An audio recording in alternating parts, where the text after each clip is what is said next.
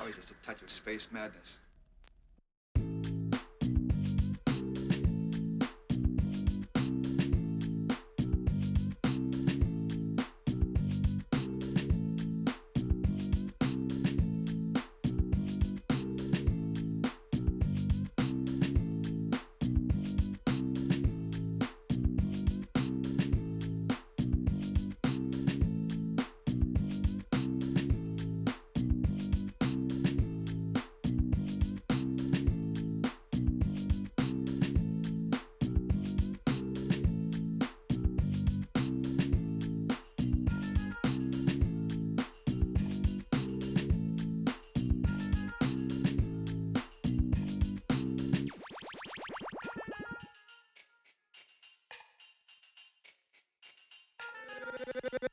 Gangsta Boogie.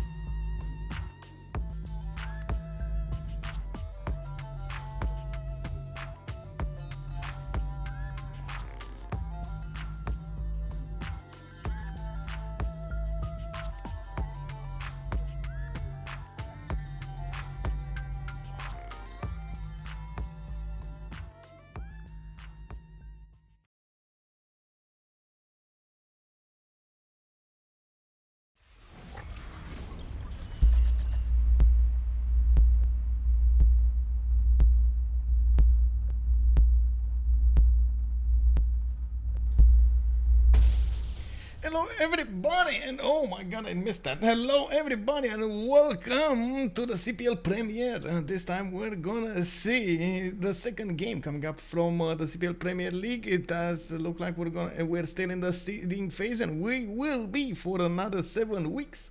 I gotta say hello there, Nerendel. Good evening, good day to you, Rafifi. Bonjour.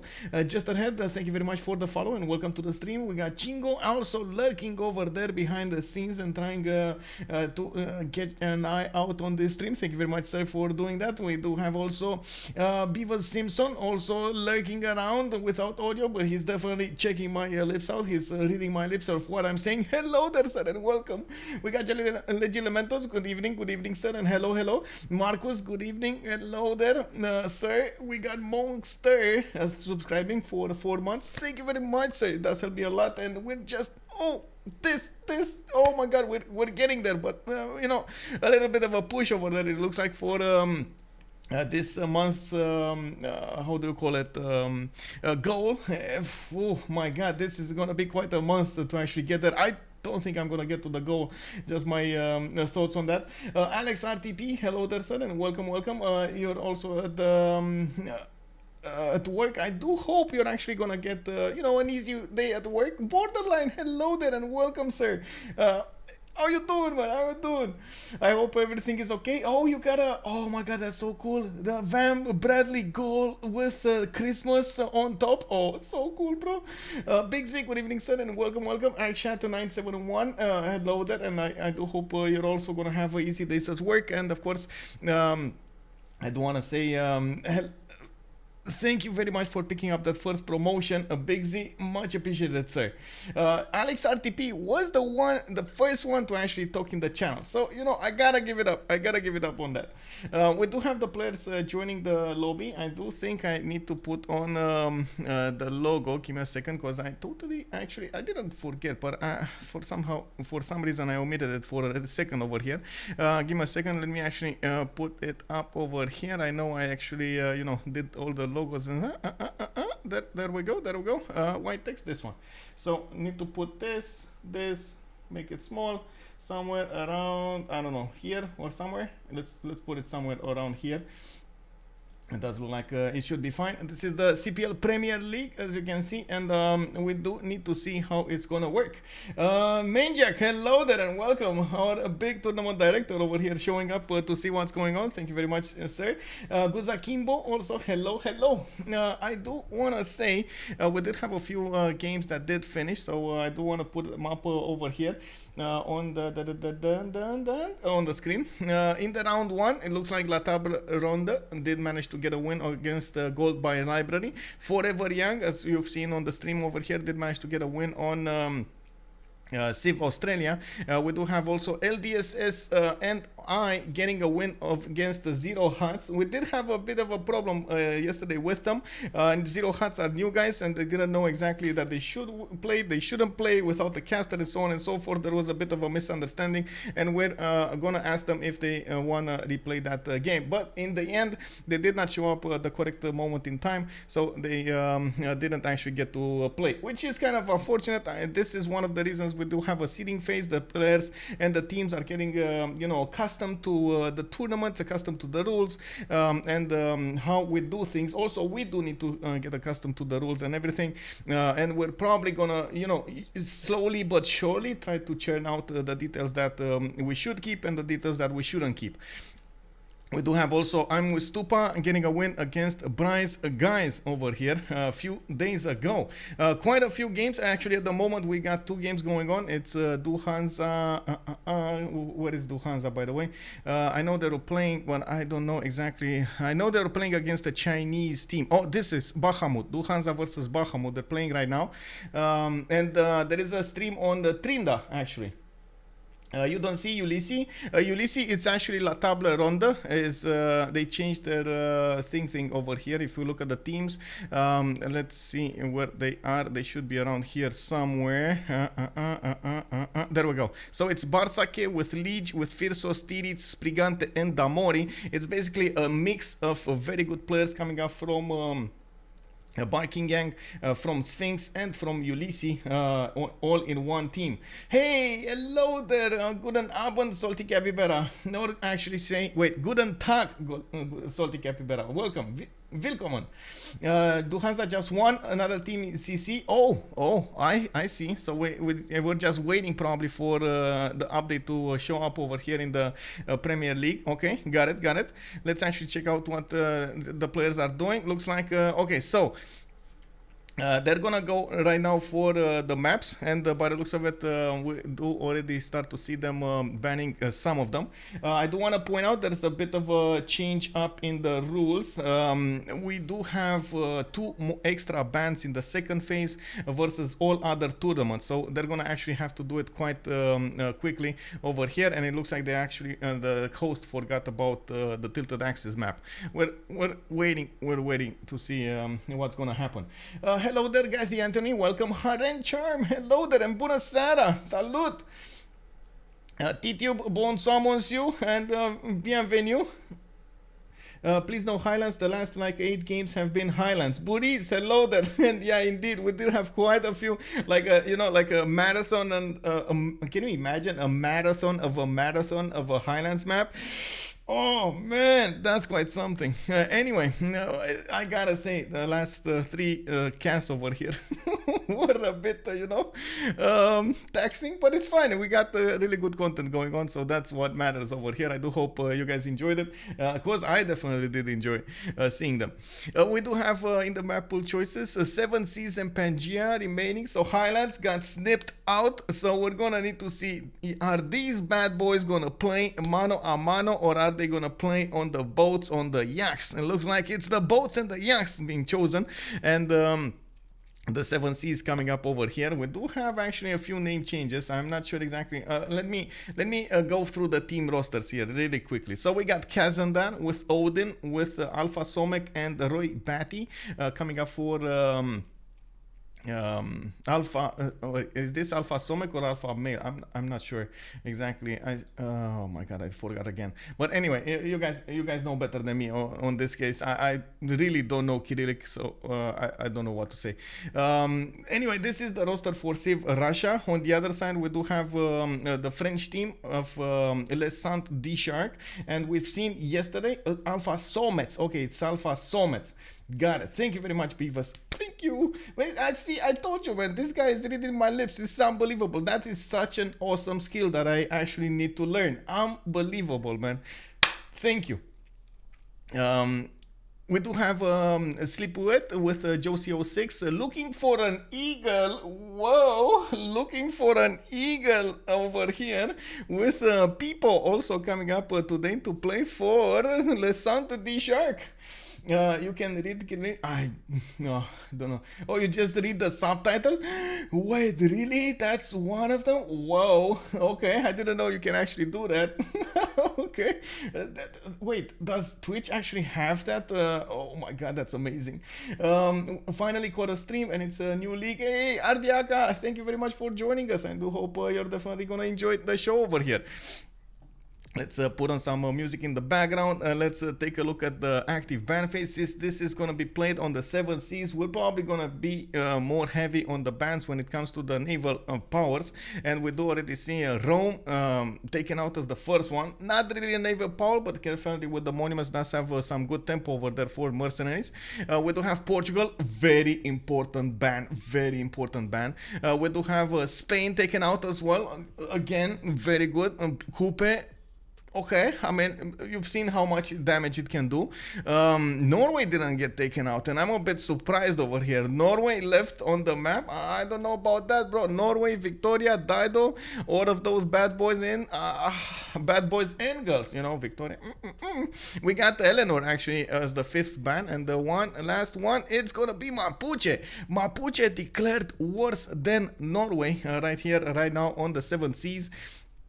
Of course, with the Malon Raiders, it can definitely do so much damage against his opponents. We do need to see what they're going to pick over here and how they're going to try to get this matchup going. CivRU on one side does have a lot of experience coming up in this tournament, especially since this would be their second season in the Civilization World Cup.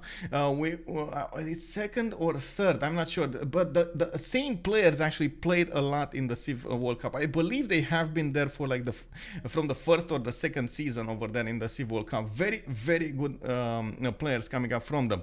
On the other side, we do have some players that are still needing some spotlight, I believe, in the Division 2 of the CFR squadrons.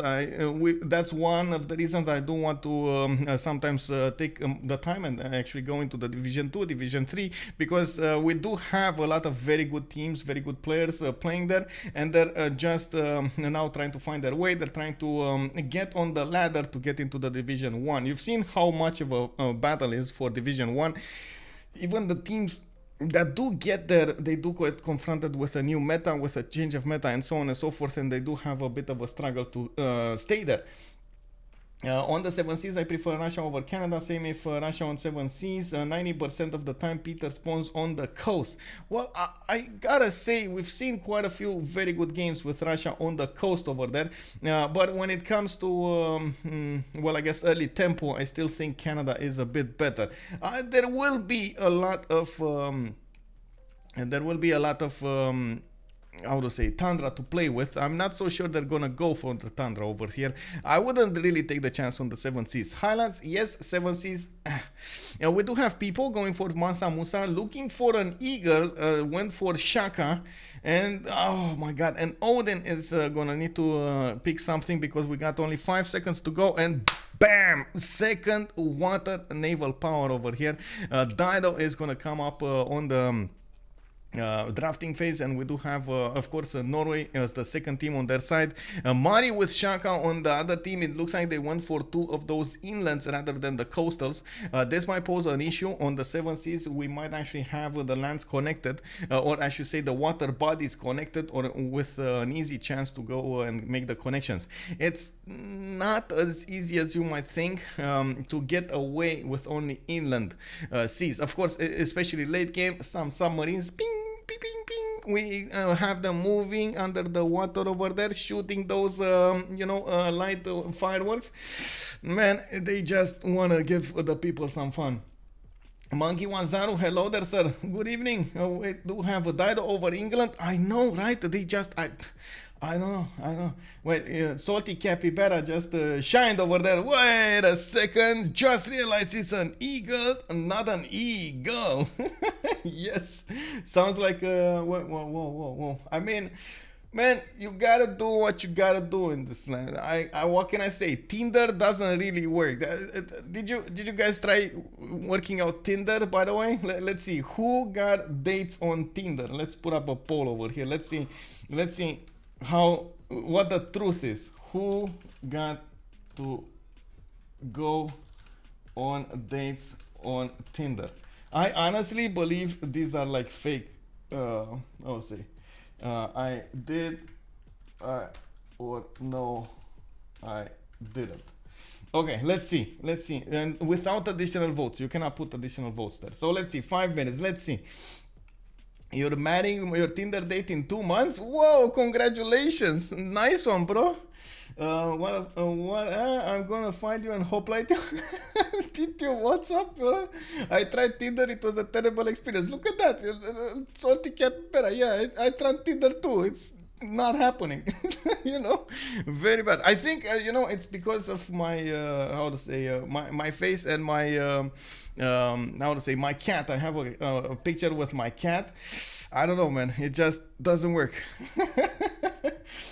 You met your wife on Tinder? Whoa, that's a good story over there. Workshire Gold Bread, hello there. Tinder is just funny, swapping right and left, nothing else. Yeah, bing, ping, ping, ping. You know, somebody told me you just have to swipe right everything. It doesn't matter what it is. Just swipe right, you know. If anything would happen, it will happen. Anyway, we do have Josie 06 with Wilfred Laurier. Canada coming up in the lobby over here. Looks like Alphasometz is going to need to pick next. And we did have 3 more bands in the active band phase.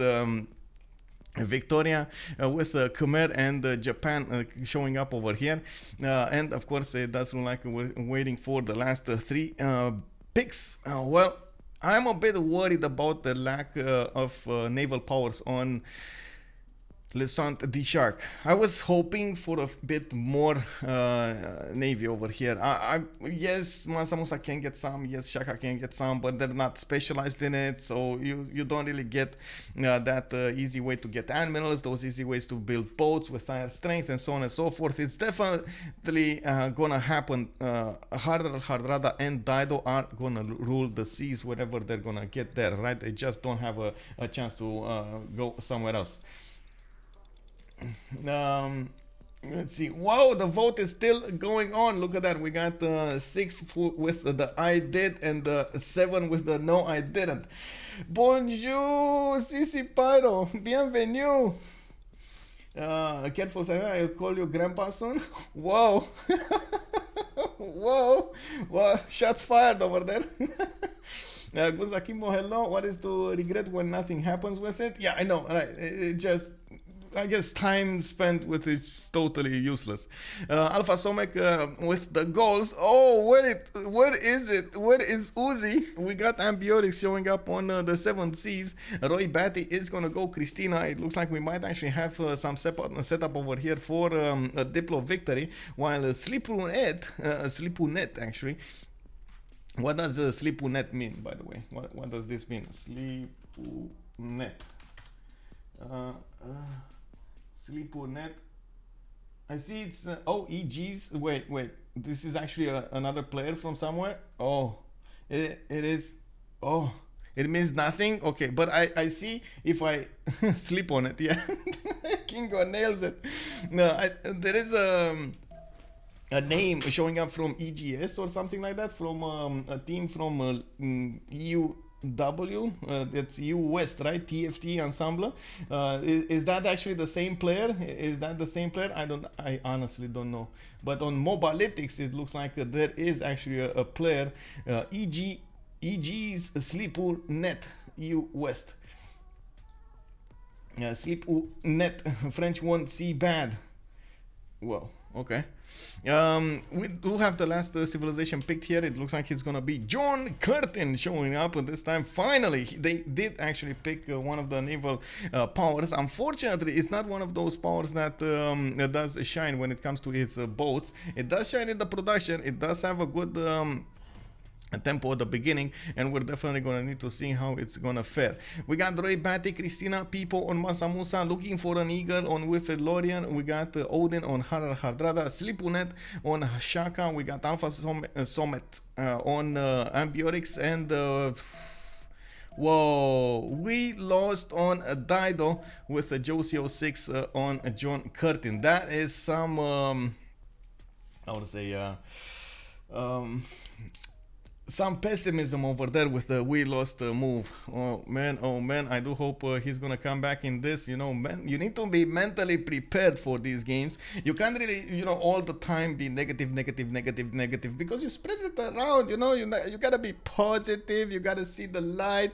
We gotta see the hearts coming out of the bodies over there. Exactly, you know, like the Kerberos. Shine everywhere. Light. Let there be light. Yes. Japan was banned. Whoa, look at that. It's actually the 7 wins over here, but that was so close with 7/6, by the way, with the no I didn't. So a lot of people didn't actually get dates on Tinder. I honestly, well, I do feel good for the people that did manage to get it, especially if you got somebody to actually marry and you got a dream vacation, or right, dream partnership, or how do you call it, dream relationship, right? I don't know, man. It never happened. That GBR, I would say Australia isn't naval. They just want coastal cities. Yeah, I gotta say, I gotta say, I can echo that statement over there. I want to see the response over here. Starting up from the west, we do see Zulu with Slipounet. Looks like he's gonna have turtles to play with. He is on the coast, and of course he is Zulu. Not really the best choice that you can make. He could move on that sheep tile if he actually wants to move away from the coast, and definitely could actually settle quite a few cities away from the coast. Again, he is on the same coast as Australia, so might as well take advantage from their trade routes if they are over here.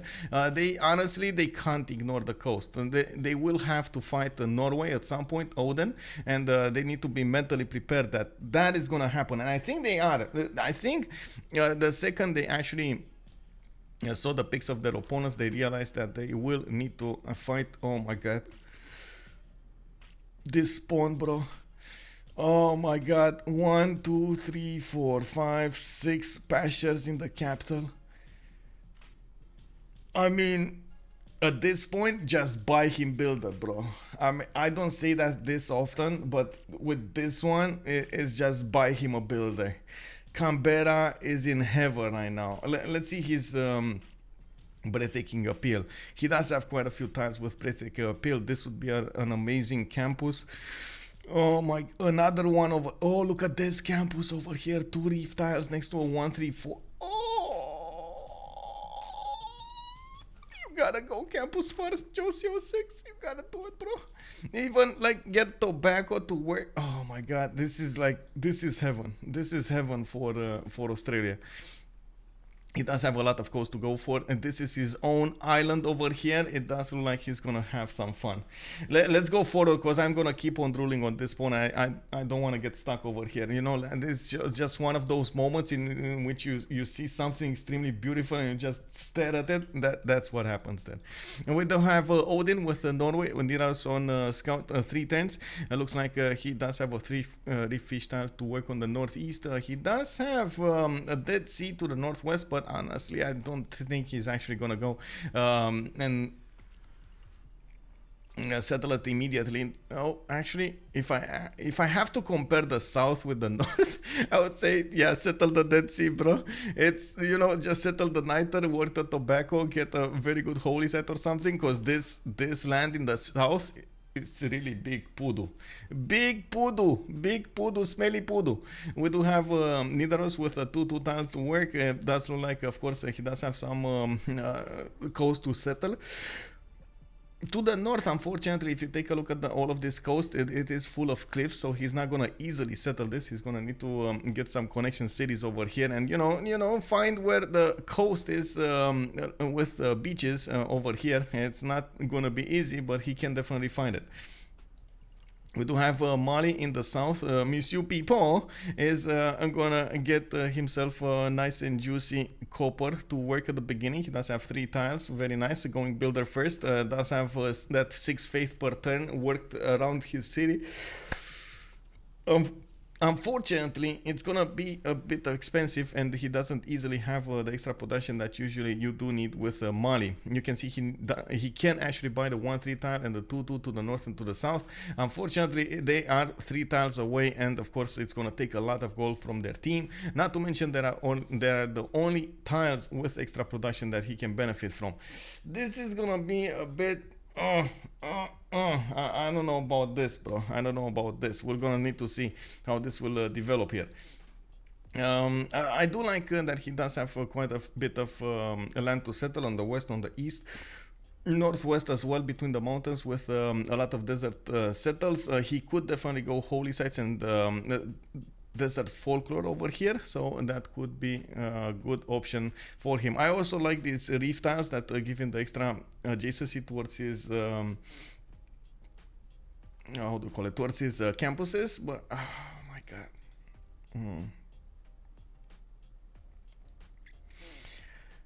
I don't know what it is. I just don't like the no production. I guess it's fine, right? You get the holy sites built. You maybe get work ethic or something like that. You do get to work. How to say? You do get the half cost sugubas and so on and so forth. So it should be fine. It should be fine. Maybe I'm worried for nothing. Let's see on the east side. Nobody's gonna be here. Nobody here. Nobody. Okay, so no man in the desert and no man needs nothing, or something like that. There's nothing in the desert and no man needs nothing. We do have Duatucan with the goals. He stayed away from the coast, and of course he can't pet. He does need to be careful how he's gonna play this, because he can't put districts next to his capital cities or his city centers. He needs to put them 2 tiles away, and that is gonna be an issue. We do have the goals over here with scout coming up in 2 tens. His Geisate is going to the south to get the read on the land, and I do see he does have some amazing oppidums on the east side, especially with these stone circles over here. Harbor goal, yeah, I mean, you gotta do what you gotta do, but we'll see exactly what he's gonna do here. Fire Tiger Page, hello there. Wait, real life drama, wait, what? You were so happy yesterday, what happened today? Not your drama? Oh, okay, so we are the drama soundboards for resolutions. So you're pressing buttons and you get like, you know, like the drama button, drama. I love diggers. Yeah, I love diggers too. It's so rare to actually see diggers. Do you think you're gonna see diggers in this game? I don't know. Sometimes a little drama is needed when people start cleaning the dust under their carpets. Yeah, I guess so. Is that like a reference, you know, taking out the skeletons from their closets or something like that? Is the same reference? Okay, I hope I got that right. We do have Phoenicia in the south, and looks like, of course, Mr. Pessimistic over here is gonna get a decent amount of tiles to work, and not a very good harbor to work, but he does have a good second, does have 2 good second settles, one on the sugar tile, one on the 1-2 over here, with some bananas, with some crabs. He does have the cocoa. He definitely has one to work over here. Not amazing. How do you call them? Cottons. He's gonna have to work for that adjacency, and it doesn't seem like he's gonna have right off the bat +4s. It's still fine. He's gonna get that extra era score from just being cottons, just existing. Yes, exactly. Okay, I got it. Nice. Salty Capybara is also calling us Diga is a German expression for dude. So the Digger units always sound funny to me. They're the dudes. You know, the dudes. Remind me of some Desperate Housewives episode during my college time. Oh, wait, you actually watched Desperate Housewives? Oh, really? Wow, okay, I mean, that's news to me. Bist du Deutsch? Nein, mein Herr. I do want to say that I did find out, looking at what Diga means, D-I-G-G-A, H, I guess. I did find out about Loredana. She's actually a singer from Germany, a kind of quote-unquote famous singer from Germany. And some of her songs are okay-ish. Not all of them, some of them. But she did have a song called, actually, Diga. You know, D-I-G-G-H. D-I-G-G-A-H, actually. You have some interesting things in TV show. I know, right? I think I gotta say, you know, wait, T-Tube, I gotta ask something, T-Tube. Did T-Tube watch by his own will the Desperate Housewives? Yes. No, he was made to. I gotta ask T-Tube. I'm sorry, I gotta ask this because it's quite a question. Did T-Tube watch by his own will the Desperate Housewives? And we're gonna find out through the magical powers of the stream wisdom over here if that is what happened or not. Of course, T-Tube can actually get a rebuttal over here and can tell us the truth, but in the meantime, we definitely need to find that out. Ryu Tichin, thank you very much, sir, for following. With that green, I'm voting his own will. Yeah. I mean, man, I'm not judging. If he really likes that type of content, I'm not judging. It's not something that I would personally watch because I don't have the patience to watch so much drama. But I do believe there are a lot of people that like it. My father would like it, my mother would like it, and so on and so forth. So definitely, it's not a judgment call. I just want to see how the people feel if he watched it by his own will or he was made to by somebody like a friend or how to say a mate or something like that. I like to know what I'm up against. Wait, what? Oh, there was a hilarious Connect video on YouTube about watching Desperate Housewives. Wait, really? And somebody actually said I like to know what I'm up against. Oh.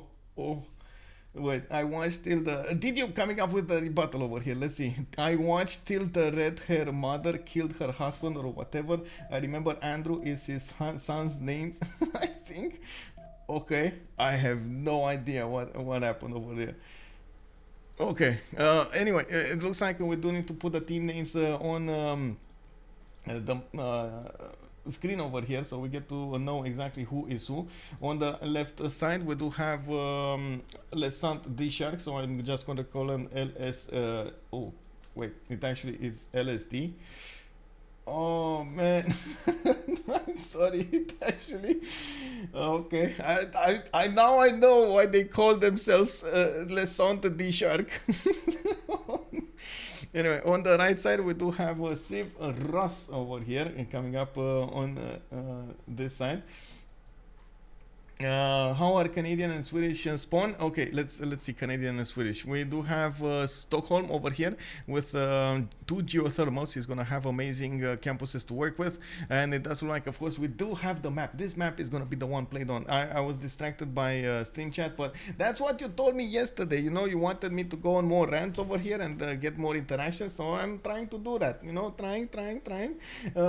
I think you can take LSDS. Oh, okay. I can definitely put that name, an extra S over here, LSDS. There we go. Thank you very much for the thing. It did look a little bit weird. Girls of the Mansion was my favorite. Wait, there's actually that kind of. Okay. Is that like a how to say a reality show or something like that? I am not. If you're asking me if I'm not nine. I did learn how to say I don't speak Deutsch. Sprechen nicht Deutsch. I think it's the correct pronunciation there, right? Sprechen nicht Deutsch. Anyway, where is Canada? Canada is in the south over here. He did go for his deer tiles on the west side. Does look like he is gonna try to get his other cities on the east side. Does have quite a few ones to the north, and it looks like to the west he does have quite a bit of coast and a bit of tundra. Not bad land, especially since he's kind of far away and protected over here to the south. He does have Zulu to the east side, that's going to be his ally, but it's far away. And to the west side, there is Phoenicia, which is not really well known for his timing attacks on land.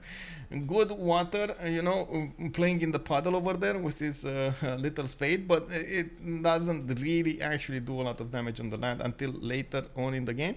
So we're going to need to see what Canada is going to do. Looking for an eagle actually has, right here, right now, the chance to get some boost on Tinder over here. Maybe we're gonna find something. Let's give it up. Does my t-shirt say something? My t-shirt is saying property of Schoolcraft College. That's what it says. Actually is Harmont and Blaine. Let's see, Sweden has I think a better question to that, Gathy Anthony, is does Jack actually own anything? My guy, you bald. I mean, I never saw you without a hat. I am not, sir. Actually, there we go. Ooh, you see, I have actually quite a number. I do have to point out my my hairdresser, how you want to call it, I don't know exactly how to call it. She told me that I need to pay attention to not actually keep headsets all of the time on my head, because it does make the hair grow thinner over here on top. Oh, that, yeah. Let's see who I am. I mean, in life, slave in the bedroom is a different. Oh man, yeah. Okay, so let's see what's going on over here on the map, and I'm gonna take it again from the left side so we can see their improvements and of course their early moves. We do have Canberra with a settler coming up in next turn.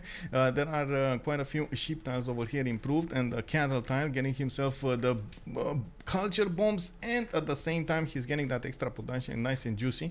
And we do need to see exactly what he's gonna take, because it does look like he's going sailing, and I'm a bit worried. I would definitely say in this kind of map you would really want to go mining into campuses, because that is just too juicy to pass by. That campus over there, it's, oh my god, amazing. He does have iron, he does have horses to the east of Sydney. I do believe he's gonna definitely need to get another builder over here, and he does need a bit more population to work. We do have also a relic for CivRU, and they're gonna get some extra yields from that, some extra faith per turn. Wait, are you on Discord? Yeah, he definitely is. I'm not sure if he's on my Discord. There we go. You can join here on my Discord. Taking a look at what's going on in the south, I do see Ulundi did manage to get a second city on the west side, and Dudakusuka with Slipounet getting a builder. He did improve his turtles, and it looks like he is not gonna be shy about the coast. He's gonna go full in. I really like this, by the way. Not giving up on the coastal fight is probably gonna be the correct way to go about this game. We do have him getting another settler in 3. I do notice he does have horses and iron to the south over here of Ulundi. You do see 2 horse tiles and of course 1 iron tile. He did improve another fish tile, so that means he's gonna get celestial navigation boost, and we're gonna definitely need to see exactly what kind of pantheon he's gonna get, when he's gonna get it. It's gonna take some time until we get there. We do also need to see what Mali did go for. Okay, second city northeast. He does have a lot of production to work in this one, and he did go for religious idols. Okay, I mean, that's a lot of good tempo from the gold and from the faith. It definitely has quite a few face tiles over here, and he definitely has a lot of gold to work. I'm a bit curious if this is gonna hold up in the long term. I'm not a really huge fan of how to say, religious idols, especially if you compare it to desert folklore. With a lot of desert, you get so much faith to work with. But sometimes there are a lot of copper tiles in multiple cities, and you can definitely use those to actually get so many good yields. We're gonna need to see what the outcome will be, and of course how Mali will play this. There's a lot of min-maxing that needs to be done, and I'm pretty sure the moves will definitely count a lot to that result. Hello there, Janus. Hello there, sir. I don't like idols on Mali at all. Yeah, exactly. You see. I mean, I don't know. I'm just trying to spill out my thoughts over here. It does seem like most of the time, the extra tempo that you get from the gold at the beginning, it doesn't actually add up well in the late game, mid to late game. Lukang calling it out, God spawn Mali. Well, I would have preferred if he would have had like at least another 1-3 tile to work. He only has 1, and I don't think that's enough. But anyway, we'll see. I do like. It's definitely how to say, a debatable factor if religious idols versus desert folklore is gonna be better. or which one of those two is going to be better. We do have him with an iron tile to the southwest of Niani. I do see he is not going to have horses unless he settles the city to the southwest. He's going for some more builders, and this would actually take away from his early culture. A bit problematic, but maybe he's going to just straight up buy them with 31 gold per turn. He definitely can afford quite a few things. In the north, we do have Norway with already Earth Goddess. He does have another settler coming out, and he did actually go for the south over here as his second city. Put one of these holy sites to the south and one to the north of Nidaros. Of course, getting some Viking longships on the coast. I'm not sure exactly what he's aiming for.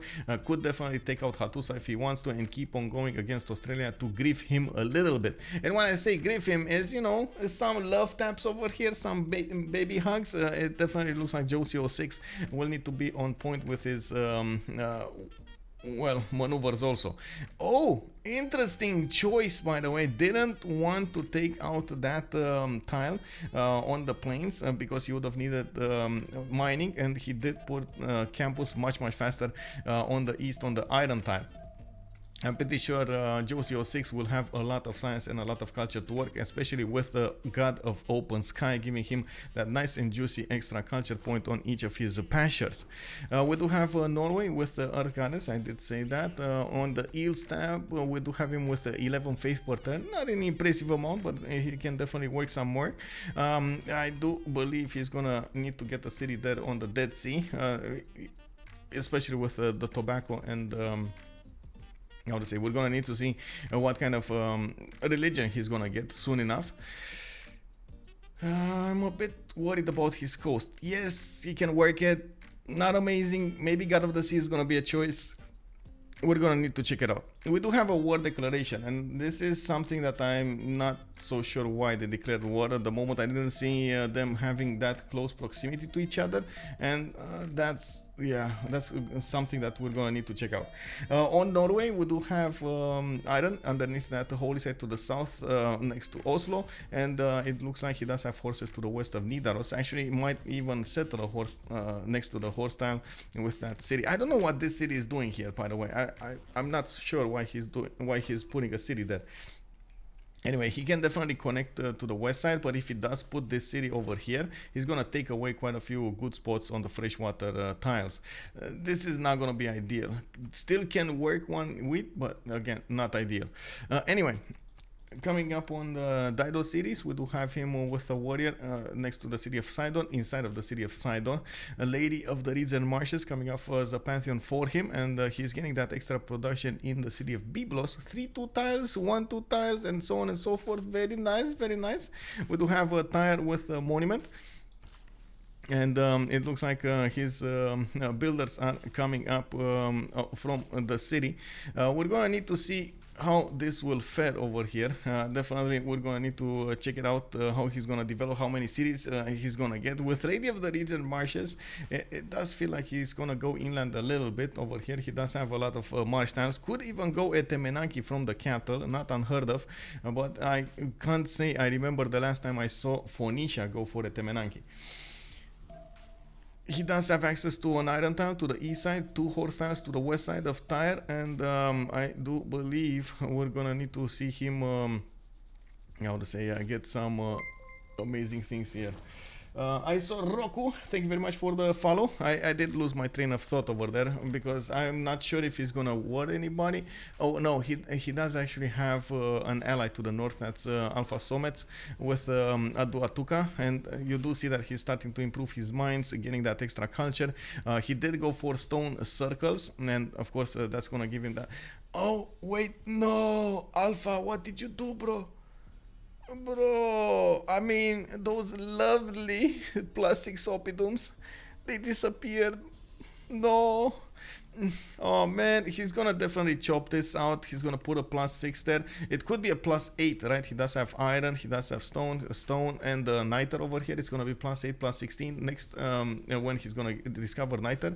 From Tervana, he can definitely get a +6 here, a +6 here. There are quite a few spots still, but I would have loved this one. I don't know, it just stayed in my brain. Oh, get it, bro. Well, he's not gonna get it anymore. We do have some stone circles from Tervana. I do see builders coming out of his cities. Still need to improve a lot of tiles, and he is gonna be the one next to Sweden, free seeming away, very far away from everybody. Doesn't need to make an army, a navy over here at all, or an army. It's gonna be production capital over here from and this is the moment I'm definitely thinking out, where is Uzi? If Uzi, Arctic Uzi would be here, he would be so happy. He would be so happy. I'm a millennial, maybe. I grew up with minutes long loading screens, so I got used to slow civ. Yeah, we're minimalists, but the friend we live with at the moment still has an Xbox. People playing on Xbox? People playing on... Wow. Wow. On... how to say... I gotta say this. I'm sorry, I gotta say this. I never understood why you would get something like a game console over a PC when you can do so much more on a PC and it's upgradable, versus a console which you just take it, play with it, and throw it away because it's, you know, it's gonna get obsolete at some point. But I do understand that they are better optimized for the games and they do work better for the moments that you actually get them. So I don't know. It's like in between. I have to go. I have to go play. We were here together with Phoenicia later. Good luck, Titube, in your endeavors over there. I do hope you're gonna have a good game. Also, Ehawk Mempa, good evening, sir. Hello there. Welcome. We got the North. I did see. Okay, I did say that. I did say that. Okay. Prediction. Yes, Kathy Anthony, you are correct, sir. Let me actually put it up on the screen here. I think we do have to check out two more nations. That's Sweden and of course Canada. Looks like I got stuck at the same time, in the same place. Sont the shark. Okay, there we go. So, Jaraki, 30 seconds in Romanian. Oh man, different type of people play Xbox. Well, wait, what? Why? Why would you call them different type of people? They're still people. My sis, they're still people, sis. Okay, so 30 seconds in Romanian. Man, I gotta get used to this. The thing is, I'm not really talking that much in the terminology of civilization when I'm, you know, talking in Romanian, because I really don't have anybody to talk with in Romanian with Civilization 6. So sometimes I do get, you know, how to say... stuck on words that I should know but I don't know. I know them in English but I don't know, I don't easily know them in Romanian. They just don't pop into my head and it's like, no, hump, bump. Anyway, let's see, 30 seconds in Romanian. I'm gonna just throw a few phrases over here and we're gonna get this going. Bună seara și bine ați venit! Astăzi o să vedem un match între o echipă din Rusia, CivRU, cum se luptă împotriva francezilor de la Sfântul Rechin. Still, o să vedem cum o să se comporte cele două echipe împotriva pe această hartă. Avem un match pe cele 7 mări și vedem cum au fost alese niște civilizații care în general nu sunt alese. De exemplu, Canada nu apare atât de des pe cele 7 mări. De asemenea, Mali, de multe ori nu am văzut-o pe aceste hărți, în special cu deșertul de care are nevoie. O să vedem cum jocul o să se dezvolte în următoarele faze și în același timp o să vedem cum jucătorii o să se adapteze la hartă. Ok, I got it. I got the Anthony. I think I did it. Okay, I didn't actually say that much about particular civilizations except Canada and Mali, but I did talk a bit about the game itself. So what I said is, welcome everybody. We're watching a game between Russian team CivRU going against a French team called Les Saints des Sharks. Well, I did actually call them Saint Sharks because, you know, that's how it works, the translation in Romanian. And then I did say that we're gonna see a game on the seven seas, and the map is played. The players did choose civilizations that we don't usually get to see on the seven seas, like Canada, for example, needing the tundra, and Mali needing the desert. And of course, then I followed up with we're gonna see how the game will develop, and at the same time how the players will adapt to the map. And that was about it. Okay, whew. Oh, I got that going. Okay, so on Sweden, we do have him with an iron tile over here to Helsingborg. I do see Magnus going inside of the city of Stockholm. There is a settler coming up from that city center, and it does look like we do have horses already upgraded from his territory. In the south, Norrköping and Stockholm are both getting settlers over here. He's gonna try to go for more expansions rather than anything else. Looking at the land over here, it does seem like he's also gonna have quite a bit of a free sim.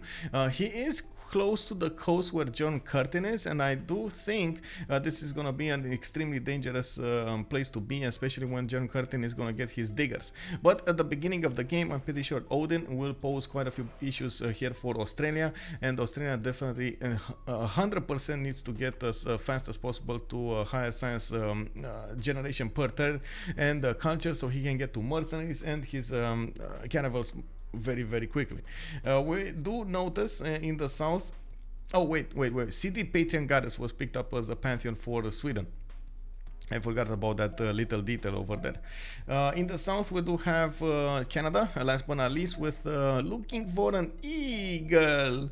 We do have Goddess of the Hunt as a pantheon for him. 432 tiles in the capital worked already. 442 also. I do notice he is gonna get some more. No, he's not gonna get some more. He's not gonna get some more. Just 2 camps. I mean, I guess he felt that it is enough for his early tempo to work only 2 camps.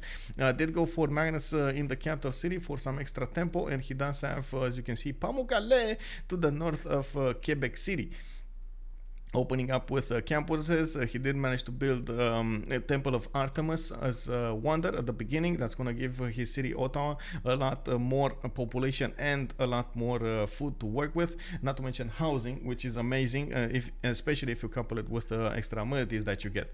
We do want, I mean, I personally want to check out exactly what he's going to do over here, because I feel like this might be an issue later on in the game in his development of the empire. It does seem like he's going to ignore the faith,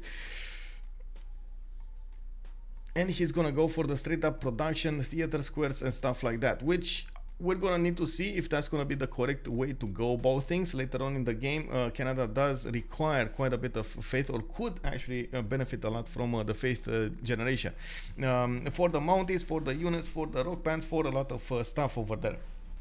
What I can say right off the bat over here, he does have a very good ally to his east side, Shaka, and to his northwest, it doesn't seem like he's going to have a very aggressive neighbor. It's kind of far behind the mountains, and it's going to be Phoenicia.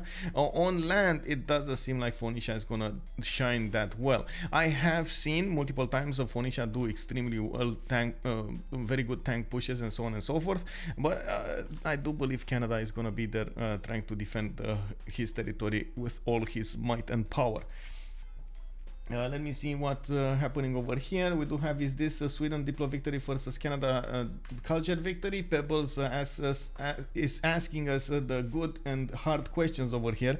It might be. It might be. Wait, Janaki, we need 18 million, well, 1,800,000 points to make me speak Romanian for an hour.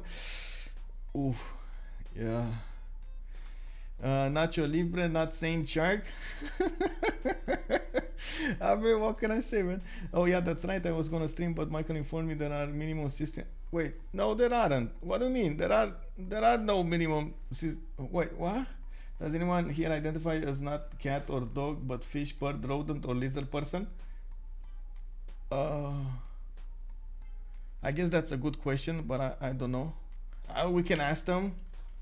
We can ask. Let's put up a poll. Fire Tiger page makes us put up a poll over here. How would you identify yourself? Let's see. Dog, cat, lizard, rodent, fish, Is there anything else? I guess I have only 5 answers, by the way. I'm sorry.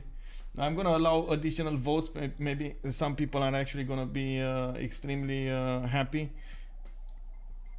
to put some more, you know. But let's make it more expensive here.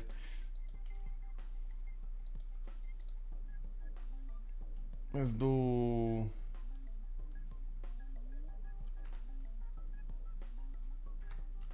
Okay, let's do that. 1000% rodent person here, but all animals are wonderful. Insects, yeah, I didn't have any more. Well, I guess the cats and dogs did did catch up over there. Human, definitely. Yeah, well, that's not in the list, man. That's not in the list. Wait, Rambo the whoa. Anyway, coming back on the game over here, we're turn 30. I do believe we're one more turn until the next golden age, and we do have everybody in over the threshold to go for a golden age. It does look like they're 28, 22, 31, 33, 32, 31, 36, and 29 points to get there. I did also notice we did have already Norway meeting up Australia. They did figure out that they're against each other on the same coast. Of course, I'm pretty sure Norway is aware that Australia is going to be 22 science and 20 culture.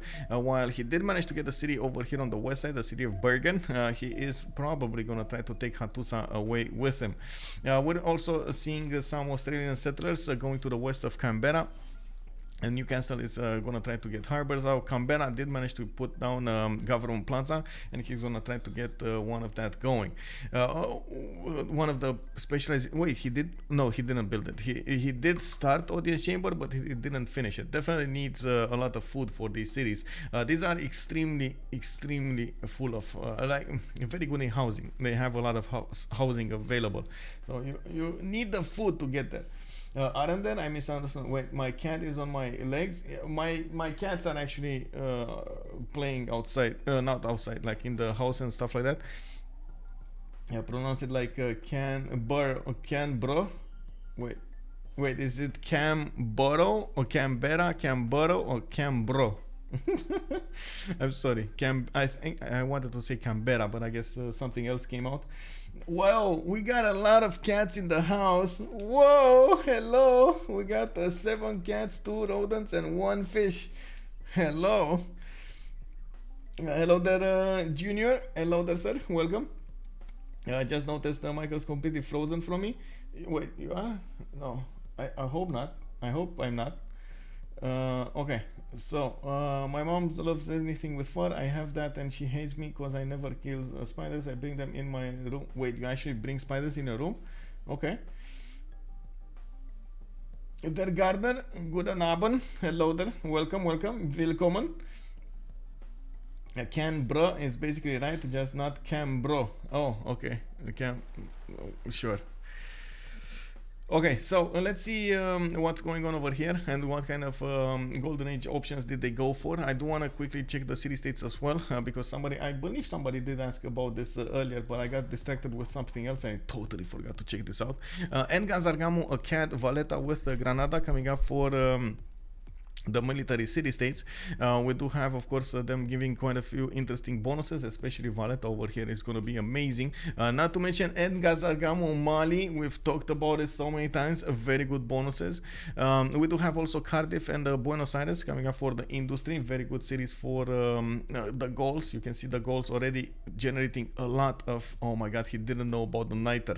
Bro, you're gonna find out about that niter and you're gonna hate yourself, bro. Oh my god, could have had such an impressive Oppidum. +6, now it's just a +8 Oppidum over there. Now it's just a +5. Ew, +5 Oppidum. You can do better. We do have Nazca coming up with religious benefits. It does look like, of course, Santa Riva with Ayutthaya are going to be available for culture benefits. we do have also a single trade city state in the game, Hunza, and Fez with Hattusa will be the ones providing science bonuses. And now let's take a look at their Golden Age options. We do have a pen, brush, and voice Golden Age, +2 culture, +1 gold for each of his city states, and he does get an extra 10% of the civic cost from the inspirations. You can see already Norway started the bashing around Hattusa. Hattusa is gonna get a boat, but will that be too late? It does look like Joe-CO6 did notice the war and he's bringing boats to bear. There is a boat from Hattusa also to the south. Maybe it will actually attack into the Norwegian longship next turn, and with the help of the Hattusa boat from inside that's popping next turn, maybe he's gonna lose that Viking longship. On the other side, of course, if he does remain with a sliver of health, I think he can definitely keep on attacking against the doorstep of Hattusa and take it out.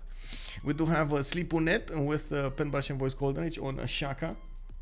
Is on 3 cities, getting settlers out, getting more harbors out, and he is aware that he's going to also need to go for the boats over here against his opponent.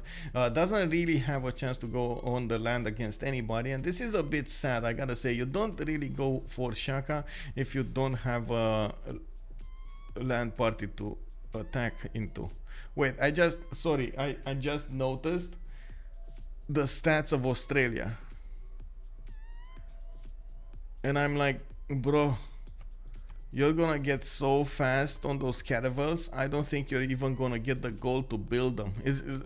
Oh wait, Mansa Musa, never mind, I take that back. Mansa Musa doing 95 gold a turn here. Oh my god, can you imagine? No, I'm Uzmip, hello there. Was this Timor CWC again? No, Uzmip, this is the CPL Premier League, sir. Bye bye, Fire Tiger. Thank you very much for stopping by. He will get niter from it. Yes, dear Gardner, he will get niter from it. Good evening, BW teacher. Welcome, sir. 95 gold, impressive as well. Yeah, indeed. Oh, no problem, Uzmip. Thank you very much for joining us. How have you been, sir? A long time no see, man. I saw you in some of the games, but I couldn't actually get to play. I do notice we do have Wilfred Laurier with Canada on 21 science and 19 culture also. He's with a pen, brush, and voice Golden Age, Classical Republic. He's still on 3 cities, definitely needs some more. He's getting some settlers out and working on his commercials over here. We do have Pipo with Mansa Musa, Monumentality Golden Age, generating 44 faith a turn, 10 science and 18 culture, getting some more of these holy sites, and he is placing them in such a way that he can definitely get stronger sugubas. Looks like he's gonna prioritize going for the extra gold rather than going for the faith per turn that you're gonna get over there, and I do see he didn't actually prioritize to go all in for the desert. Can still settle a city on the T tile over here to get some extra science, get some extra amenity. Could work the 1-3 tiles and get some extra food from those desert tiles from the north. Not bad at all. We do have Dido with 11 science and 18 culture on pen, brush, and voice Golden Age. 5 cities already from him, and you do see his volcano next to the city of Sido did explode, giving him some nice and juicy extra science, and I do notice he's of course trying to improve those styles as soon as possible. Even going from a second city with for Temenanki, which is kind of surprising. Most of the time you do see the players trying to go for it from a city well, like a capital, but I guess he does have a lot of very good tiles to work over here, especially since he does have Lady of the Reeds and Marshes. With Alphasometz, Gallic Empire, we do have him still on 3 cities. Now he's pumping out settlers like there's no tomorrow. He is on the Marble Continent, and from what I can see, he does have a triple continent split over here to the east side, quite close to Sweden as well. They could definitely trade with each other, even though now I do see him working those internals. He is getting a 30 culture return from the extra culture coming out from his mines. He does have a need to go for the science over here, plugging in Pingala in the city of Tervana, and improving as much as possible his other cities. Has a lot of land to settle to the south, even can get the ability to connect his economy with Phoenicia, which also will be quite important.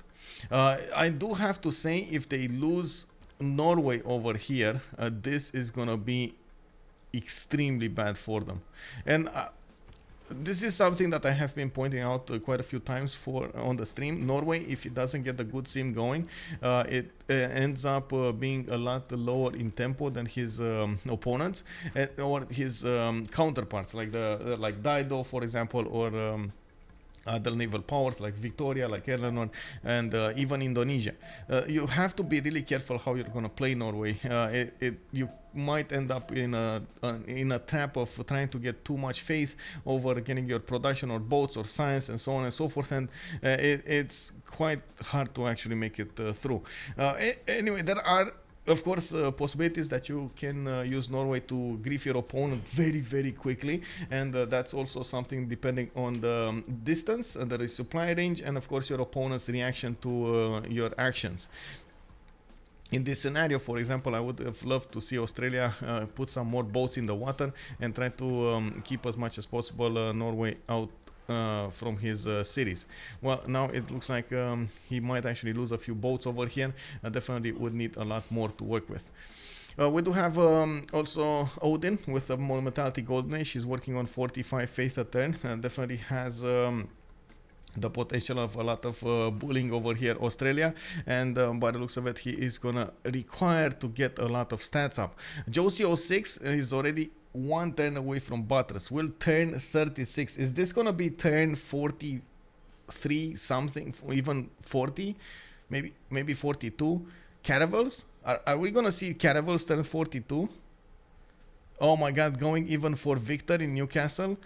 Oh my god, if he gets galleys with Victor third, oh my god, I'm gonna cry. Oh my god, can you imagine?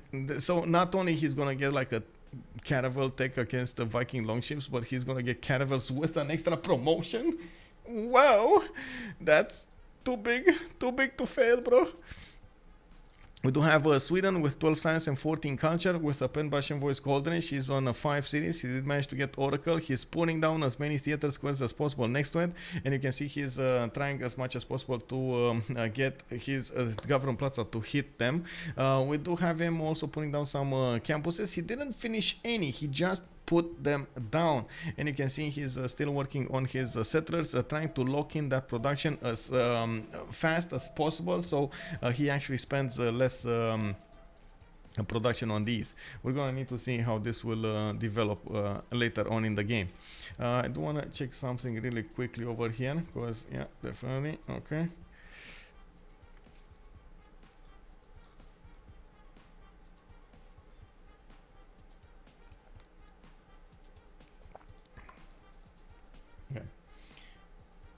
Lol, and the vid froze again. Wait, did it? I'm sorry. I don't know what it is. On my end, it looks fine. So I'm sorry this is happening. 51 science versus 9 science for caravel push. Yeah. But you actually need to have boats for a caravel push. So it looks like Norway over here is doing what Norway does best.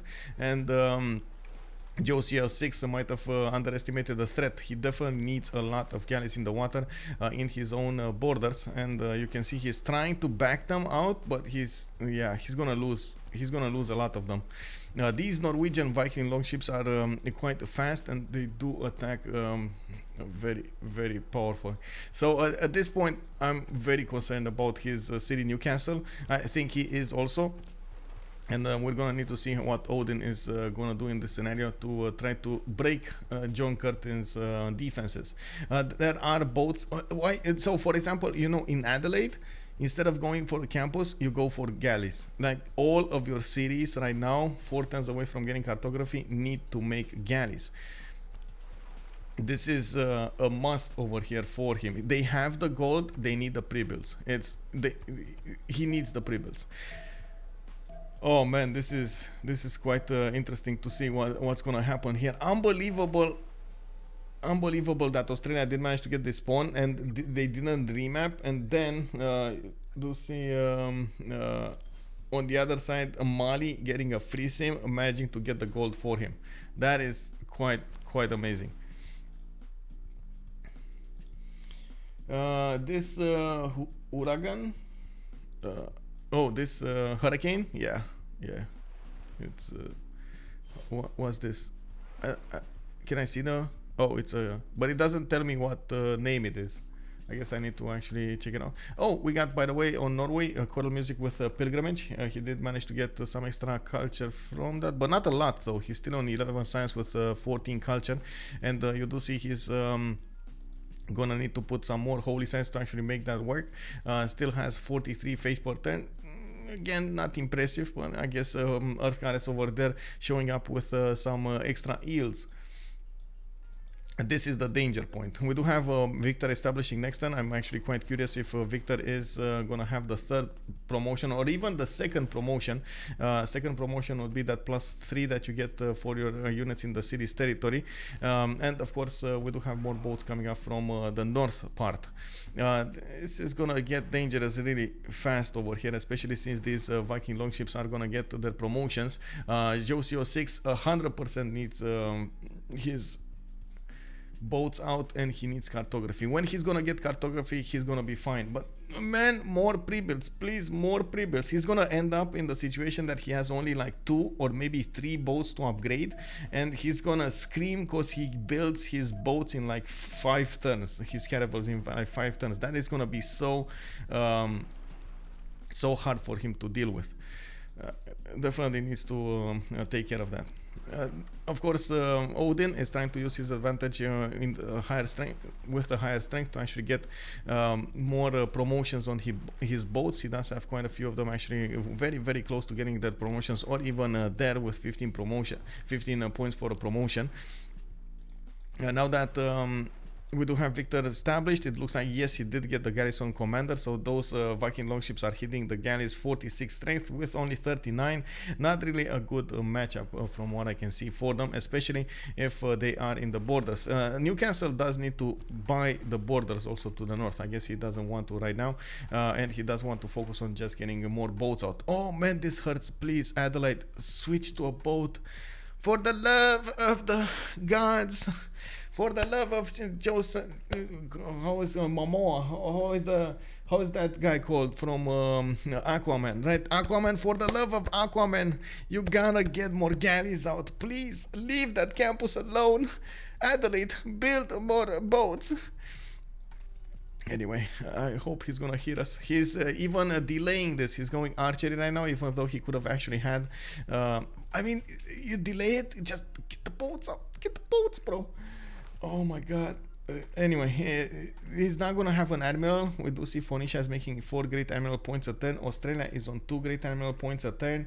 I do believe it's gonna take a while until they actually go through the first ones, and of course he's gonna need a medieval renaissance one, which it's, well, like I was saying, it's gonna take a while.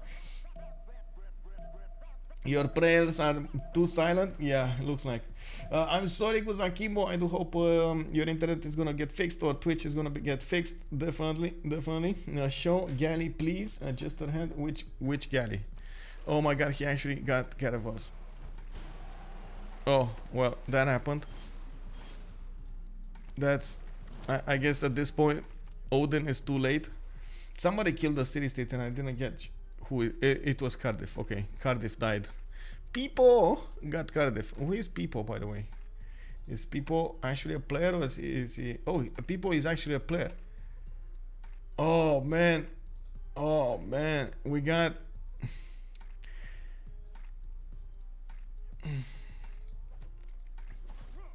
We got some unholy stuff over here happening. So you know, yesterday we actually got to cover TVMT going against D-Shark. Well, there's Slip is actually a member of TVMK, which does translate into Tuvumon Kili Manjaro, of course, and it does look like that's the second team of these guys. And the profile picture of TVMK, I want to show it over here on the stream, of Slip is actually Ethiopia, Chad-like Ethiopia. Oh man, that's so cool. Look at those muscles, Chad-like Ethiopia. Menelik the second with big muscles. Hello there, Big Z. Welcome. EMG 40 tons now. Okay, campus. Yeah, Australia just needs mercenaries. I mean, he's just gonna upgrade without mercenaries. He already did, right? He just needs to get those boats out. And this is what I was concerned about. He just doesn't have enough boats to work with. He lost one of his caravels over here. Oh, wait a second. There's somebody. I need to click buttons now. Give me a second. Yeah. You know. Oops.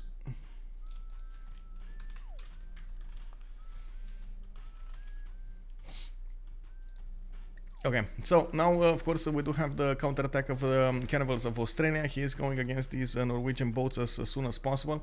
We will probably gonna see, oh my god, another one got taken out, another one burns the dust. We do need to see Norway getting more boats in the water. He is trying to get Viking longships, but of course he's so far away from actually getting his own caravels. There are, as you can see, a lot of turns needed to actually build from Canberra another caravel coming out, and that is because of course he doesn't have the card anymore. There is a big discrepancy when it comes to the caravel timings, especially when you want to build your boats. Foreign trade does hold maritime industries as a card, and that's the 100% production towards ancient and classical era units. So you do get the extra production towards your galleys and your quadrims. The problem is, when you do need to arrive at caravels are Renaissance era, so you need exploration, because this gives you press gangs. Press gangs does give you the 100% production towards industrial era and earlier naval units. It's sometimes it's a bit too far away to actually get to in a good amount of time to actually get to use it with your caravels. So that's the reason I was calling out for you gotta build more galleys, because it's better to have them and not upgrade them, but have the option to upgrade them later than not have them and have to hard build caravels from your series. He definitely had a big advantage when it came to the science and the culture, so it's not like he actually needed to get another lighthouse out or another campus out. He already had the science, he had the culture, you know, like that's why I was making a comment over there. Give me a second. Your prayers to high. Okay. So of course Norway is gonna try to get something done over here. I'm a bit surprised that we do see. Oh, there we go. Oh my god, is he gonna suicide into that one caravel? Yes, he will. And looks like he lost all of them right here, right now. Of course, there is another galley in the city of Newcastle that needs to be upgraded. I do see him going for a few quadrims as well for the pre-built frigates. You do need niter for your frigates, so definitely somebody actually needs to get on the bottom tree. So he discovers military engineer, and of course gets a military engineering and gets niter. One other quick thing that I need to point out, because we're gonna need to move on other civilizations to see their sim. He did manage to acquire Hypatia earlier. He managed to get the points for him, so he's getting an extra point of science from each of his libraries. He has quite a few libraries, and of course that's amazing. Okay, so moving on, let's see who did get what. We got in the south Zulu with how much is it? 11 science and 25 culture. Very, I guess, nasty. He is preparing his land for good campuses over here, putting his government plaza so he can actually use two very good campus spots. You can see the reef tile is going to give the extra adjacency. He's going to get easy peasy +4s here from Quaducuza and Ulundi. He still needs a lot of cities out, and I guess he was worried that Norway is going to come against him. I'm a bit worried about his lack of cities. He's getting some to the south, but not gonna be on the same coast. They're not gonna get to actually party with the other people in the North Sea over here. Starting to trade on the water with Australia is gonna be good for him. A lot of gold will be generated through those trade routes. Wow, okay, well, that happened. I guess Australia is gonna need to get the boats against Hattusa as soon as possible. Might even liberate that city, get the extra Diplo favor points, because they're gonna need every little point they can get their hoofs on, or I guess galleys on, especially going against Sweden. On Mali, we do have him on a 246-7 series, getting a great bath from Valata. I do see him needing to get more era score points, of course, for the next Golden Age. We do have him with religious idols. He did improve quite a few salt mines over here, and of course I do see him going for some extra faith from the shrines. He is starting to develop his series, or I should say empire, towards the east side over here, and of course I do see that he did discover that he has more desert to actually play with. Going for traders, going for more gold is going to be the way to go for him. He does need to get as much gold as possible for John Curtin. If they do manage to couple John Curtin and give him the science, give him the advantage over there, I do think they have a good chance of winning this if they do manage to take out also Norway completely. The thing is, the trick is completely there, because we do have on the same seas Dido, for example, that is getting more stats, and taking a look at Dido series, he's getting a lot of them outside. We do have Ugarit with Etemenaki finished. I do see, of course, he's working quite a few science tiles over here, 1, 2, 3, 4, 5, with a very good production in his city center. 19.7 coming out, and Gazargamu got defeated. Where was that? Mission and Gazargamu, where were you? Oh, there we go. Canada took it out. Okay, so they didn't want to keep it for Mansa Musa. Interesting. Anyway, another thing that might happen here, and it would do them very well to actually work this, is if they do manage to pressure Phoenicia on the land and force him to go middle or bottom 3 instead of top 3 for those caravels, for those frigates and so on, that will be a bit of a problem. What are the Pantheon beliefs for Mali? He did get a religion. It's only in Timbuktu for some reason. Feed the world with a lay ministry, and he did go for religious idols. Also, thank you very much for the question, Baxter. Thank you. There, Gardner, recap. Okay, I'm gonna do a recap. Yes, I'm gonna do a recap. Tom Storm, the supposed to be stronger naval ships used to reach Caravel's turn 55. Yeah, imagine he got it turn 40, what, 41 or something like that, Caravels. That is some performance over here. We do need him to attack though. This is the moment he needs to realize he needs to keep on attacking. Yes, get the upgrades. Yes, go on the offensive over here against Norway. Don't let him build a decent amount of Viking longships, because that's what Norway does. Gets a lot of Viking longships out. Okay, quick recap. We did have them started on the 7 seas. This was the map that they actually landed on from the first time. Both teams chose not to use the remap tokens. As you can see over here, we do have Sweden with a relatively free sim until the end part of the game, with Australia being on the same coast. But there are, as you can see, there is a water body between them.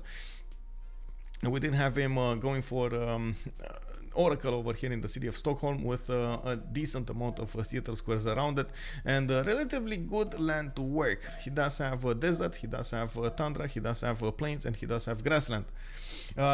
Now, Norway did spawn to the east of Australia, while Australia, of course, as you can see over here, is the biggest boy in the room. This is the shark of the sharks over here, Josio 6, 75 science, 48 culture, 1045. Did manage to get his caravels. Is already a big bada booming over here, Odin, and I do believe we are hearing some screams of pain over here from Norway. We're gonna need to see when the follow-up attack will come from Australia. Norway did manage to get choral music with pilgrimage, and he's getting some extra culture from his shrines and temples, getting some extra faith from his cities following his religion, and as you can see, he is kind of far away from anybody on the land. Could say though that Mali at some point maybe get some Mandecalus over there towards the north, harass him on Alesund, also Christian Sand, Nidaros, and so on and so forth. We're going to need to see how that will develop, and if Mali will want to get that going. We do have also Canada, again, a relatively free sim. He is to the southeast of Phoenicia, and it does look like he already did manage to get quite a few cities out. The Temple of Artemis opening, did go for Goddess of the Hunt. Unfortunately, he doesn't have a lot of camps to improve, but his city count is quite good, and he does have a decent amount of production. He's also looking for an eagle. I gotta say that if, you know, we might need to find an eagle for him, we're gonna need to see if anybody's gonna actually raise their hand. We got 1, 2, 3, 4, 5, 6, 7, 8 cities for him, and he's still going for some commercials, for some extra commercial benefits over here. 123 production, best production out of the game, best food output out of the game. Extase, hello there sir and welcome. We got Navik in the house. Wow, bienvenue monsieur. Oh yes, passive of Australia, he will get 50% production. That is, oh my god, yes, just get Hattusa, bro. Can you imagine one turning carnivals? Yes. Imch 8290, good evening sir and welcome. Big muscle indeed. We got Hardiaka, who needs timing push when you're that far ahead on science output. I know, right? Yeah. Josie the biggest player indeed. Okay, so things are looking grim. We do have walls coming up in Hattusa. I do believe the Viking longships will increase the city's defense. We're gonna see one pop next turn, and it should be around 40 something. That's one of the reasons, of course, Josie 06 is trying to get his frigates to bear. He does need mercenaries. He does need to get the actual, oh, he did get the frigate tech, but he does need the niter. This is the problem, and now he's going back on the bottom three. It's still gonna take him one turn to go through these. He needs to get horseback riding, he needs to get construction, he needs to get masonry, and he needs to get military engineering. Of course, that's gonna open up the niter. And let's take a look. Oh, okay, so he's gonna generate his niter because he does have some underneath his Gavron Plaza. I do want to also point out we did have the Gauls started up with a very good land here. As you can see, he does have extremely good Opidums, +6, +8, +7, blah blah blah, coming up next to his land. And we do see he did manage to put 2, 4, 6, 8 cities, and still keeps on going, getting his builders out. I believe these are feudalism builders if I'm not mistaken, but let me see the yeah, there we go, 4 charges, 5 charges, 4 charges. Getting entertainment complex from Tervana. This actually makes me think, is he actually gonna go Colosseum over there? Is he gonna do Colosseum with like 3, 4 chops? Maybe, I don't know, maybe. He does have 1, 2, 3, 4, 5 cities that would be hit by the Colosseum, a possible 6 cities, so might as well work it. They can farm a tundra. Oh, you're talking about Canada? Yeah. What are the benefits of Canada in the tundra? Do they get Dance of the Aurora Pantheon bonus like Russia? They can get it if the land looks proper, as in if you can get a lot of flat tundra tiles, you can work that. Well, you can see he's getting some awesome farms over here also, and that's one of the abilities of Canada. And he's also getting some extra food points on his on his capital. I believe he does have a bonus towards the camps, but let me actually check it out. It's extra food on the camps or something. Wilfred Lorian, it's yeah, farms and camps +2 food.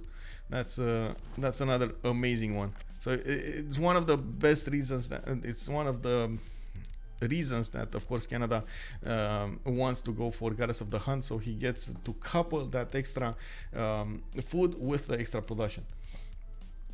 Hattusat status, yes sir. We do have less boats defending that city. You can see Norway is trying to go to the south. There is a biting from Phoenicia arriving so late in the game over here from so far away. I guess that guy was caught out of position. Offside, go back, replay. We do need to see how Phoenicia is going to get out of there. Yes, Victor is going to establish next turn in Biruta. No, we don't have quadrims yet. Whoa, whoa, whoa. Viking longships trying to get a flanking maneuver going against the pre-builds of Australia. There aren't any defenses over here for him, and those might actually do decent strike against Australia's pre-builds. That's gonna be a problem. Oh my god, Odin big braining this. That is gonna be hard on him, very hard on him.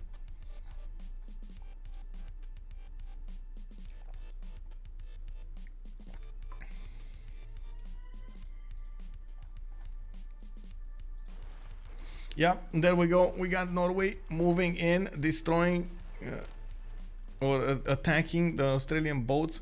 He's gonna get attacked back by these Viking by these quadrims. And of course, we do need to see when JOC06 is actually gonna get his niter. Oh, 10 niter. Do it, bro. Do it. I mean, this is, yeah, there we go. Boom, frigate. Boom, 60 strength. Viking longships only 39. Ooh, yeah. We need to check this out. Oh man. Australia, too big to handle. In the other series, next to Hattusa, we do have the caravels going against the Viking longships of Odin. He is trying to take out all of the pre-builds here, and he would do well to keep on attacking.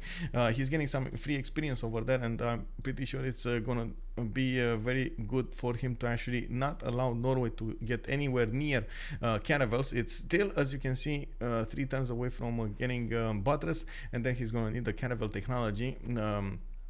We do have him on 24 science and 33 culture. Not going to be close, but not that far away either. And it's all in the timings. Usually, players sometimes do end up in a trap when they're in a situation like this. They think they're safe. They think that they got this and that they can actually, you know, go around. They play a little bit like this, get some more steaming, get some more improvements going, when they should have just kept on banging on their opponent and take him out.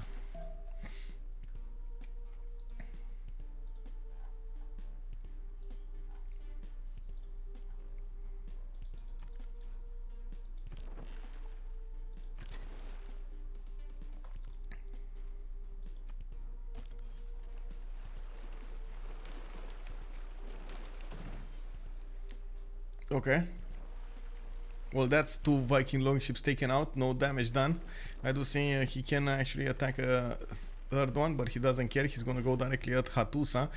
We do have Hattusa, as you can see, being how to say, being surrounded.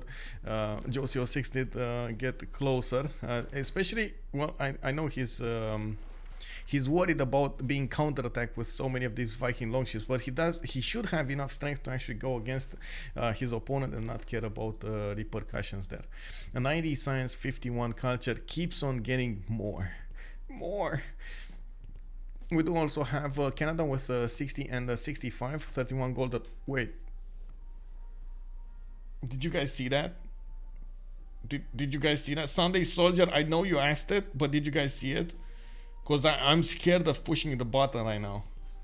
I'm like, bro, I don't know if I want to push that button anymore. Oh my god, you saw that? Oh man, my teeth are clenching right now. Jaws broken. What is this? 308 gold per turn from Pipo.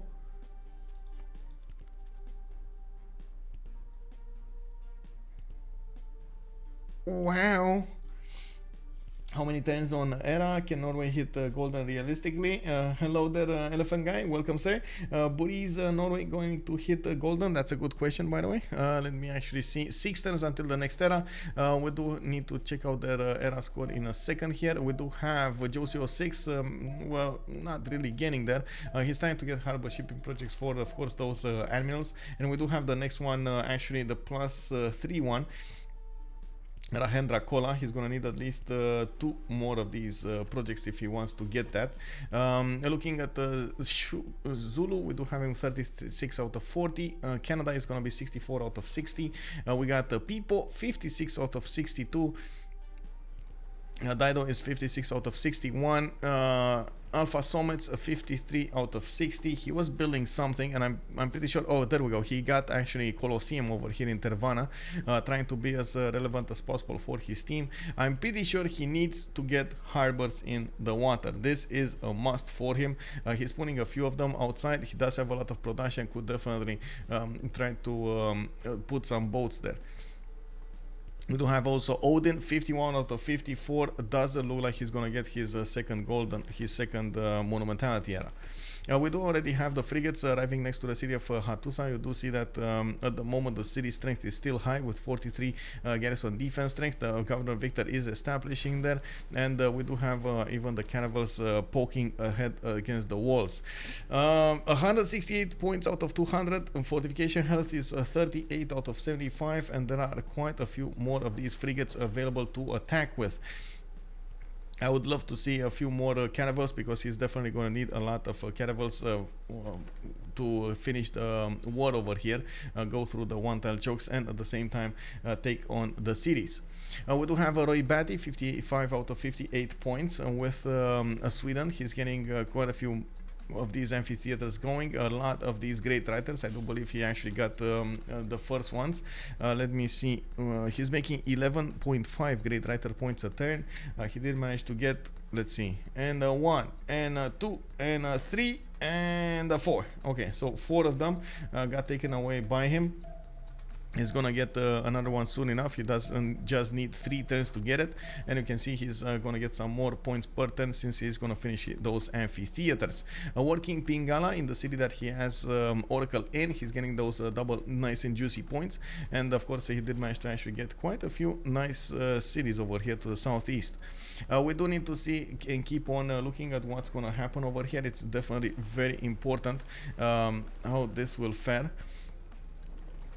Okay, less boats to work for Odin.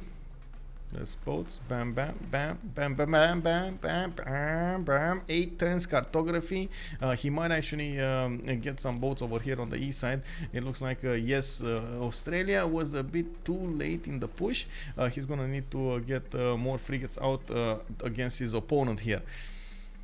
Man, this Australia land was awesome. I gotta say, one of the few times that we can definitely say Australia, wow.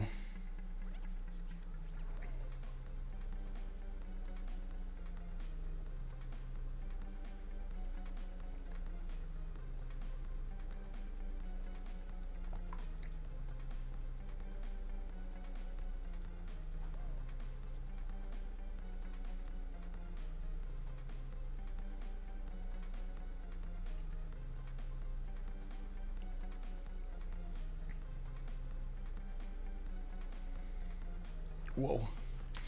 Anyway, Elephant Guy, Norway will leave because of the one-tile choke, and Dido might be able to help him. Yeah, indeed. Did they gold by the +3?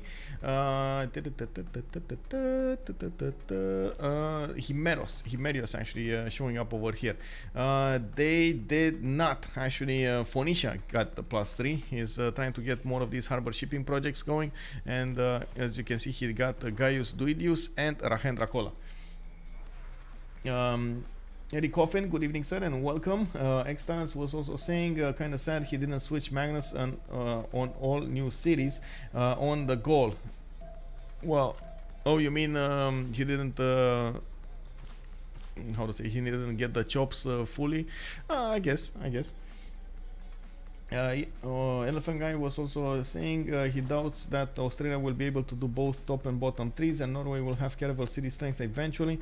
More like Mali could push from the south, but Dido again should be able to defend him with frigates and stuff. I think Australia will keep on pushing over here on Norway's coast, and I gotta point out Australia's science is not gonna go anywhere. It's just gonna go higher, right? We do have him with amazing land to the south. If you take a look over here, he still has quite a few campuses and cities to settle and get that extra juicy points from those. Not to mention he just got 50% production from Hattusa. He's gonna get such an amazing production in his cities.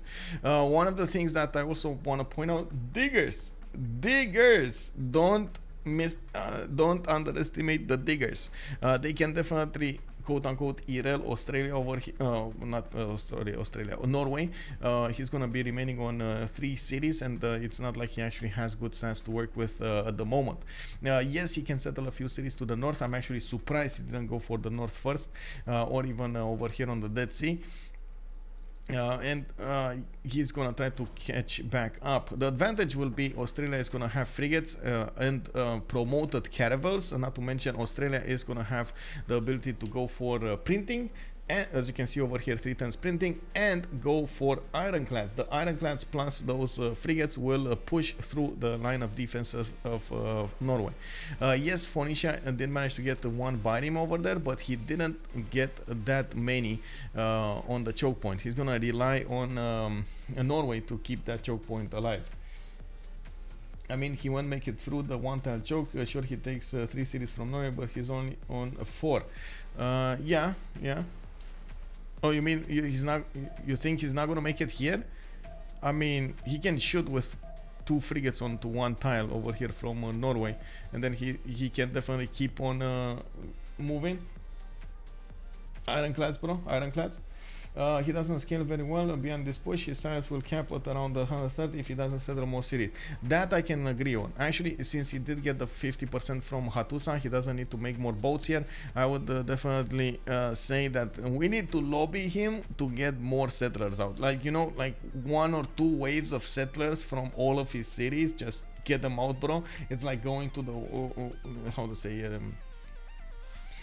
going to get a vacation, you know, you just get them out of you. Can Australia promote caravels to ironclads in Hattusa's waters? If it is his sister state, yes. Mali or Canada sim for the win. Australia just taking out the competition. Yes, he could digger. Exactly, the digger. I want to see the digger. Burizi, yes sir, I want to see the diggers. Diggers, show us the diggers. We want to see what's gonna happen over here with, of course, the amazing unit of Australia. It's called the Digger. It does have plus a 10 combat strength when fighting on coastal tiles, plus 5 when fighting on neutral on foreign territory, and big bada booms over here. Whee! Oh man, replaceable parts though, it's kind of awkward in placement. You don't need to actually go through the middle part, and then arrive over here. It's, I don't know, it's like really awkward to replace. It does replace the infantry, so maybe it makes sense. We do have the attack going on Bergen. We got Norway with a few berserkers landing there, and he's trying to defend that city. We do need to see what's happening over here in the era score, because it's definitely important for Josie 06 to get the next golden. He is not gonna get it though. He's 53 out of 57 points. Does look like, let's see, points, great people. Not gonna get this one. He's gonna get great scientist. Okay, that's nice. 1 point from there. He's gonna need 3 more points from somewhere else. Maybe a city state. Maybe a city state levy. Hattusa, does he have anything? No, it's 0. Get a boat fast. Oh my god, Hattusa, get something, anything. Get there. Oh my god, it's too late. That galley is too late. Oh well. Anyway, that might be too late. We're gonna need to see if he has enough envoys and gold to actually, well, gold is not a problem, right? We got Mali over here with 367 and Zulu with 106. That's something that we didn't talk about, by the way. Zulu is gonna be on the same seas over here in the south, and he's also making up a navy. It's also trying to get diplomatic quarters up. Looks like he's working on more settlers, getting his Ikandas, trying to get his golden age. In the whole screen here, we do have Josie 06, 4 points away from getting the threshold. Slipounet on 49 out of 51, definitely needs 1 more point, because he just got 50 out of 51. Canada will make his golden age, 67 out of 60. We do have Pipo, 65 out of 62, got his golden age. A lot of cities out coming up from him. Oh my god, what is this? We got 1, 2, 3, 4, 5, 6, 7, 8, 9, 10, 11 traders going coastally with Zulu. I mean, this is the reason Zulu is getting so much gold. Like all of those trade routes going through the Reina city. That's like 40 gold a turn right there. Oh my god. Oh my god. Anyway, Phoenicia is 61 of the 61. Yes, he's making 122 gold a turn, 81 science, 59 culture. Is definitely starting to keep up with Australia, and did get a good amount of cities. And I was pointing out that it would be on Canada to actually try to poke him a little bit on the land. You know, just get a few horses there. You know, be a mini, get some builders out, get some villages. Try to make Phoenicia get some. Defenses on the land instead of going for the full water. But it looks like Canada, I guess he was a bit shy on this, and he didn't want to spend that production. We do have Alphasometz on 49 science with 117 culture. It looks like he is getting he did get his golden age. We've got Odin normal age, and we got Roy Batty on a golden age. So only Odin and Shaka actually. Josie 06 got his golden. He got his golden. Now it's the time, exactly like in the football scenes. We get our t-shirt out and we do the woo woo. We got Josie 06 with John Curtin getting his golden here. Well, we're waiting just a few seconds to see what's gonna happen. Looks like Bergen got taken out, Christiansen got taken out. Those cities are rebelling, but of course, since he is golden age versus a normal age, well, he's gonna have more loyalty.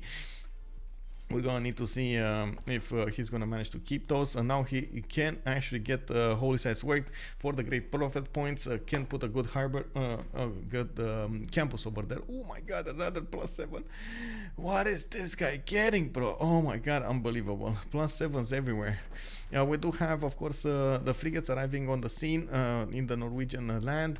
Norway is 3 turns away from cartography, 5 turns away from getting mercenaries, and of course these boats from Australia will try to go in as soon as possible. Yeah, funny how half Mali yields is traders. Yeah, well, what can I say? We do have Mali with 120 science, 62 culture. He just popped into a free inquiry golden age. Josie 06 went for a second pen bash and voice, and he just like the stream chat is saying over here, 100% needs more cities. He has a big island to settle. Just get them. Like at the moment, he has all the fleet that he needs. He just needs to get more cities. More cities. Just more cities. Do them. Like right now. Settlers, pop. You get them. Compress them. You send them. It's gonna work. You build the roads. You get the cities. You get the monuments. You get the production. You get everything. Oh, do it. And we do have Shaka with normal age. Yeah, normal age monumentality. Kick W. I was confused for a moment. Golden age monumentality, Shaka? How does that work? Anyway, let's go for, let's see, am I first or am I second here? I'm first, okay. Let's go for digital democracy. We got, I guess, faith. We do go for, let's go production maybe. Digital, okay.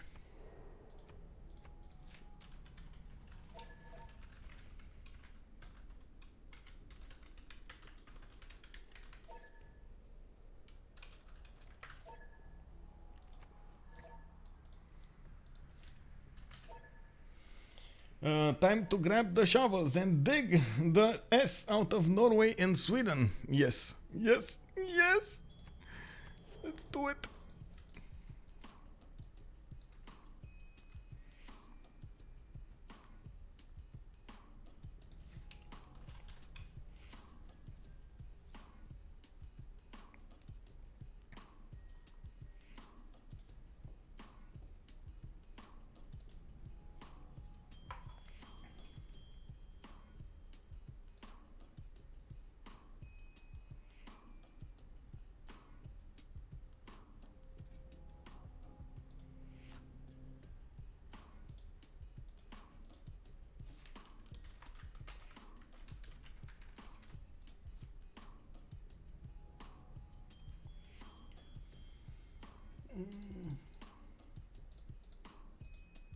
I'm sorry, I just noticed on Discord that Bioshock, the collection, is actually free to pick up on Epic Store.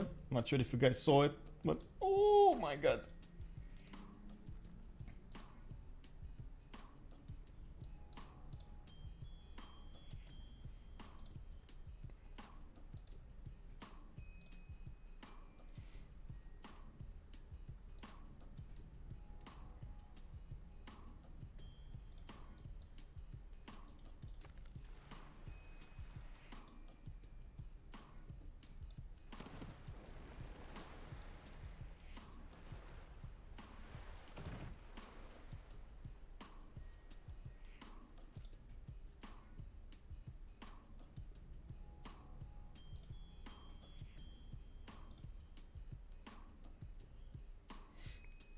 So we do have Australia pushing in Norway. As you can see, he's getting all of his boats in the water over there. Unfortunately, there is a one-tile choke, so that is going to be an issue. Well, he's going to have to get closer and try to get as many pre-builds away from Norway as possible. 2 turns for Odin to get cartography, and I'm pretty sure he's going to lose around 3 boats over here by the looks of it. We're going to see he's going to lose some more. Give me a second, I actually need to play. Oh my god, really? So many buttons, bro. So many buttons. Okay, there we go. I got it. I got it! Bioshock. I don't know why. I always wanted to play this series, but I never actually got a chance to play this series, and now it's like, oh, someone please explain how that Aussie campus was +7 just from reefs, or there is an Aussie bonus from the appeal. You do get +1 if it's charming appeal, and you get +3 if it's breathtaking appeal. And of course, with the 2 reef tiles, you get the extra +2 per each. So that's 4 +3, 7. Yeah, just like Rafif is saying over there. Sandy Soldier, Mali also at 122 science per turn. It's 100. Yeah, now he's in free inquiry golden age, and this might be a trap. I've seen it so many times. Malis go for the free inquiry golden age in the second era, and then just, you know, ran out of science, ran out of steam in the third one. I'm actually quite curious if we're gonna see people over here managing to get this in the proper way. I do want to point out in the World Congress screen we did have Monarchy getting a wildcard policy slot. We did have Faith minus 50%, and Alphasometz was actually the one with a Diplo victory. I think they will try to push as hard as possible for the goals to actually get his culture and get his a Statue of Liberty. They could do it. I gotta say, they could do it, and this would be quite unbelievable, because D-Shark yesterday, for example, did lose against their opponents with a Diplo victory against Tuvumon Tsingy, and I'm actually quite curious to see if they're gonna manage to learn from their mistakes yesterday. Oh, hello there, driving car. Good evening, sir. Thank you very much for the Prime. Much appreciated. Ooh, one more step to that monthly goal. Oh man, that's gonna be a hard one for this month. We do have Novio Dunum with campus coming up in 2 turns. I do see, of course, he's getting quite a few of these harbors for his economy. They do know losing Norway over here is going to hit their economy quite hard. They need to do something to catch back up. And yeah, there we go. We got some more boats getting damaged by the looks of it. But I do think a decent amount of them will actually turn into caravels. There are quite a few of them in his borders over here behind the 1-tile choke. Of course, there are a lot of frigates also to get the strength to bear against their opponents. You can see the 75 strength against the Viking longships 44, while Norway does not have a single harbor out. Oh no, he does have 1 harbor out. I guess he's not ever gonna make a great admiral, right? He's not gonna get it. 2 great admiral points a turn. Not enough to work this. Wait, he has 2 harbors. Okay, there we go. Good Aussie strategy would be to place preserves near Aussie districts. Well, I guess you could do that. I'm not so sure people would want to do that, because most of the time at the end, like in the mid part of the game, Australia gets these outbacks, and with the outbacks you can just get so much food and production from all of your tiles. You can see they're gonna start improving those camps and so on later on in the game. They're just awesome, and that kind of takes away from the preserve bonus, because preserves require you to not actually upgrade any of your tiles to be good, right? So you do want the extra production, you do want the extra food coming up from these. Holy site or entertainment complex would be far better if you wanted to do that. Yeah, I do agree with that. Zero Matrix MC, thank you very much for the follow, sir, and welcome. And so on, you mean, and so on and so forth. Keiko Beaver, hello there, sir, and yes, thank you very much, and so on and so forth. Yes. Learning English, one expression at a time. Thank you, thank you. One wonder mass appeal boost. Yes. Wow! Thank you very much, Sunday Soldier, for the tier 1 sub. Much appreciated, sir, and welcome. First time watching live. I've been watching on YouTube for a few months now. Oh, really? I do hope you definitely enjoyed the YouTube content, and welcome to the live stream. Any question you have, feel free to shoot at me. I do my best to try as much as possible to get them answered. We do have now Phoenicia getting up for war. Looks like we do have the bariums in the water going towards his ally. You can see all of those bariums are trying to get there as soon as possible, while of course Australia is already knocking on the doorstep of Odin. Knock, knock. Who's there? Australia. We don't need to see also Mali from the south getting Petra. Timbuktu is gonna build it, and oh my god, that's gonna be an awesome land. We got so much gold coming up from all of those mines improved. He's gonna get the extra gold, he's gonna get the extra production, he's gonna get the food. That's gonna be such a good city to have. Also starting to put some more amphitheaters. Of course, he's trying to couple that culture with his science generation. He's gonna need to put and build the campuses alongside those libraries, and of course the universities.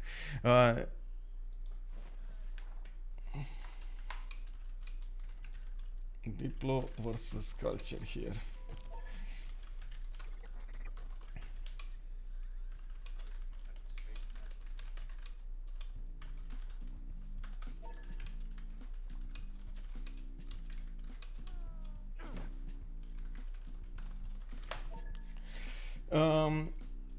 That's an awesome Petra indeed. Also, let me see. Damori, bienvenue, Monsieur. How are you doing? Monsieur, actually, because you know it's French. How are you doing, sir? Oh my god, a big Damori. Way too big, bro. Man, in that game, you were way too big. I gotta say, I don't know what you did there. I don't know how you did it, but I gotta say, way too big. Man, this guy, basically got everything to disrupt their opponents and to keep their opponents from getting a victory condition, and got his own victory condition. Unbelievable. Whoa. Killwiz, good evening, sir. You were talking about Portugal. I believe it was Portugal, right? A few days ago we got a game going. I guess I'm gonna need to actually rewatch it. I'm sorry, there are quite a few games that I'm doing it every day, and I only, in my mind, I only keep like highlights. Oh, that player did this and that player did that, but sometimes I don't remember the full details. Give me a second. It was WCG versus Sphinx, right? Yeah, WCG versus Sphinx. That game. Yes, that game. Let me actually take a quick peek over here and see. You were Portugal. I gotta say, nobody was expecting you to play Portugal on Highlands. That is unbelievable. Why they Zulu have this stat? Their Zulu have Melvin Suna table. Good evening, sir, and welcome. Zulu, well, I guess, honestly, I don't know why they picked Zulu. They could have picked another nation here, but Slipounet is trying to do his best to be relevant. He's trying to get more cities. He's trying to get a good economy. He's definitely lagging behind in the science, in the culture. He's gonna need to get a lot bigger. I agree with other spectator. Australia should have been more patient when going for Hattusa. Okay, that could work. Oh no, disaster strikes. We do have a drought in the middle of the Australian land. Man, if one happens, it's gonna keep on happening, and he's gonna need to keep on repairing, keeping these builders just on a point to repair these tiles. That's a lot of yields taken away from him. No problem with Zulu and Alexander too. If you're back lane, you're useless. Yeah, that's the problem, right? That's the problem. A drought in Australia does not historically accurate. Where are the kangaroos when you need them, bro? I do want to check out in the yields tab over here when Alphasometz is gonna get his. Oh, okay, he's not that far away. When is he gonna try to get his? Oh my god, civil engineering, so he gets his Statue of Liberty. He did manage to put the harbor out. I'm pretty sure he's getting a decent amount of engineer points. As you can see, he's actually going for the next one, the next great engineer being James of St. George. He's on 9 points over here, and oh man, that's amazing, by the way.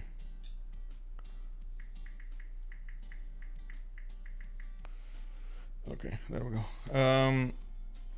I do want to see if he's going to manage to get one of those juicy ones, maybe Isodor of Miletus, or maybe he's going to get oh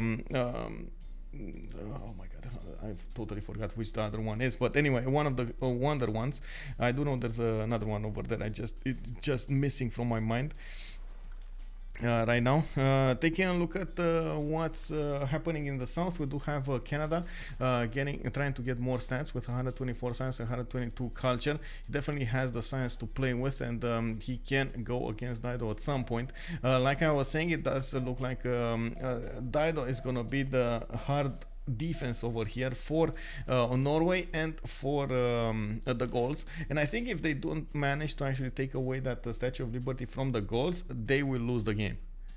This is, I think that is the problem right now.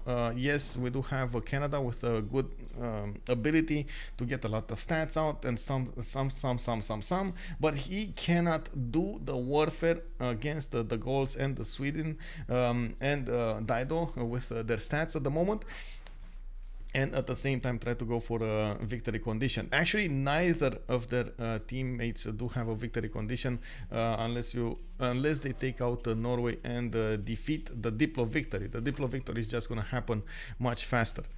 This is a problem. This is a big problem. Not really. He got the best military in the game. Wait, the problem with with Zulu. Okay, yeah. Zulu has potential. Where are the kangaroos? I know. Bring in the kangaroos.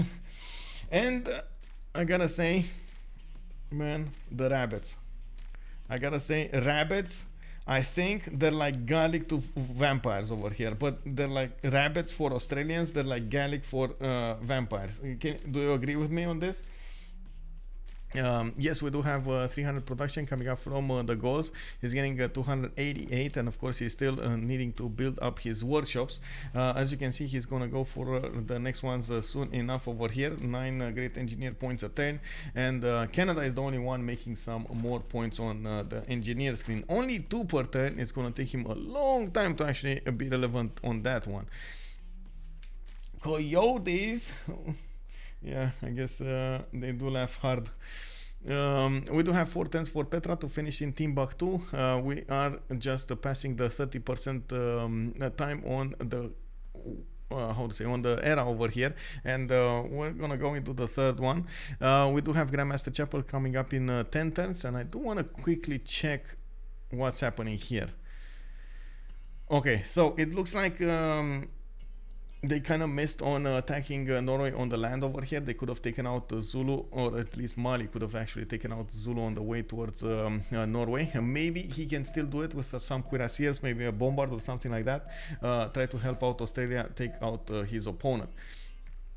We do have Australia losing a bit of loyalty here, but it should be fine. He is, well, he's gonna need to get the religions here soon enough also. Australia is starting to level though. This is a problem. He's way too focused on the warfare, and he's not giving that much importance to his development of the empire. It looks like, of course, Australia is also going to have a problem pushing into this.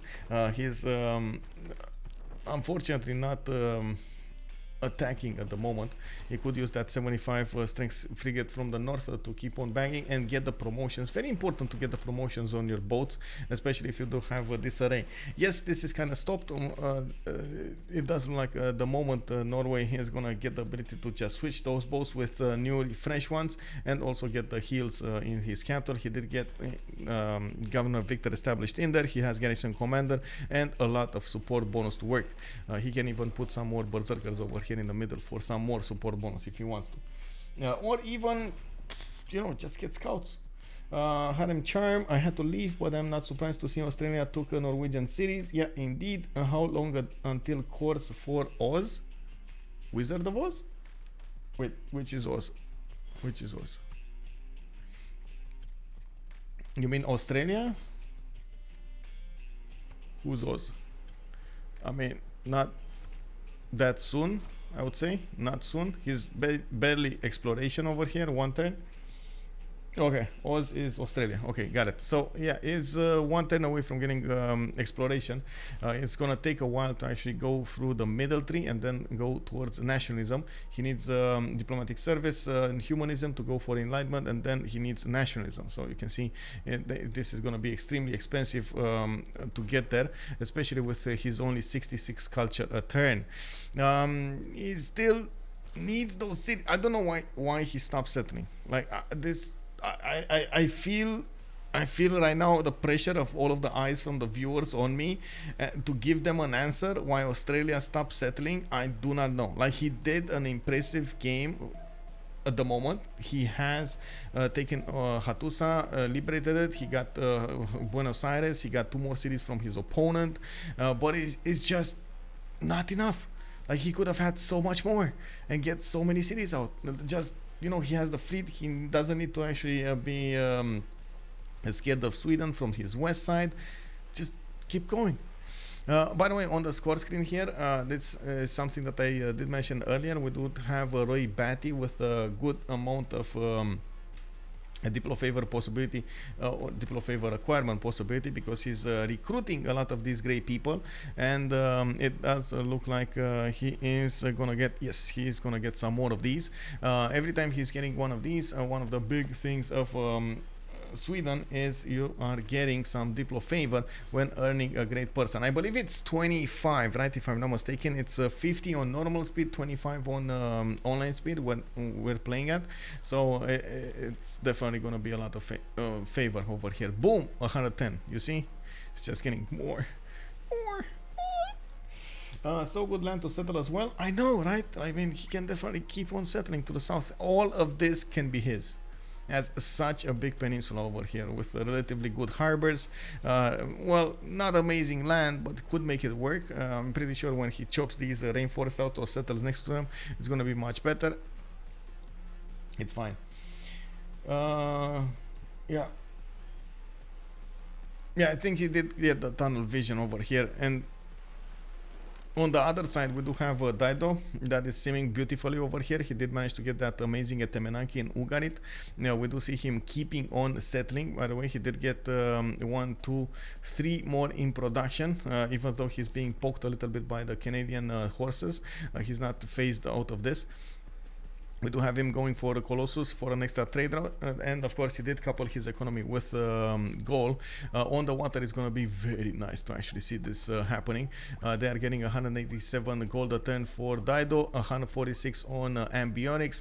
Ambionics should be on civil engineering soon enough. Actually, mercantilism coming up in 2 turns over here, and I do see he's trying to get more culture to work that faster. He did manage to get Mausoleum at Halicarnassus, but it is on an inland. As you can see, it doesn't actually get any bonuses other than the extra charges for the engineers. Isodor of Miletus is going to be the next engineer. We do have goals generating 11 great engineer points a turn. That's going to put him on what, 5 turns? Oh, Canada, boom, big bada boom, bam. Oh my god, he got it. Isodor of Miletus, just a few seconds appearing on the screen and poof, disappearing from the screen. Leonardo da Vinci is also a very good one, especially for the goals over here. If you do manage to get that going with Mausoleum, it is amazing, amazing. Man, oh man, chocolatey cake. Chocolate cake, chocolate cake, chocolate cake, chocolate cake. And that reminds me, actually I didn't eat chocolate in quite some time now. I'm actually proud of myself. I managed to not eat chocolate in quite some time. Ooh. Yeah, let's see. I agree, Australia needs to... okay, I did read that. All land is amazing when every tile is an outback station. Yes! Echo, echo, echo. Kill Wiz over there. All land is amazing when every tile is an outback steakhouse. Yes, steakhouse. I noticed that. Yes. Oh my god, steak. Steak, steak. Val G's too, and that choke point is just so important for the game on both sides. Yes. Could you explain those engineers you mentioned? The engineers, you mean this one, Leonardo da Vinci? Leonardo da Vinci is the one that gives the workshops a +3 culture, and there was a quote-unquote bug at some point. If you do manage to get the double yields, you do get +6 from it. So let's see, Mausoleum of Halicarnassos does give the great engineers have an additional chance, must be built adjacent to a harbor district. If you do get the 2 charges, you get do get the double this. I'm not sure if it got fixed by BBG. This is something that I guess stream chat, and let me see your eyes, lend me your ears over here and your wisdom. Did Leonardo da Vinci plus Mausoleum get fixed, or it does give you the +6? Is it +3 or +6? Also, I feel like the 2 modern Eureka's on Da Vinci is really underrated. Yeah. And the other engineer, by the way, I was talking about Isodor of Miletus. This is a great engineer that gives production towards wonder construction. And the reason Canada is trying to get that away so he can slow down the ability of Ambiotics, of the Gauls, of course, of the Gallic Empire to actually get... how to say, Statue of Liberty. So we're gonna need to see if that's gonna be what he needs.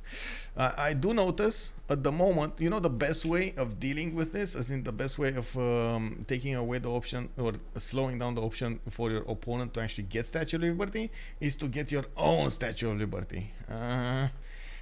Is that a bug though? I feel like if you get Mausoleum and Leonardo, you might as well get rewarded. Yeah, Hyperbell does have a point there, but that's still +6 culture that you get on nations like how to say, Germany and the Gauls. That is quite something.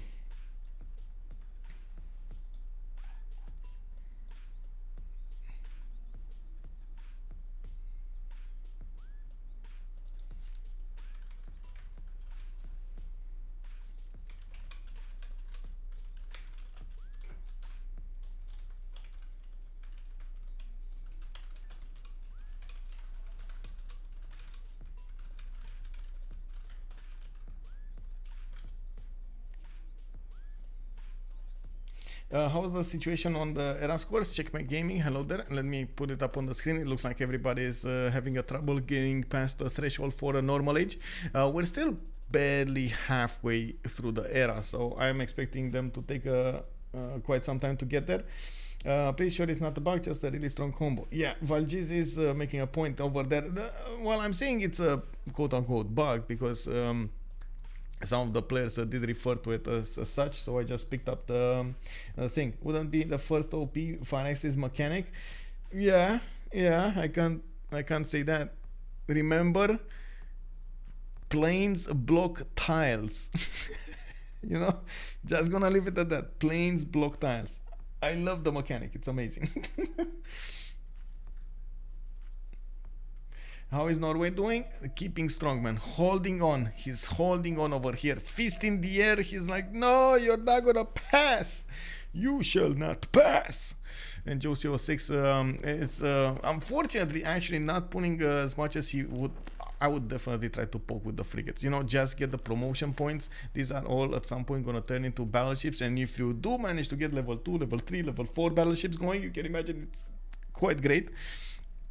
I'm a bit sad that we don't see him keep on attacking the Norwegian caravels. Yeah, no problem. Basisti, hello there, sir, and welcome. Good evening, good evening. Bob, not a robot. It's actually an intentional to not. It's actually intentional to not fix Da Vinci. Okay, I got it. So they won't fix Da Vinci. Okay. It's fine. It's fine. We can live with Da Vinci being double whammy, whammy bammy. I think we're gonna have a pause over here in the middle of the stream. So quick pause coming around. I guess I'm also gonna go quickly to the toilet. Good evening, Natron. Hello there, sir, and welcome to the stream. Give me guys a minute, so I will come back in just a few minutes.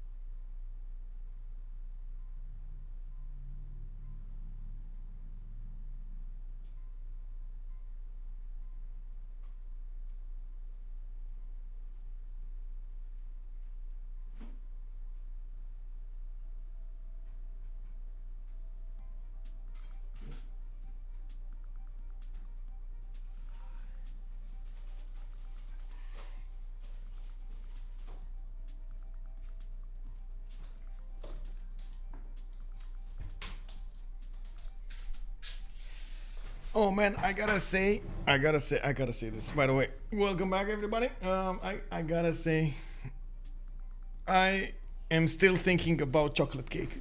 I said chocolate cake once, and I'm still thinking about chocolate cake. And I'm like, right now, should I actually order some chocolate cake? Should I? You know, should Norway build siege units to poke that one caravel? I mean, sure, if you can get them, but I don't think you can get them. And catapults are just not going to be that effective to go against the caravels. They're just going to get taken out by the frigates. Michael, I don't know where my cats are though. I know sometimes, actually, I think it's dinner time for them, so that's why they're downstairs eating. That's what's happening. You know, they're getting their siestas going afterwards, and they're gonna come bug me a little later.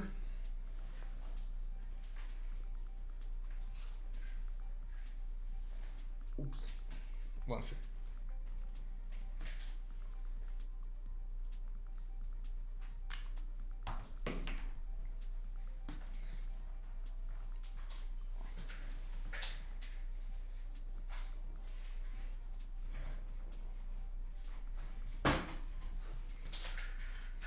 I don't know how I managed to get the wire around two of the rollers of the chair. Kick W. It's fine. Bro, I am thinking of chocolate cake. I mean, yeah. You wanna watch together some chocolate cake? Oh man, let's see. What do we have here? I'm gonna food. Oh my god, food, yes.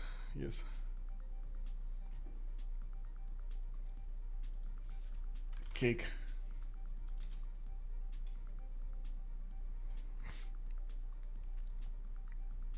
Oh. There's a... Don't you like red velvet? What's red? I don't know what red velvet is. But I can definitely show you what I'm watching right now. You wanna see this? So there's like we got one of those how to say delivery systems, right? It's called Taz, and they have like a pancakes and more over here. And this, well, it looks like the store actually closes at 2200 and it's 2122. Okay, let me see. What don't they have more pictures? It's just that. Okay, breakfast, complete pancakes. Oh my god, bro. Oh my god, they actually even have meat. Wow, I didn't know that. So mini pancakes, red hearts, pancakes, pancakes. Okay, strawberry bananas. Oh, okay. Well, it's good that they don't have pictures, because I would have gone quite mental over here. You need to try red velvet cake. I don't know if I can find it. Red velvet. Red velvet milkshake. Oh, wait, what? I don't know. What? I guess.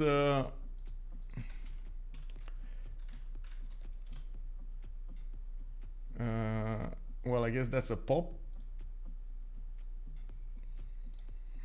Oh, this, yeah, I definitely want to try it. Now, this cake, yes. I guess I need to actually order it from somewhere, because it's not here. It's not on the pancakes and more. And that's the only. Oh my god, it's gonna close at 20. Oh no, I'm not gonna get it. Unbelievable. It happens. The best cake is Schwarzwalder Kirsch. That's what, with cherries, right? Kirsch is cherries, if I remember correctly. Oh, that looks great, actually. That looks great. Awesome. Is this? Yeah, this. Yeah. Oh man, now I'm gonna drool all over the place, bro. Yes, okay. I don't know if I can find it somewhere else. Get cakes, but I guess I'm thinking too much of cookies over here. Way too much of cookies.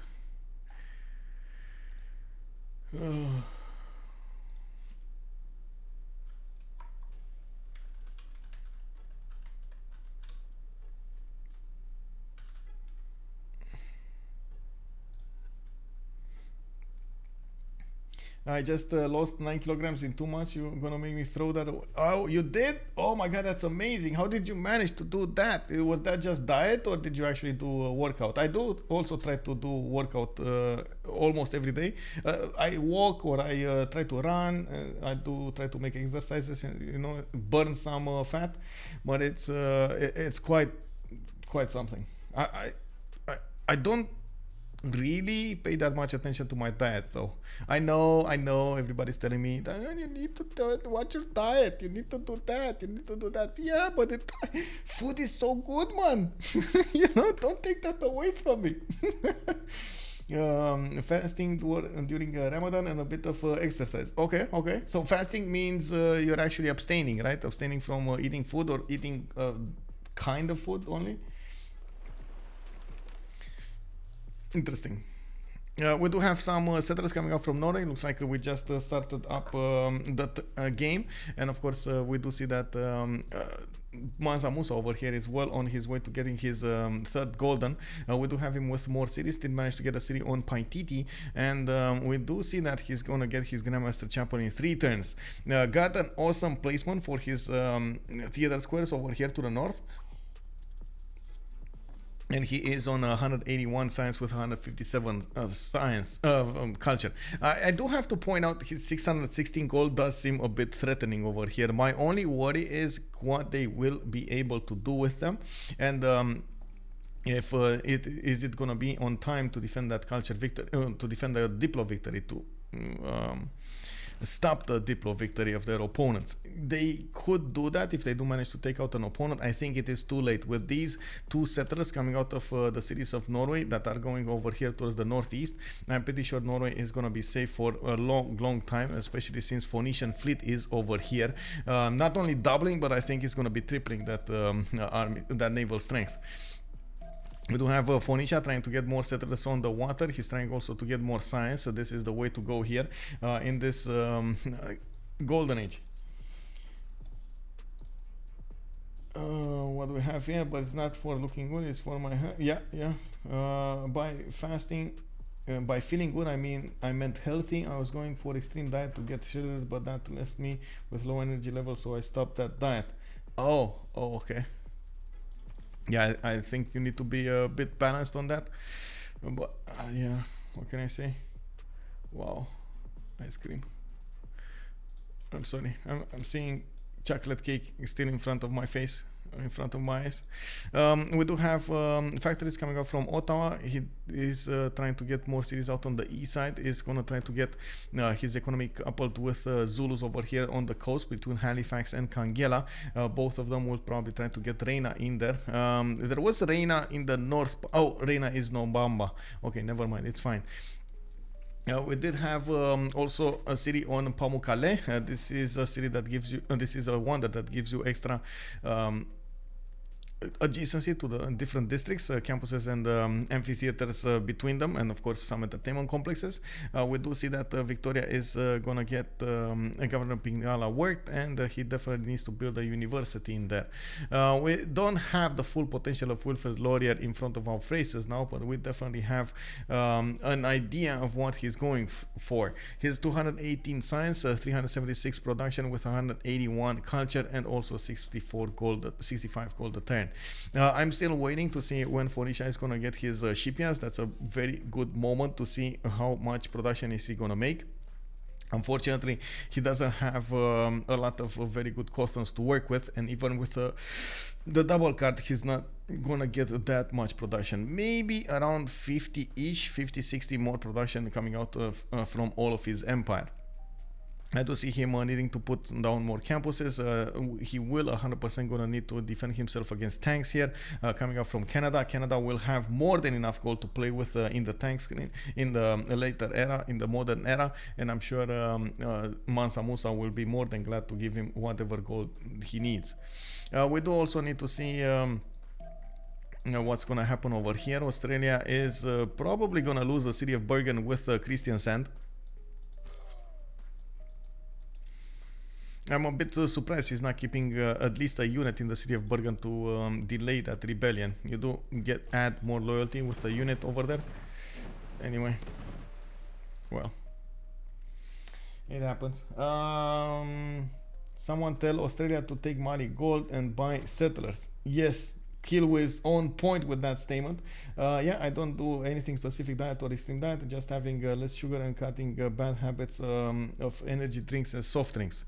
Oh my god, you're telling me that and I just got one of these? Like, really? Oh no. You know, we do see campus research projects coming up from Canberra. Venetian Arsenal also from Newcastle. He is putting down as many of these outback stations as possible. You can see he's starting to generate that much needed production over here and food. We do need to see when he's gonna start actually getting more settlers. This is a bit annoying at this point that he's not getting more settlers, I gotta say. He did put down a few industrial zones over here to the south, which, well, I guess it does make sense, but he's still not getting that extra science and culture that he should get. These cities that he did manage to get from Norway are just not as productive because they are rebelling and they're taking away their production bonuses. Yeah, we do need to see also how Phoenicia is gonna do this, if he is gonna try to get some defenses going against Australia. Still Australia, oh man, I gotta stop saying that. Okay, let's see what Zulu is doing. Zulu is getting a settler to the north. Looks like we do have him settling a few more cities to the east side, and of course I see him settling that tundra. On Dini also we got one to the north, and by the looks of it he did manage to improve most of his tiles. He's trying to get the science. He's on 83 and 65, and I do see his I guess managing to be higher in stats than Odin. We should be turns away from actually seeing Alphasometz get his Statue of Liberty. He's 7 turns away from building it in the city of Atuatuca. We do have Leonardo da Vinci, the next engineer, up his 14 engineer points a turn. It doesn't look like he cares. This is quite important because even if, I gotta say this, even if Canada did manage to get Isidore, he's not gonna get the opportunity to put it and finish it. That's the problem right here. He done always, bro. Pebbles, man, I gotta say, your name rings so many bells in my brain. Thinking of the Flintstones family. Australia erased 2 people, impressive. Yeah, well, I guess if you're taking into account the erasing Dido, for sure he erased 2 people over there. Star Spanky, hello there. Well, are you using Avatar references over there? By the way, did you guys see there's Avatar 2 coming out soon? Wow, Avatar 2 changing the movie scene forever, once in 20 years. I meant Norway and themselves. Oh, yeah, I guess. Yeah, I mean, I gotta say, Phoenicia at the moment is not that relevant. He does have the gold, he does have the science, the culture, but if you look at it long term, he's gonna definitely need to do something about Canada. Not really do something against Australia. Australia got defended properly by Norway. Yes, he lost a few cities. Yes, he's irrelevant, but he still is defending here. I didn't even see Avatar 1. Wait, really? You didn't see it? Well, they were when they were seeing, well, quote unquote, when they were helloing each other, you know, they were saluting each other. They were saying "I see you." That was their how to say, that was their phrase to translate. I don't know exactly what it was in Navi language, but you know, it's fine. We can look it up on the internet. Google knows everything. Did you guys see Google? Man, such a big brain, such a big brain.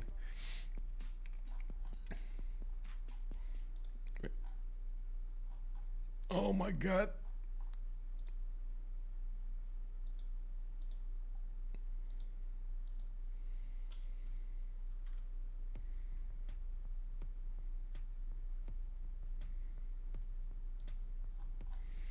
Sorry, I just got distracted by food again. Okay, so we do see Norway over here is keeping up the defense. We do have Australia still keeping that choke plugged. Unfortunately, he's gonna lose Bergen and Kristiansand, even though I do see he does have enough units to take them back immediately, and that will still mean he's going to lose the population in them, and that's still mean the loyalty pressure will be just bigger. We do have Venetian arsenal coming up from Newcastle. He's getting his shipyards, and we still didn't see more settlers here. Mali did arrive at 710 gold per turn. He's on 227 science. Did manage to finish that Petra in the city of Timbuktu. You do see quite a few tiles over here with extra yields and gold and food and production and everything. That is amazing. And we do have him with campuses coming up in 2 turns from his captain, and I do believe he's going to need all the help he can get in the next era. Yes, he is using free inquiry golden age right now, and I'm not so certain exactly how much he's getting from his sugubas, but I'm pretty sure it is a lot.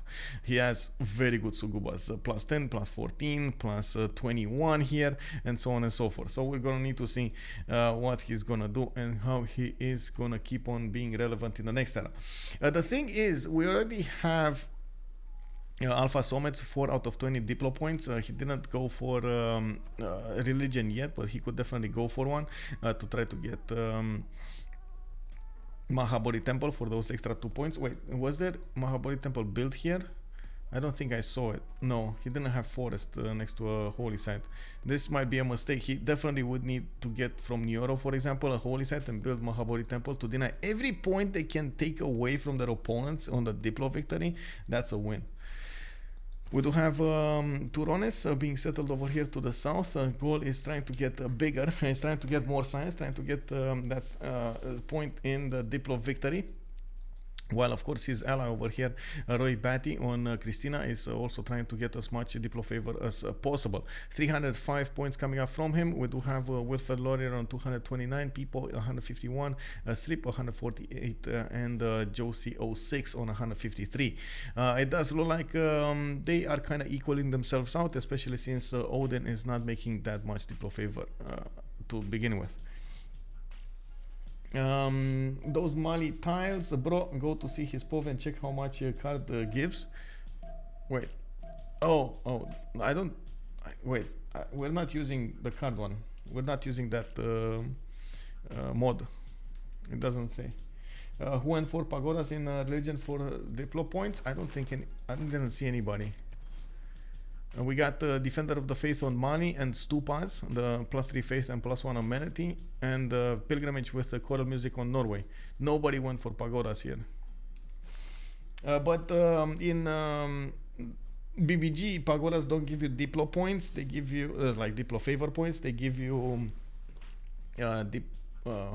influence points towards city states, and if you do manage to use that to generate more envoys and choose more city states, then you actually get an advantage. But I mean, it's very low quality bonus over there.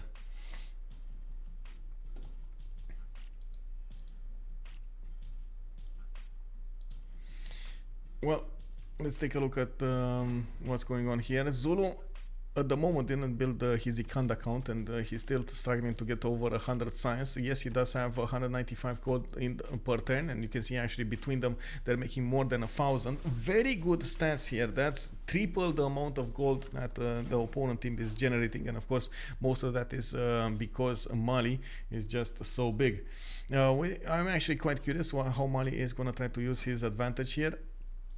And if he is going to try to go for a war, if he's going to try to go for a Diplo victory or anything else, we're going to have to wait and see what's going to happen.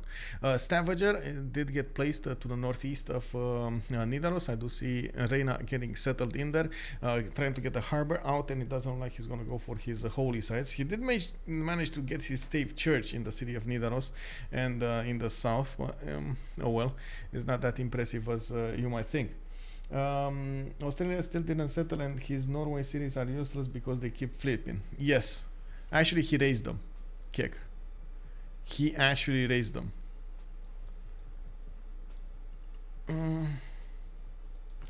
Please, Josio6, for the love of Aquaman, get more cities, bro. Get more cities. Man. Yes, he's building 5 turns away from getting Venetian arsenal. I mean, I don't dislike this. I really like it a lot. He's gonna just get so many submarines, if ever he's gonna get the science. But I mean, I've seen so many games now that Venetian arsenal just didn't make any kind of difference. Basically, he railed the player that went for it because he didn't get enough time to get those boats out. Australia was leading inside during caravel push, now lagging behind due to lack of cities. Yes. I don't know what happened with him. I honestly don't know what happened with him. I do want to point out Christina is on the 399 culture with 143 science, 210 production, and he is getting a lot of tourism generated. He's on 241 tourism a turn 72. That's a very good result over here. Most of it is of course coming up from his great people acquired. He's getting quite a few of these how do you call them, open air museums, I believe, right? Open air museums. Yeah, open air museums. Amazing, by the way. They look so cool with the what are these, male deers or something? I don't know how to call them. I know in English it's cherb, but I don't know how to call them in stags. Is there stags in English? Is that the word?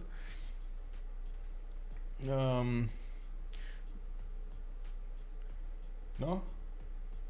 Nobody? Confirm, please? No? Google? Google? Yes. Okay, I got it. Stags. Stag. Okay, got it. Thank you, Haram. Thank you. Harem, actually. Thank you. We don't see more amphitheaters and these art museums starting to be built here from Sweden. Even if he doesn't have amazing production, he can definitely do amazingly well over here. And I do want to check out, and this is, I gotta say, this is all up to Canada. Like at this point, it's all up to Canada. And the thing that I see is Canada is going to war. You wouldn't say that. Honestly, you wouldn't see Canada, be so aggressive. But look at that. He's 1, 2, 3, 4, 5, 6, 7 encampments strong. this sends a message. Like, this is Canada saying, bro, I'm gonna build a lot of tanks, I'm gonna get them to army up, I'm gonna get a lot of artillery, I'm gonna boom you to hell and back. We're definitely gonna need to see exactly when he's gonna get that timing out, and if it's gonna take out Christina. Of course, Sweden over here does have those amazing unique units, his Caroleans, that he could definitely try to defend with at some point if he gets them in the proper point, choke points, and so on and so on. There are a lot of ifs there. Trapsakana Gem, hello there, sir. Boa tarde. How am I? I'm fine, sir. How are you? Welcome to the stream. Zero Matrix is also confirming bucks is the word to use over there, not stags. Bucks. Okay, thank you, sir. Thank you. The Canadian has Shaka's blood. Whoa. I feel a bit of a V rising over here right now. I'm not sure if you guys saw that game, but it does allow you to actually get or say the benefits of the blood you're actually drinking from your opponent. Pebbles, I like Canada going science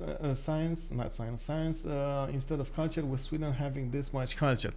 Yeah, I like, but he's kind of far away actually from being to tanks, right? Actually, I think he's synchronizing this pretty well, actually, thinking of where he is right now. Military science, if you did actually manage to get ballistics, this would be actually a very good timing. He could get to tanks when he's gonna finish his military academies, and then he just can pump out units, upgrade them with Mansa Musa. He can even buy out those heavy chariots if he wants to with Mansa Musa.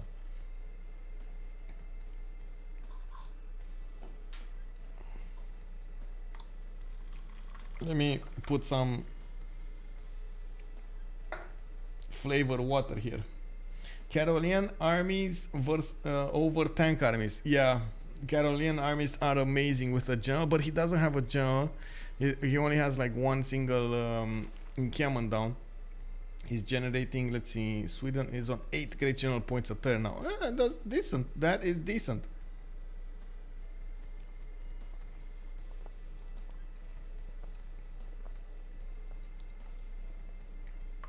Well, what do you call juices? Flavored water, bro.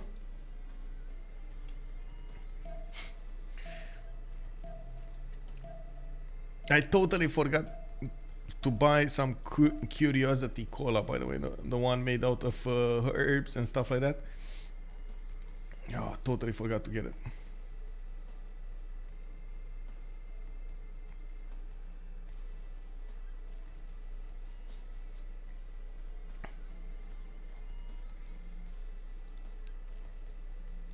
Where's Sweden's snow city? Halmstad. He has this one. He has Uppsala in the desert, and of course open air museums should be over here. Yeah, they are. He does have everything he needs. It's fine.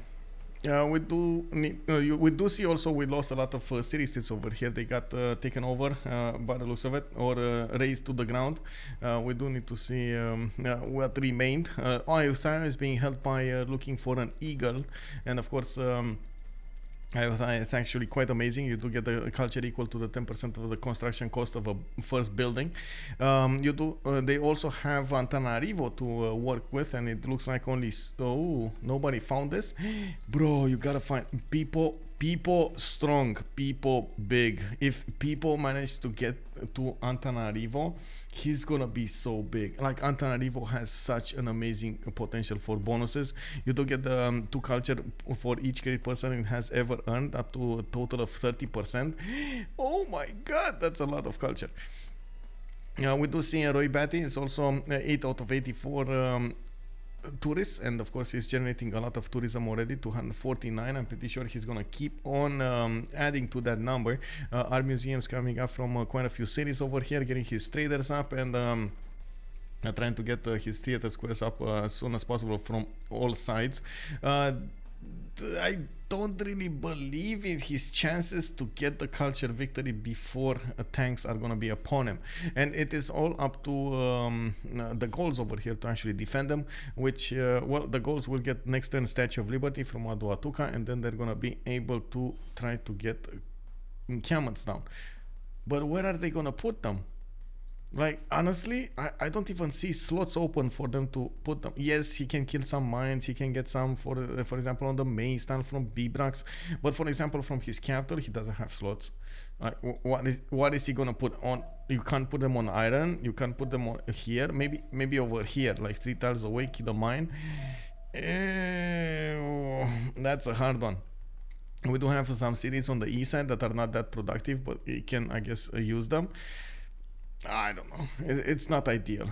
He's gonna need to wait for the next population here to get them going, and I guess, yes, he can work faster, you know, his Opidums and get those out, but if he doesn't get the oil for them, what is he gonna do? He doesn't have any oil in his empire at all. Yeah, no oil, no oil. Josie06 going for metal casting, civil engineering in 4. I do see ironclads coming up from his side, so he didn't manage to upgrade them. He's getting pushed. We got ironclad cores, fleets, I guess, coming up from Phoenicia. He's gonna need to run away with all of those frigates from the ironclads, and not to mention get his own ironclad fleets over here.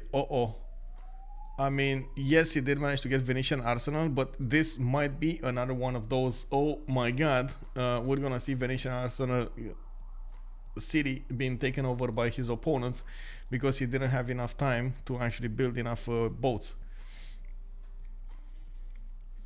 Oh man, I feel bad right now. At least he's 2 turning ironclads. There are so many of them though. 3 fleets in the front line and quite a few needing to upgrade. Yeah, man, that was such a good opening from Australia. I do not know what happened afterwards. Honestly, I don't know what happened afterwards.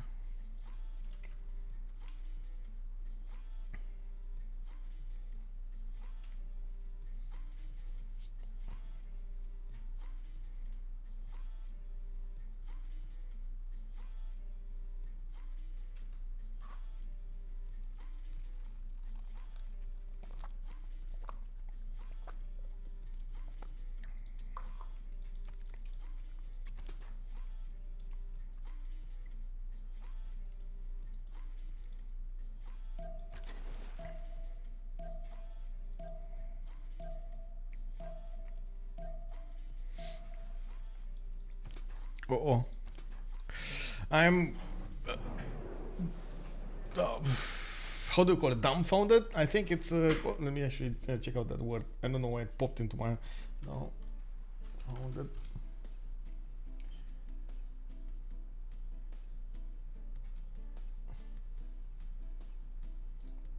No, as in I'm extremely confused about what happened. That's what I meant to say. I'm trying to figure out in my mind, okay, why this happened, why, you know, trying to rationalize, but I don't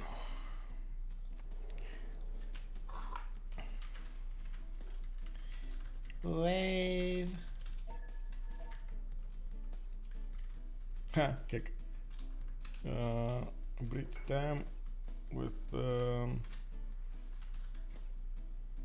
wait. Oh, gypsum, yeah.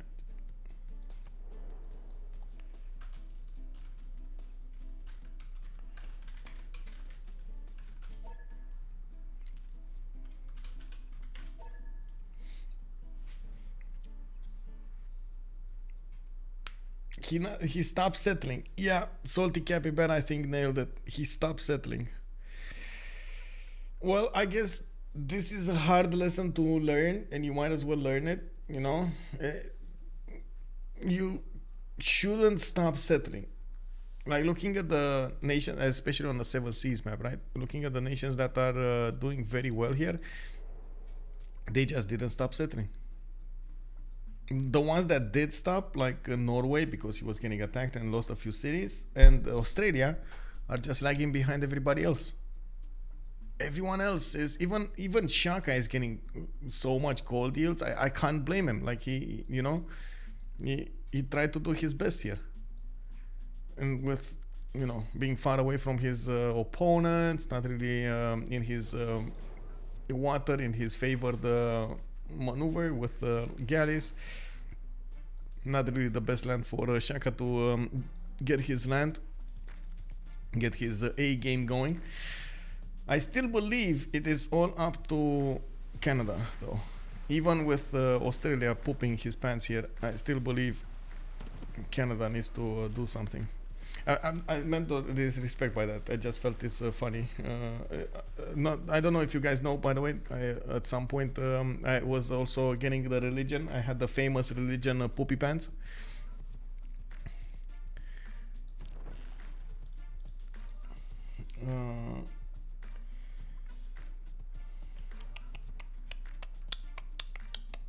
What happened in the Congress? Silver, granting no amenities. We do have a great work heist with the chosen operation are available. Okay, so I guess Sweden is trying to protect his works figures. I do also see Alphasometz did manage to get 2 Diplo victory points. So he should be on what, 11? 13 out of 20. I mean, just get the religion, bro. Get the religion, get Mahabodhi temple, make it work, make it fly. Vroom. Go for the win. I'm pretty sure Roy Batty is going to keep on accumulating those Diplo favor points. They are taking out Australia one boat at a time over here with, as you can see, quite a few Phoenician ironclads coming up to fight. And we do have Norwegian boats also arriving on the scene. They're fighting one ironclad of Australia, which is trying to stop them as much as possible so he can get his own ironclads here.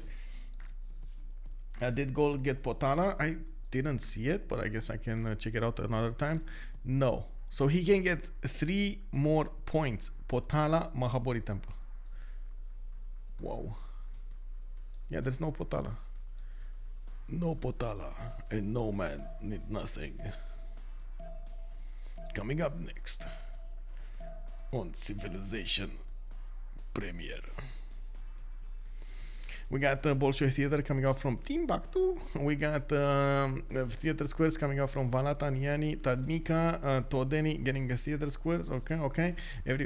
So I guess they're really worried about that culture victory, which is a mistake. We do have a tourism 266 per turn, but that's not the goal of Sweden. I'm pretty sure the goal of Sweden here is just to acquire as many great people points as possible and trying to get as much Diplo favor so they can get the Diplo victory. This might be one of the fastest Diplo victories we have seen, by the way. It does look like it's gonna be hard to get enough Diplo favor in the next one, but you can see, for example, Masa Musa did lose a lot of Diplo. If they do manage to take out Australia, they win. Australia doesn't have a safety city out, and it does look like he's gonna have a lot of issues defending. I guess, let's see, fish tactics, civil engineering. He's getting privateers, and for a second there I thought maybe he's going top 3 for electricity for the submarines. That's so far away though. That's 822 science. That's expensive.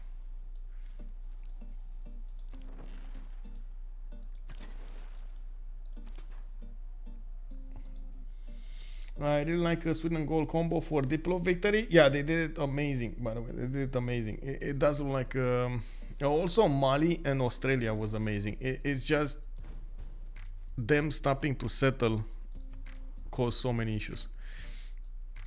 Okay, so we do already have the military engineers starting to build up the infrastructure towards the north, towards Gaul and Sweden at the same time. And we're gonna need to see exactly who's gonna go against. Right? If he's gonna take a right of Toronto, is he gonna take a left of Toronto? It's all up to them.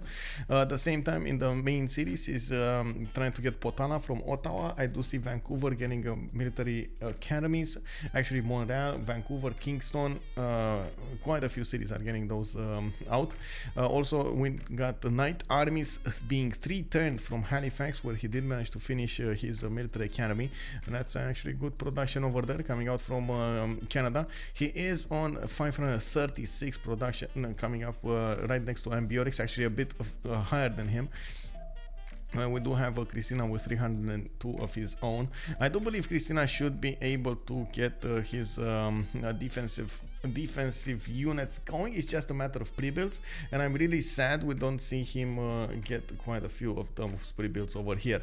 Most of the time, and this is something that I kept on saying on my stream time and time again, you want to get the units when they're very inexpensive, right? You wanna just build them to have them later on in the game, and you do also need to get some bonuses. As for example, 3 archers are never gonna hurt you. Like, it's gonna be amazing if you have them. You get some bonuses, crossbows, and so on and so forth. It's very nice. Cannibals and so on and so forth, bombards, you maybe get some spearmen here and there, and so on, swordsmen, horses, always get to use that. Okay, I see statue of Zeus coming up from Stockholm. It's gonna be 7 turns to finish. It does seem like I'm also gonna need to turn off my air conditioning because it's starting to be chilly over here. Theater Square Festivals coming up from Jönköping, and okay, John Spilsbury coming up next as a merchant for Mali. Okay, that's gonna be big. That's gonna be quite big. Civcon, welcome back, sir. What happened to Norway and Aussie? Well, Aussie pushed Norway, got Hattusa back, and then got 2 of his cities, and the cities flipped back to Norway, and then Norway couldn't push, as in Australia couldn't push anymore through this one-tile choke, and then Norway, with the help of Phoenicia, pushed back, and this is what happens. It looks like Australia might die over here. Yeah. This is look at the massive invasion of the Phoenician fleet. 1, 2, 3, 4 more of these ironclad fleets. It's all up to Newcastle getting that production going. Venetian Arsenal, of course, booming over here, getting as much production as possible towards those ironclads. 100% production. Whoa, that's not something you want to pass by. We do have Sydney and Adelaide getting some of these privateers going, and I did notice Zulu also has a big fleet from the south. The problem with Zulu is he doesn't have how to say, the one over here, steam power. He doesn't have the ironclad technology, so that is a big issue. Yes, he has a lot of pre-builds. Yes, they do benefit from a lot of gold, but not benefiting from actually the technology to upgrade those boats into relevant ones right now. It's gonna be an issue. He also has admirals, Ferdinand Magellan. Very nice. Let's see. Gustavus Adolphus got picked up by Canada. Renaissance and Industrial one. He's gonna need a modern one. Probably one of the reasons he did go as fast as possible through these, so he can get to the modern ones. And next turn he's also gonna finish Potala in Ottawa, and I do see him starting to move his bombards towards the north. Interesting that got a promotion. I don't know where that got a promotion from. I'm pretty sure it wasn't Victor promo. Oh well. Let's see what's happening over here. Okay, more ironclads showing up. He needs to definitely fleet them up to be stronger. Norway is gonna try to put his caravels on the front line, and I'm pretty sure Phoenicia is gonna wait for his ironclad fleets to show up to the party, while we do have a lot of privateers coming up from Australia. Australia is 2 turns away from electricity, and the reason he's getting these privateers is to actually get how to say, to get submarines. That is going to be massive. I do want to point out John Curtin did go into a Dark Age. If you take a look at his cards, he probably went for Twilight Valor, the +5 combat strength for all melee attack units, but cannot heal outside of his territory. He's getting press gangs for the industrial era and earlier naval units, and I do see he does have a few more of these black cards. The biggest one of them all is this one, the Naval Raiders, Letters of Mark, 100% production towards naval raiders, and you do get the extra movement. This means all of these privateers do get the 100% from Venetian and another 100% from that card. Definitely would need to put that on instead of I guess move them around, switch them around. You know, civil prestige probably is gonna be the one that needs to be taken out. He still needs to keep that +5 against his opponent. On the other side, we do have Phoenicia in a Dark Age as well, and I do believe he's also working the +5 card. Oh, no, he's not actually. Look at that. 3 Confederation, Oligarchic Legacy, or Land Melee Anti-Camp units getting the +4 strength. And we do have in the era score screen over here, Zulu in a golden. He's getting reform the coinage. We got Pipo golden, reform the coinage, I believe. Yeah, reform the coinage, and a fast attack coming up on the series of Australia. No pushback from Australia either. This is gonna be 100% an issue over here. Any escape settlers? No, he refuses to settle. I don't know what he's doing. I don't know. I did watch it earlier, but he didn't have any. Okay, so this one managed to get, oh no, managed to get that going. Another unit died. That's a 101 strength ironclad fleet with more coming around the cities. He's trying to get more ironclads. He's trying to get those privateers. He is gonna have the goal to upgrade them easily.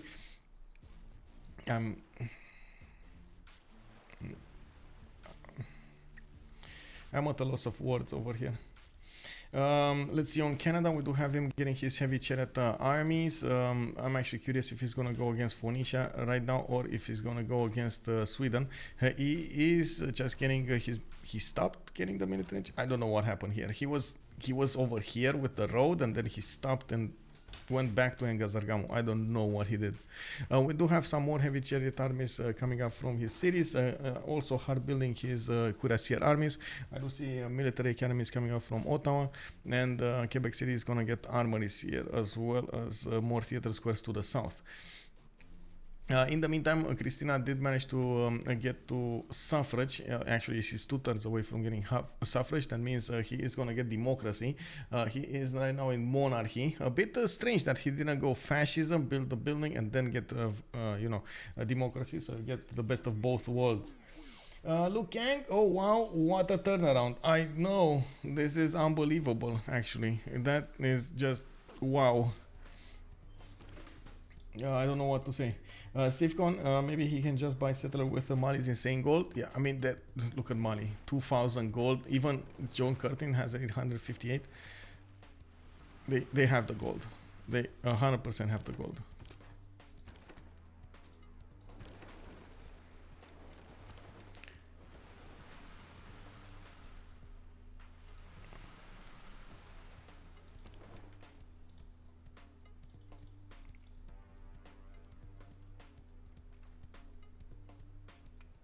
Roads built by military engineers get automatically updated to railroads when tech unlocked. No.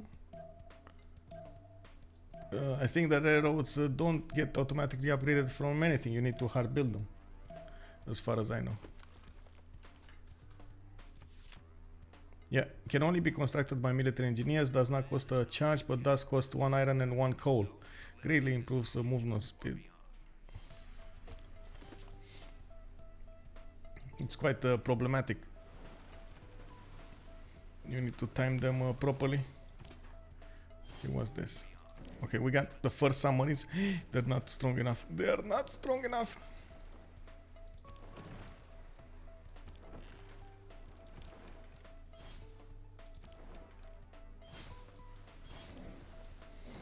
He really needs to put on the card. He really needs to put on the card. That card is gonna save his life, but I mean, I don't know if it's gonna save his life entirely, but he really needs to put on. No, put on the card, bro. Letters of marque.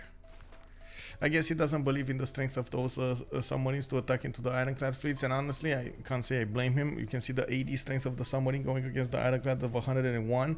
That's because it has the emblem promotion and Dracola. That's an extra +10 than the normal ironclad fleet. And of course, these submarines are not fleets; they're just normal. Oh my god! I guess if he loses Newcastle, that's game over for them. Man, so close, so close. You can smell it. That's so close it was the victory. We do need to see, of course, how Canada is going to try to get this going. I'm pretty sure he's getting up for war over here. Pipo is 216 science, 280 culture, definitely quite massive. And by the looks of it, he is going to give the goal to Canada. Canada with his 275 science and 147 culture, he is trying to get as soon as possible 2 tanks. He's still 2 turns ideology in 7. Looks like he is starting to mix that up very well, going for the science, going for the bottom 3 to get his tanks, combustion, of course, technology, and at the same time going for fascism. Of course, we will still have Christina with available fascism on his side. He can definitely work even the +5 I forgot how it's called, the card for democracy. We got Tervana with a Forbidden City coming up in 6. He did manage to get Kilvaki Sivani over here, and I do see he's getting quite a few points from Colosseum. 1, 2, 3, 4, 5, 6 cities. I do also notice he stopped settling over here, and I do see he's trying to get more of these encampments. He did kill that mine I was talking about to the south of Adoatuca. While of course we do see him putting a few encampments here, he's gonna need to actually get the military garrison is in them to generate that oil per turn. They do have a very good possibility, very good option to go for oh, wait a second, what's happening here? Give me a second. No, Josie.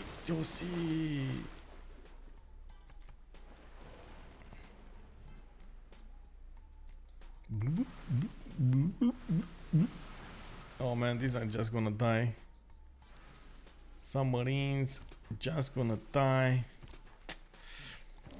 There's like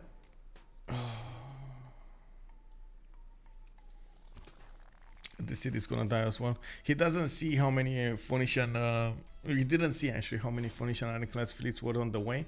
Phoenicia is also getting a city over here. He's gonna try to get some boats upgraded there. Wow. Finest hour, thank you very much, Haren Charm. Yes, finest hour, the +5 card. Yes, you are correct.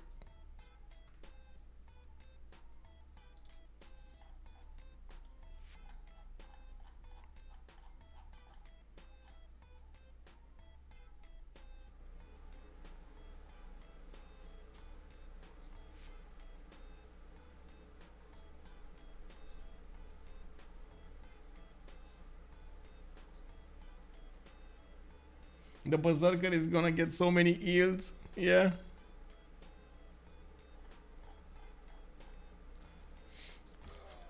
He's gonna pillage everything. All of these outbacks. He's gonna eat at the steakhouses, man. Oh my god, he's gonna get so big. Also, Harem Cham was making a comment here. LSDS decided the game was too easy, so they made it a challenge by messing up their mid game. Yeah. Epic. Epic, yes, epic.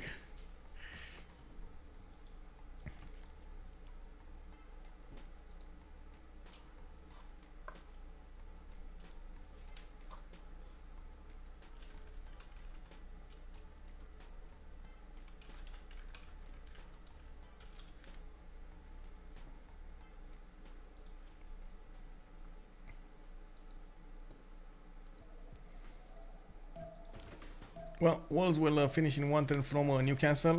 Phoenicia would need to actually get some frigates to bear, or at least some marines to attack into the city center. But I am pretty sure he actually can take it down slowly with his ironclad fleets. He does have a lot of strength, while the city is only 66. So he does have more than 100 on these boats. Let's actually take a look how much damage he's doing against those city.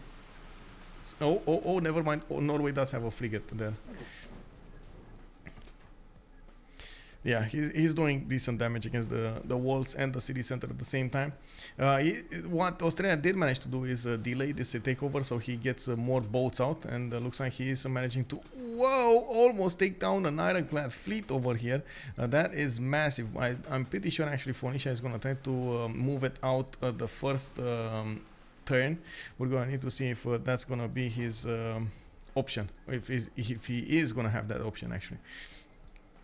I'm actually a bit surprised that we didn't see Pipo give gold to Australia to buy some units over here and try to defend this. Well, at least, you know, at least some, whatever, at least an ironclad to boost the city defense.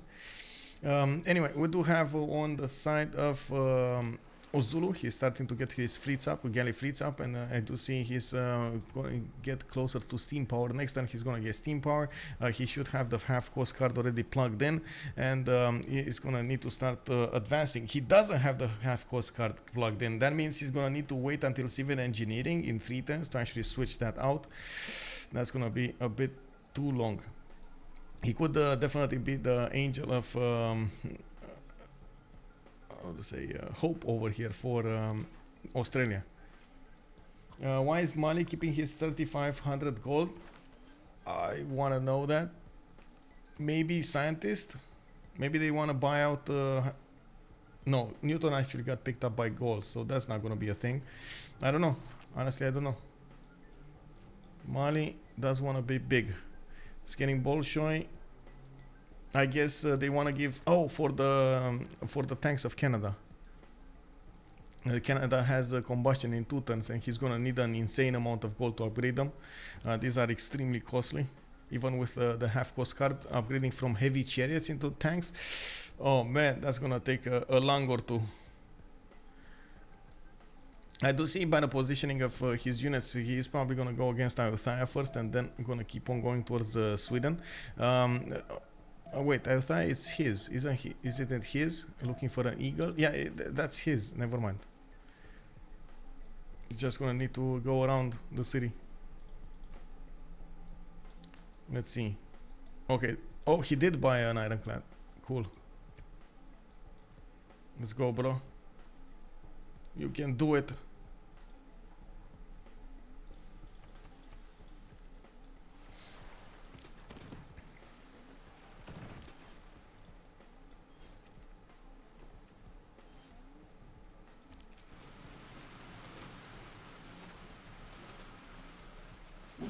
Oh my god. Venetian arsenal. No. But my Venetian.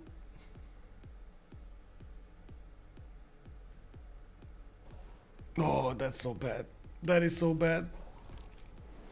You do see the torpedoes attacking the ironclad fleets of Phoenicia. Not enough of them though. He would need a lot more now that he lost his 100% production. It's going to be quite tough for him to come back into this with only 3 cities, 4 cities actually. He does have one, Buenos Aires to the north. We do need Zulu to step up. He is starting to upgrade his ironclad fleets, but oh man, that is just so... Oh man, can you imagine? He spent so many turns to get Venetian arsenal and he lost exactly that city. That hurts. Hurts. Oh man.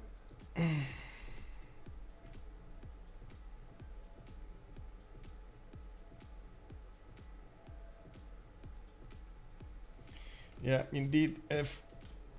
Sweden is in big danger, and I'm quite surprised we don't see Sweden trying to get more of these defenses going on the south. He might actually lose his empire quite fast over here if the tanks and artillery swoop in.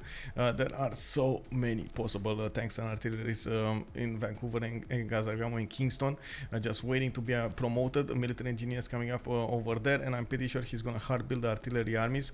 The rest of them, you can see he's starting to hard build them right now. While next turn he's gonna get combustion, 3 turns he's gonna get ideology, and right after that I'm pretty sure he's gonna go for fascism, so he can get the extra +5 on his units. Update on the gold diplo points. I think he's still on 13. Yeah, 13 out of 20. Nothing happened. We did have Canada, managing to get Potala Palace though, and a bit surprising, we didn't actually have Gaul go for Holy Site. Yes, I know what I'm saying, it's Gaul Holy Site doesn't really mix well, but I mean, if you do want to go for Diplo, you want to get every point that you can get, right? So why stop there?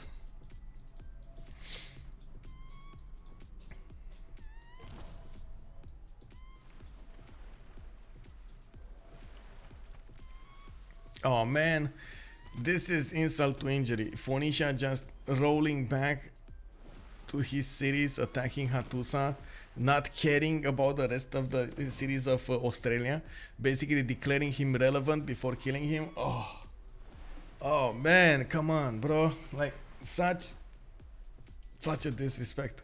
I'm pretty sure right now Josie060 is like, fight me, where did you go, fight me. We need to see, of course, when Zulu is going to come out to play as well from the south. It looks like his fleet is moving. Didn't actually get everything upgraded, but he's working on it. Zulu will come, wipe the navy. Well, you would say that, but I'm not so sure. We still have promotions available for a few of these boats, and I'm pretty sure he's going to try to use those strategically, exactly at the correct moment in time. While all of this was happening, Mansa Musa did manage to get 347 culture, almost 1,000 gold per turn with 233 science. He's gonna reform the coinage Golden Age, and as you can see over here, he just got so big. Going for Theatre Square festivals, I'm pretty sure he's eyeballing those great musicians to get as many points as possible, and of course try to take them away from Sweden. Very, very hard to actually defend Sweden with, oh my god, he actually got a musician. If he does manage to get those themed, that's the problem. If you get the themed, oh my god, that's a problem, big problem. We do have Christina with 615 culture. I'm pretty sure he actually got how to say, he already got through those texts. He's also gonna go towards environmentalism, so he gets the extra what is it, 50% tourism across the empire, and I do see him working on his Squares festivals as well. In the score screen, we do see that there still is an advantage in the Diplo favor for the left team, for Lesont D Shark versus CivRU. CivRU does have 55, 109, 58, and 275 on Roy Batty. But on, well, I mean, maybe they can get one. Yeah, I don't think they're gonna get.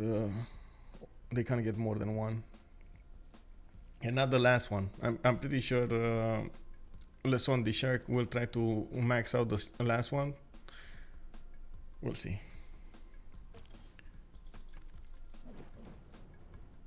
That we can wait. Are those 20 culture? There are 10 culture. Yeah, there are 10 culture. Look, 10 culture tiles. Amazing, right? With the stags inside. With the oh, I forgot. Somebody told me the other one of the stag. The stag.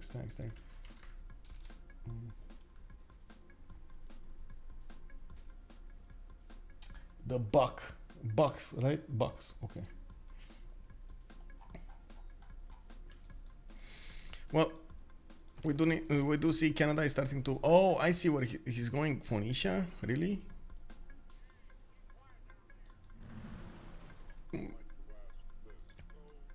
I guess that's the biggest gold maker, but he's not the one with a victory condition. Sure. Why not? Take them out, bro. Do your worst. Go against Phoenicia, my son. See what happens. We do need to see, of course, Canada get his artilleries to bear. I'm pretty sure going against steel walls or fortifications is not going to be easy with just the tanks. We do need to see him pillage quite a few tiles over here, and he did manage to, as you can see, get the mountain tunnels going. Well, I do notice Phoenicia got caught by surprise, but honestly it would have been the same thing over here. Sweden would have been caught by the surprise. They're not building any units. Like, any units. It's only Gaul that is trying to get some pre-built tanks going for cuirassier armies, and as you can see over here, he is on still next turn he's gonna get fascism in 2 turns. He's doing quite well trying to get to that technology, and of course the civic. Canada was just way too far, way too fast on getting there. Yes, he can take out the capital city of Phoenicia, the city of Tyre, especially with how many tanks he has, and I'm pretty sure he's gonna get the artillery soon enough.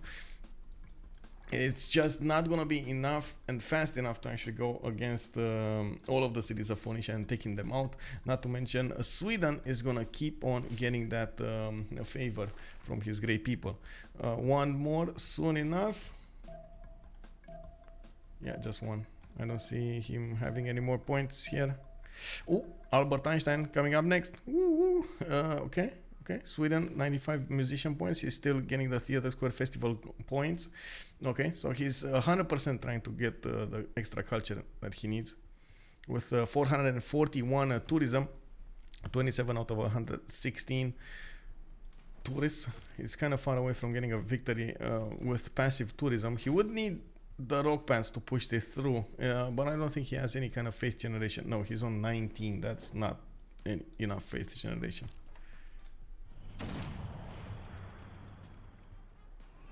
I mean, Carolians defend tanks if you actually have Carolians. I totally agree with you, but you actually have to have Carolians.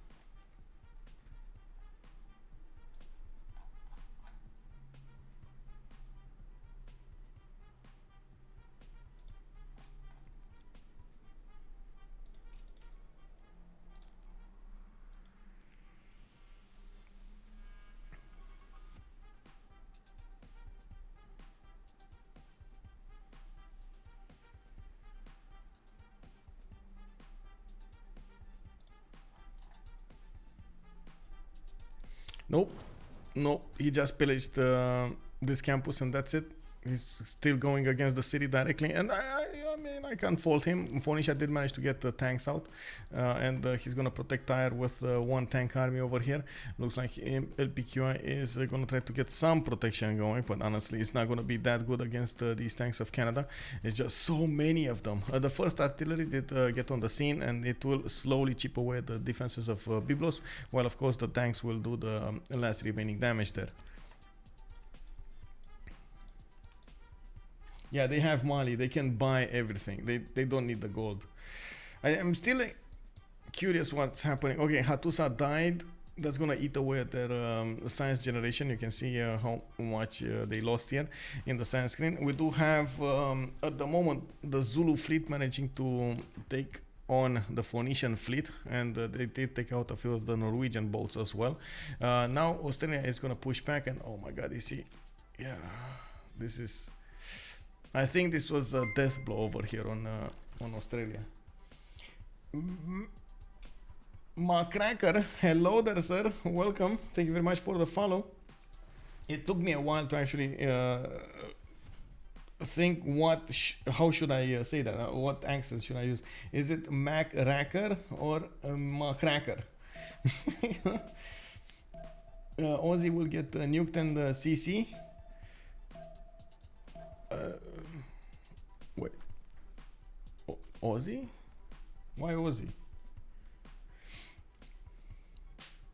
You mean Canada maybe? If Canada gets nuked by Gaul over here, yes, I think they're gonna CC, because they're gonna have no way of going against Gaul and Sweden.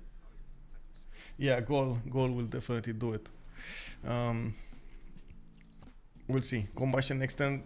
He did get fascism. He's going to need to switch in it. He's going to his cuirassier armies into his allies' land, into Phoenicia, and of course Byblos, it looks like he's going to be the first city to fall over here. Raise to the ground. Bam. Beep boop. He can two-turn tank armies. Who? The Gauls? Wait. Really? I see cuirassier armies, but I didn't see tank armies. Who can two-turn tank armies? Oh, you mean the total production over here on 860 production? Yeah, that is amazing. That is amazing, I gotta say. He is starting to boom right there. Bloom and boom.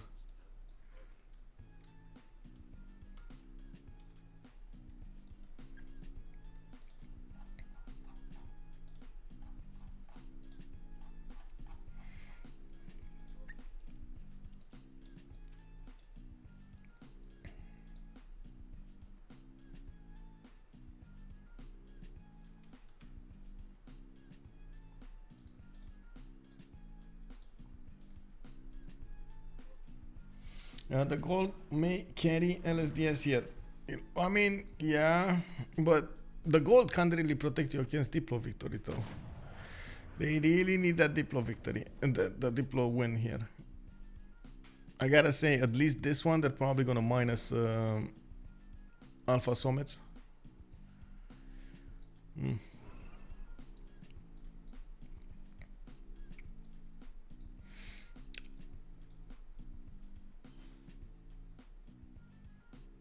Oh, this is the worst timing ever for a Canadian blizzard. Oh my god, 13 damage tiles, 6 population.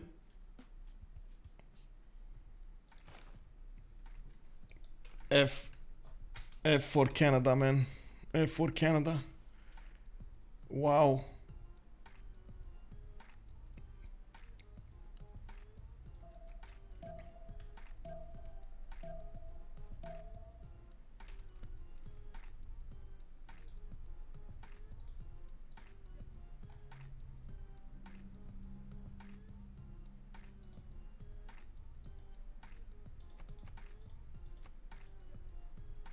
Oh my god, moving to the west as well. And to the north. Like, really, bro?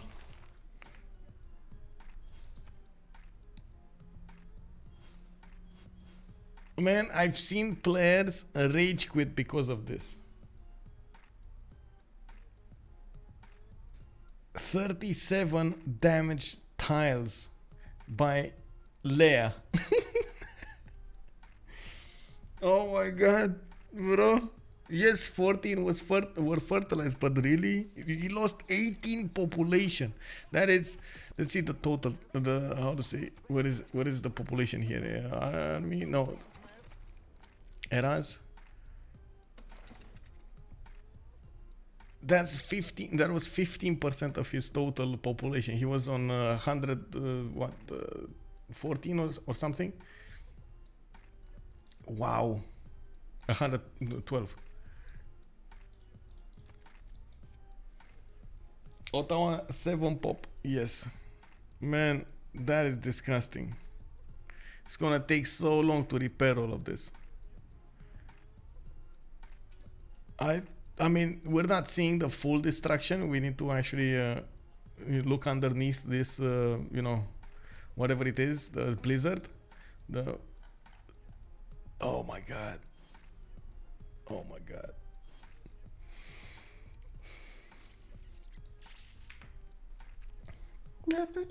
Oh.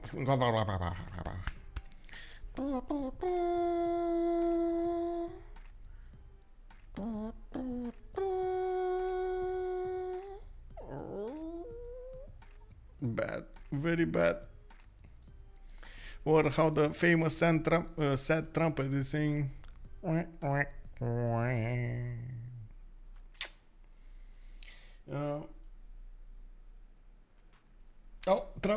Send it to a whisper. Just /W, say my name, OnSpotTV, and then send a whisper.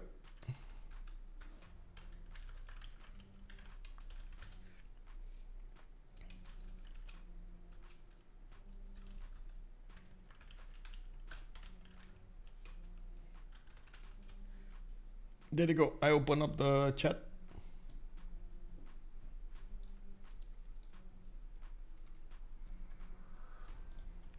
Okay, so Canada is going to try to take out LPQI as well. We do see a tank, Gaelic tanks coming up from the northeast. Looks like he's trying to get some military engineers on the front line, and of course we do have Dandara over here for Canada. The moment I don't see a general arriving on the scene from the Gauls, and this will put him at disadvantage. It's definitely more. It's definitely better. Oh, clip to the blizzard. Oh, okay, okay. Thank you.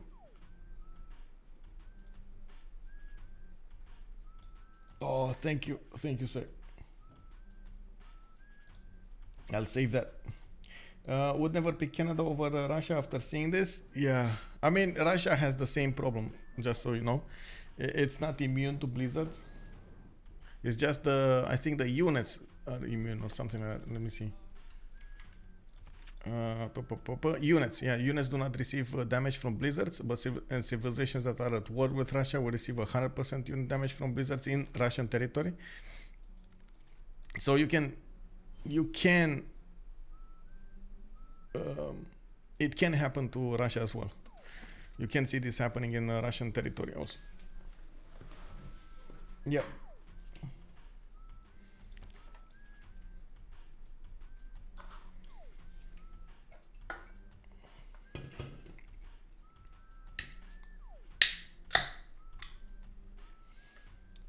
For a clip of this blizzard, yes sir, I can. Give me a second. Actually, Trap was kind enough to actually get one. I think this.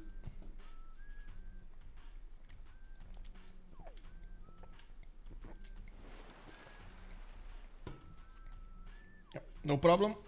Lucky Sherman, good evening sir.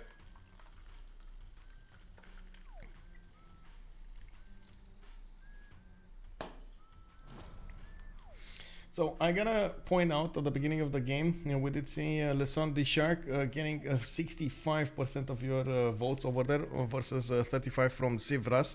It does look like the more we're going into this, the higher probability we'll have for CivRU to actually take this out. We do see Australia is starting to get a decent fleet here. We do see Zulu trying to push forward towards that choke. They will keep on being here because they didn't get any more submarines, nor did they get battleships to shoot from afar. We do have, as you can see over here, Sweden trying to get his own tank armies going.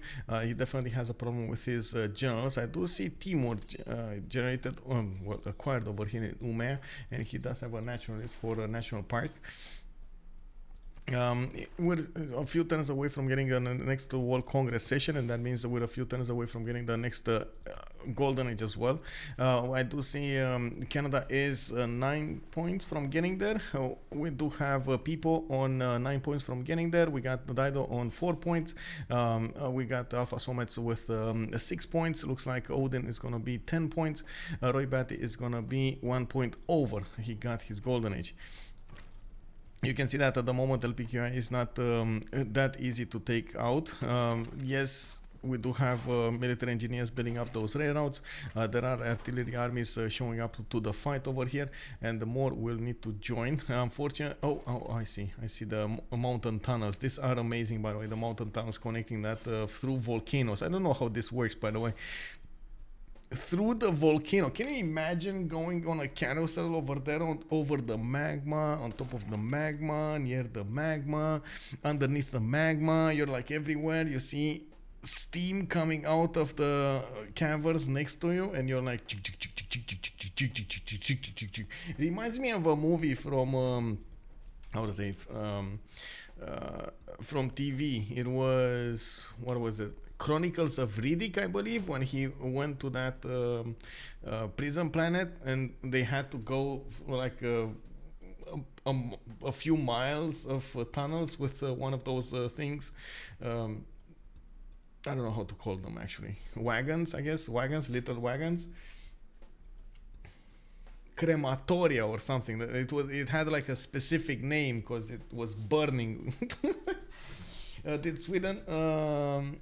Yeah, there we go. Yeah, did Sweden start getting units? Yes, it did. You can build a volcano tunnel, but can't sail a river. This game. I know, Wallman. I know, right? Opa. Oops. I don't know how that works either, but I guess That was my foot hitting, how to say, crematorio is crematorium in English. Okay, Curiox, thank you very much for explaining that. Crematorio is from what language, by the way? Crematorio. Oh, there's actually a movie, a Spanish movie called Crematorio. Spanish TV series and directed by Jorge Sanchez Cabezudo. Okay.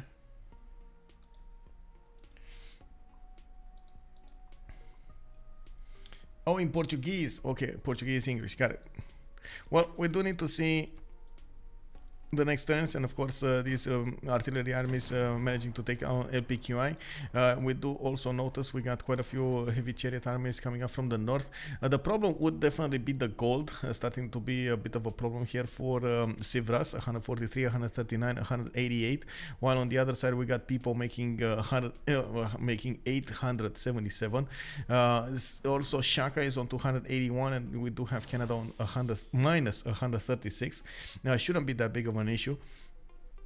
Unfortunately, he's going to need to spend a lot of time to repair his land over here. He was getting a decent amount of science and a decent amount of culture, but there was a blizzard that destroyed 37 of his tiles or damaged them, and at the same time you do see that he's going to have quite a few issues over here getting them back. A lot of turns that needed to invest into that city repairment. Did Canada get the Shaka cities for himself? Canada get Shaka cities. Wait, what? No. Wait. I'm confused. You mean Charlottetown? He did get Charlottetown, but I guess it wasn't really a Shaka city, was it? Oh, to the left of Canada? What's left of Canada? There's a city. Oh, Engazargamu, you mean? This one? Oh, that's a... Oh, no, that's a city-state, bro. It's fine. This was a city-state. It was good for Mali, but I don't know why they wanted to take it out. Yeah.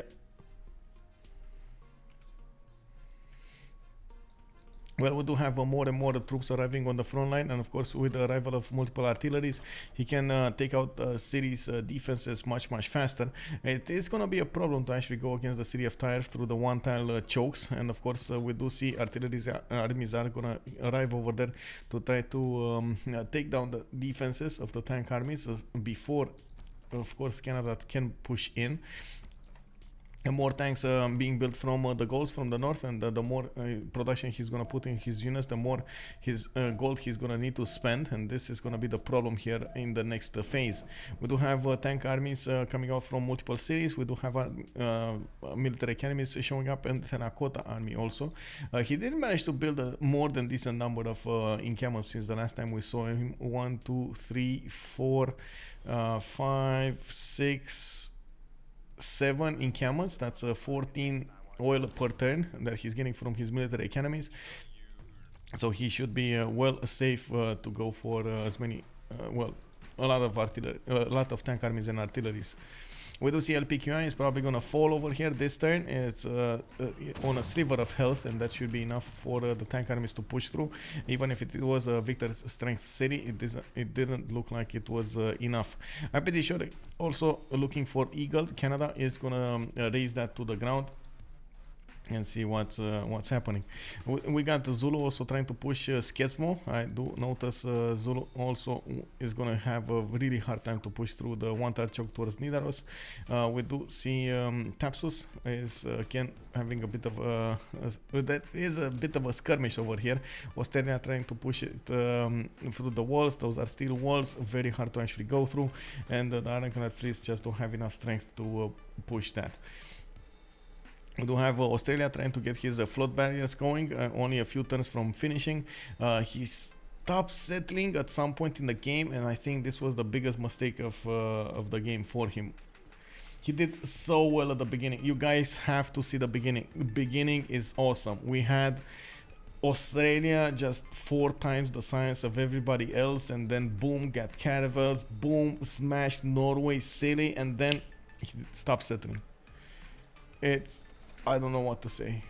I really hope this is gonna be a very important lesson to him, to never stop settling. That's the lesson right here. Never stop settling.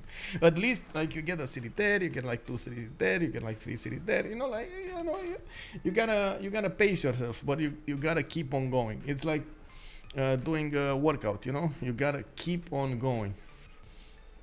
A little bit here, a little bit there, a little bit here, a little bit there. Canada needs to pivot to hit Sweden soon. Yeah.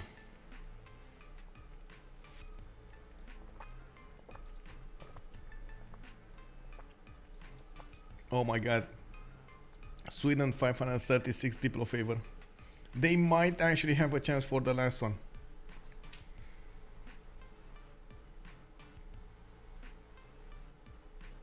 It all depends on how the math works out from D-Shack. If they don't put an all into the last one, they, how to say, CivRU might actually get it. I feel so bad Alphasometz didn't go for how to say, didn't go for his Mahabodhi temple.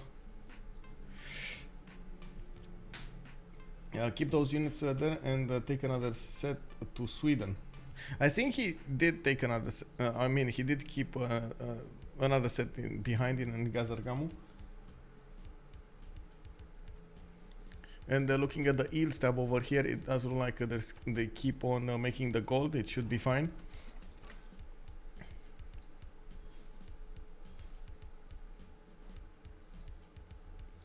I gotta say, there are quite a few tanks coming off from Gaul right now. This might turn very fast on the wrong side of things for Canada. He needs to be careful on this. The bad thing is he doesn't have a general, and this is something that we can definitely take a look at. We got Canada and getting John Monash, a modern atomic one. Goal is 580 points, but I believe the net general will actually be lower in points than this. Is this the oh well, we'll see. On Mali, we do have him on 615 culture. I'm pretty sure culture victory is not going to happen with that amount of culture already.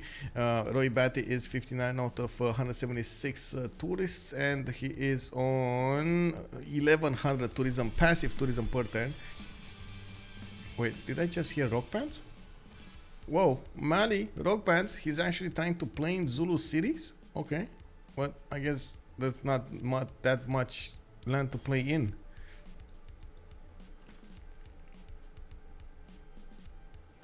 Hey Dasuke, good evening sir. Gaul has 1,000 production. Yes, he is 1,000 production. He's basically double the amount of production of Canada. You are correct. I think Dido had to liberate Buenos to win next Congress. There was a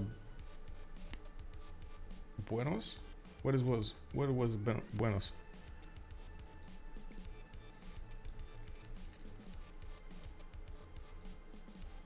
Was there a Buenos here?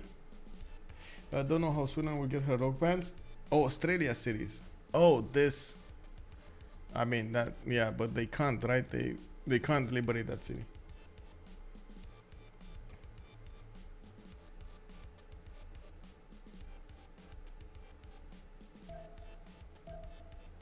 Australia escaped to the north. Oh, never mind. They had a chance before it, ignored it. Oh, yeah, I guess they did. But I mean, look at that. Look at the Diplo favor, man. That is so much Diplo favor. Okay, we're gonna see next turn what's gonna happen here.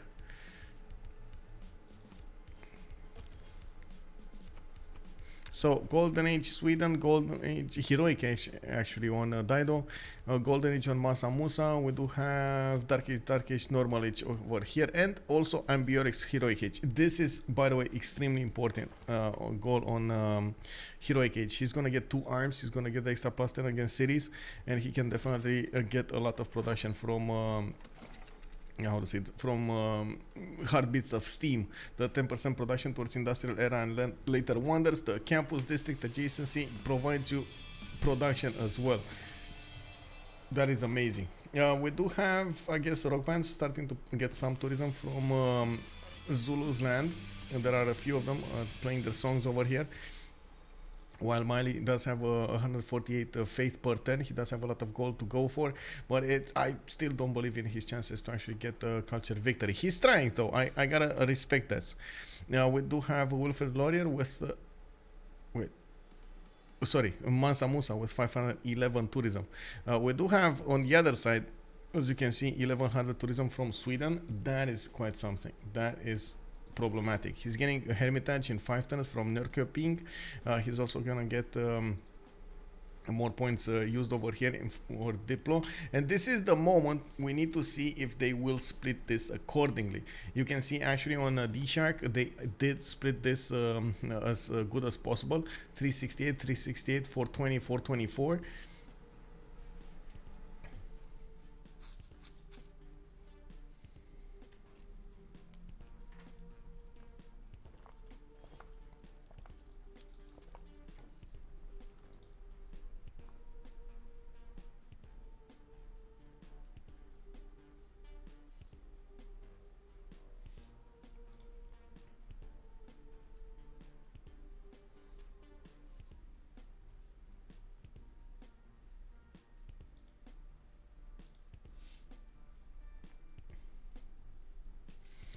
Who holds Granada? It's Daido.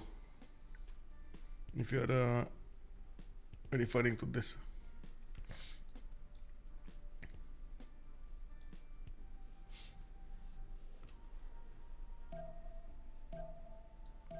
So many tanks coming up from Canada. I believe, honestly, at this point he cannot push anymore into Gaul. Way too much production from the Gauls. Actually, even the Gauls can actually push into him, I gotta say.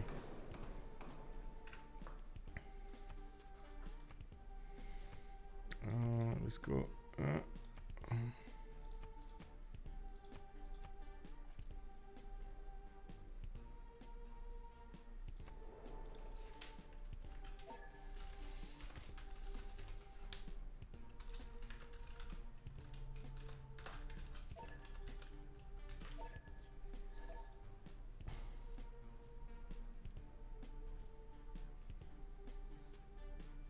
Man, I need to stretch my legs.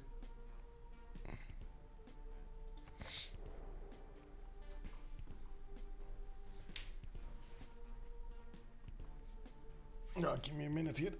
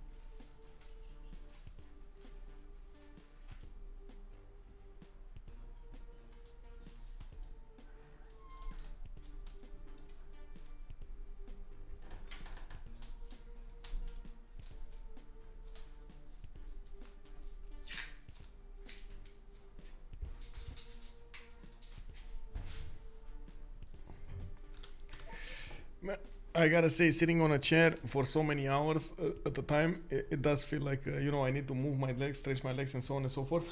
Mamaleto, hello there, sir. Love to see the complex and varied army composition of the meta. Yeah, just tanks are going against tanks, yes. At least they did manage to get some observation balloons, military engineers to work, some generals. But yeah. True, but feels square after a while. Yeah, it does feel like it's flattened. What can I say?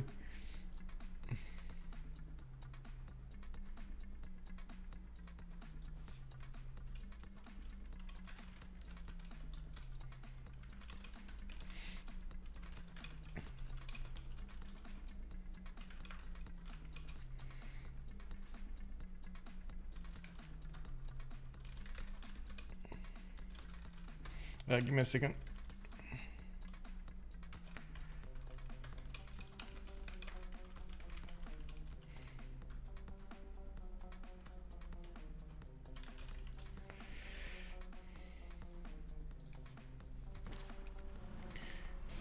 Well, okay, what do we have here? We do have Canada still trying to push towards Gauls. Does like he's using his artillery armies to take out, of course, the tanks of Gauls. It does seem like at the moment the Alphasometz is not really trying to start trading units. Of course, there are a lot more Canadian units over here, even though he does have the production and the resupply line close. Gaul is wanting to defend more than he wants to go on the offense over here. I'm pretty sure he can actually triple tap these tanks of Canada.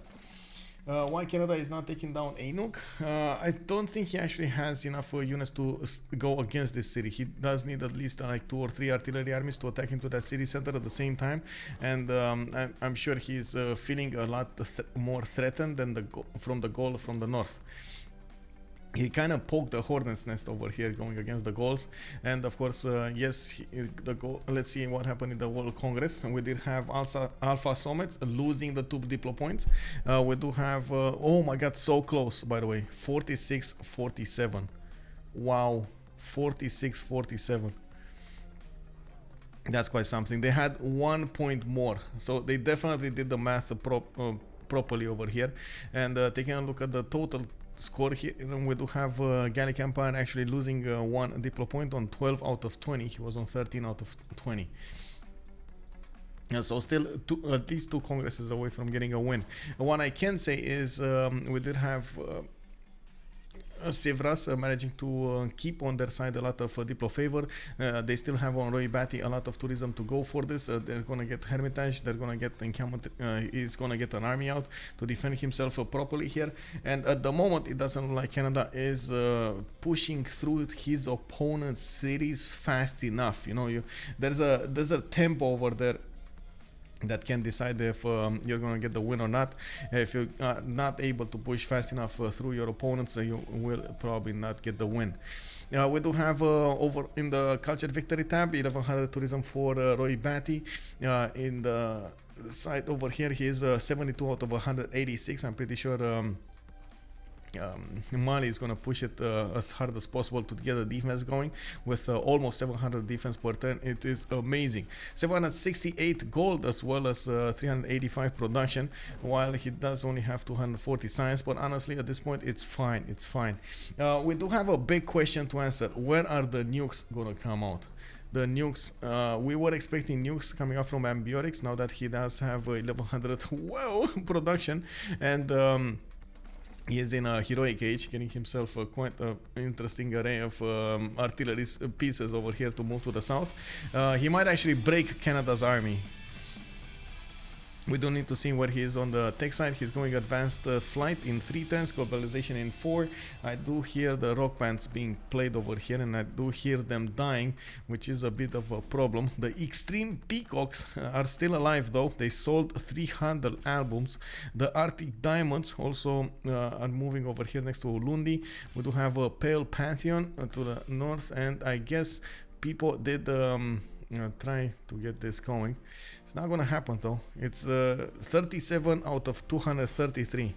Not gonna happen. What I do see also happening, we got battleships coming out from Zulu, some marine fleets also coming out from Zulu. They're gonna go towards the one tile choke over here and try to bust through this defense. Yeah, the production is just so good. Maybe Gaul should nuke Mali so Sweden can try to get Culture Victory. Oh, I don't think he can though. I mean, I like your idea. I don't think he can. Like the closest he can get to Mali is if he gets a submarine over here, and I guess he can take out Korusa or something. But that's not enough. He needs to get to the main cities, and the only way he could get to the main cities if he gets a settle, maybe over here, and gets how to say, nuclear silo. That could be a thing though, but I'm pretty sure immediately after they saw that happening, they will buy some units and try to take out that city. It's a good tactic though. I like it. I like it.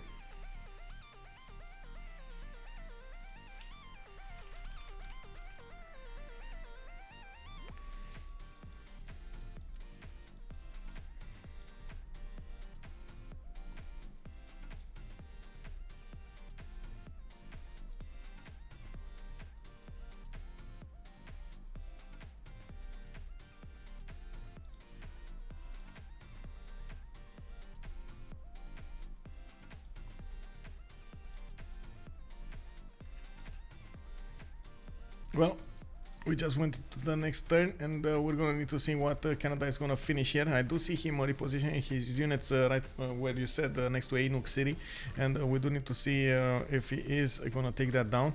We got a few artillery armies available to attack into 4 of them actually available to attack into the city center, and that should be enough to take down the walls, while the tanks will deal the remaining damage. We do have also Canada pushing a little bit towards the north into Gaul cities, while Gaul is starting to get aerodromes down. He's also getting his aluminium tiles improved, so he can try to get as much. Oh my god, sorry, I got distracted by this. 5332 tiles. Oh my god, so cool. With the help of Hueto Kalis, he's getting a lot of amenities as well into those cities. You can see the +6, +3. Oh my god, that's with Colosseum bonuses. Amazing. These 2 cities are amazing. Anyway, we do have him quite close to getting his oh, he stopped doing it. Oh, go back. He wanted to get advanced flight, but I don't know why he stopped getting it. Did he get it actually? Let me see. Maybe he doesn't have aluminium or something. No, he's building a biplane. He shouldn't. He didn't get it, right? Is Zulu doing anything? He's getting gold. That's what Zulu and getting with. Look, he has he managed to push back Phoenicia, took out most of the cities over here, took down Hattusa, and now is pushing with the battleships towards the one tile choke. He's doing something. I gotta say, he's doing something. So he did get the gold at the beginning of the game, middle of the game, and so on. Yes, you could argue that he could have gotten the fleet much earlier, but honestly he had so many problems just trying to get his stats up. That was the biggest challenge for Zulu.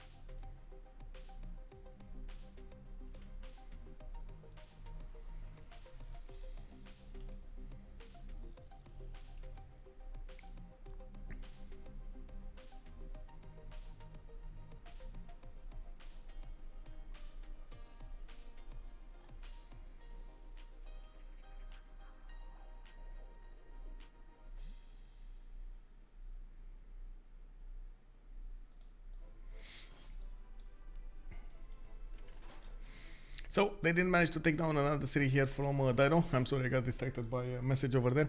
I do see Canada now trying to get the Gallic units out, and Phoenicia is pushing from the south with a tank army, managing to snipe one of those artilleries away. That's pretty good. We do also see Canada trying to take down a few Phoenician units, but 3 of these tank armies did arrive on the scene. They should be powerful enough to withstand damage. Well, Dino did lose quite a bit of stats coming up from that, but not a lot of gold though. He's still on a 451 gold per turn. They should be able to upkeep whatever they need. From what I can see in the score screen, now they do have more Diplo favor available, definitely more Diplo available for CivRU. That means in the next World Congress they will push that vote through, getting himself at least to 16 or 17 points. That would put him 2 congresses away from getting a win. We do have Nyarkoping getting his Hermitage. It does look like Roy Batty is still 88 out of 204 to get the win here, and tourism is not really going that fast up. Of course, he's going to need to get a lot more musicians if he needs to get this. He has been stopped because of the encroaching danger of Canada. He's trying to get as many units to defend in the south as possible. He's getting some tank armies to put on the defense here. I'm a bit surprised we didn't see more happening, or a counter-attack happening. Wait, what do we have here? Yeah, so Mali is getting his rock bands. Well, he's trying to get the rock bands playing here, but it doesn't look like they're dying. They are dying. And it doesn't look like he's going to have a lot of faith to work with either. So a bit sad about what's going on.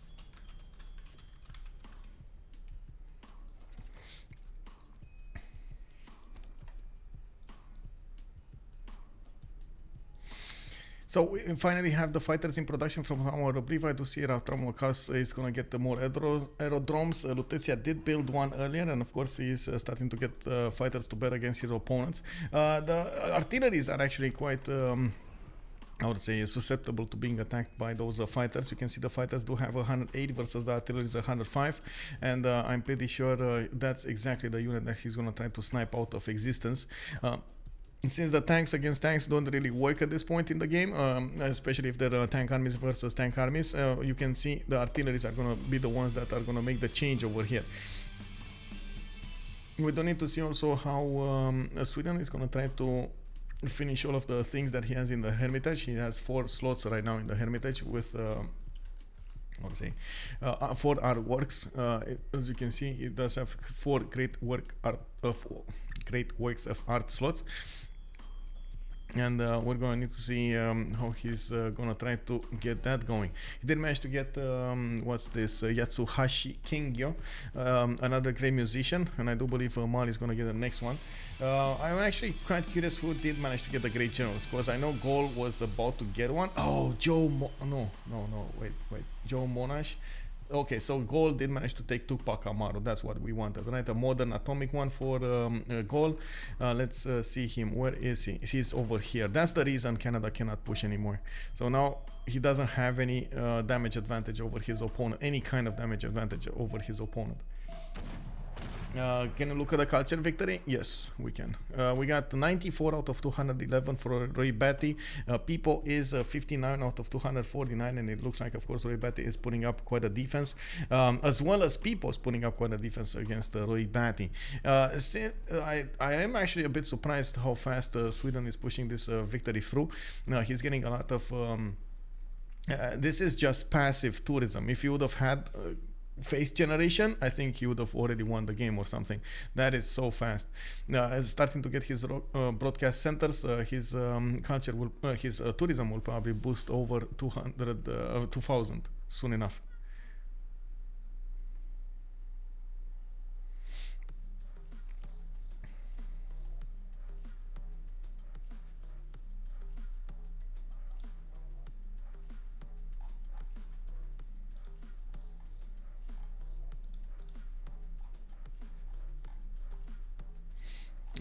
Give me a second because I need to link something.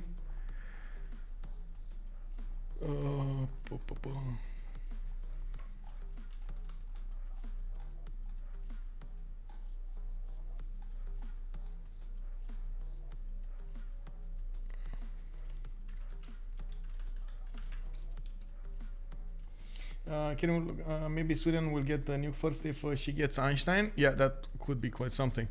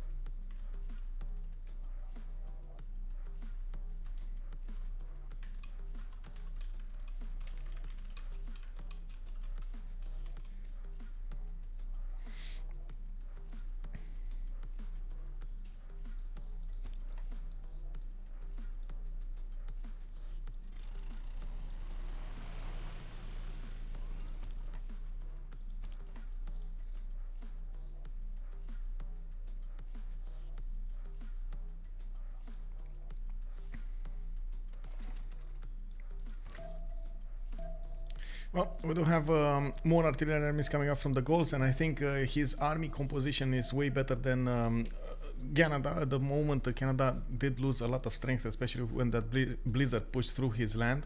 He needed a lot of time to repair this, and you can see right now, even in the city of Vancouver, 18 tons to make a tank army. Bro, that's not cool. We do have him with 8 tons also to get a tank army from Montreal. Is still missing a lot of his tiles improvements here, and not to mention his districts, buildings, and so on and so forth. They are still problematic. We do have the fighters acquiring more experience points, and they're not defending by anything. They can actually there we go. I think wait where did that go? Did that get attacked or something? I don't know what happened there. There was a unit here, an artillery. Did he arm it up or something? It was just one, or did he move it? I guess he moved it, because I do see, you know, especially on the railroads, they just get out of the vision. You don't know where they went. He retreated. Okay, so he retreated to the south. Got it. I guess he's gonna try to take out the city of Tyre over here. Honestly, it kind of feels like this is gonna be way too late to take out the city of Tyre. Biorix is gonna go for replaceable parts, culture, heritage. It does look like he's gonna. We do have also Sweden picking up Albert Einstein, getting himself that +4 bonus on all of his research labs. He doesn't have any to go, but still, it's a good scientist to have. The broadcast centers will probably have more impact than those. I do believe the Gauls do need to get to their nukes here soon enough, and of course replaceable parts is on the way. Taking a look at the 3 over here, we do need to see replaceable parts, advanced ballistics, combined arms, nuclear fission, all of them finished and ready, so he can actually get it going.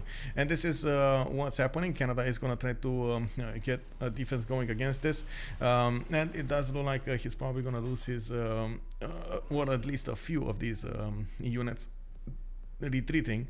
That's usually what happens when you try to retreat. You do lose a few units. Well, we do have some tank armies, new tank armies arriving from the Gauls, with the support help of great military engineers to build those roads, observation balloons for the artilleries, and supply convoys for the extra movement and heals. So slowly those planes are tearing apart those tanks of Canada, and they really need to be careful about the first moves here. And we do have also the Gauls with a bit of an extra intel on opponents' movements. Let me actually take a look at the spies. There is a level 1 spy in Canada. Is there a level 2 though? No, there are 2 level 1s. 2 level 1s, okay. One of them not even getting an assignment worked. Is culture victory close? Oh, that's a good question, but it's not that close. It's 106 out of 225. It's not even halfway there. Of course, in the meantime, I do see Mali trying to get some more over here. In the choke points, we do have over here Australia getting battleship armadas to bear against Norway, and you can see he's dealing a lot of damage. It does have a problem with the destroyer armadas though, and these guys are gonna be extremely powerful, and you can see the battleship armadas just don't have enough strength to take them down, but these units of Norway are just paper.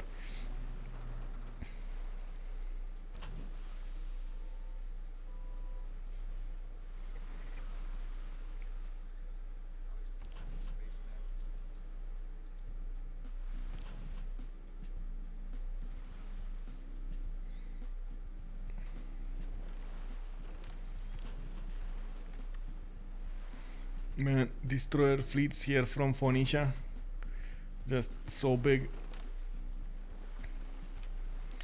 Sanitation coming out from Ambiotics, environmentalism in 4. Roy Batty would definitely need to get to computers, so that's why he's going top 3 for this technology. Going for the computers will allow him to get another 50% tourism throughout his empire, and he definitely needs electricity and radio to go there. In the meantime, he did manage to put some more works into Hermitage. Yes, he did. And of course, he should be getting a lot more tourism here. He's on 1262 tourism, going up 100 plus points in the last few turns. Getting his broadcast centers will allow him to use more of these musics, and you can see that he's generating a decent amount of great musician points per turn. With 51 per turn, that is gonna be quite something. Man, I gotta say, I think I'm gonna dismantle the armrest from the chair, just so I can sit with my feet on it. Drink water? Yes, sir. Also, time for Norway to get an escape settler. I think he did. He does have one over here, actually. Drummond. He did. It's fine. Thank you very much, Besam Benjer, and welcome, sir.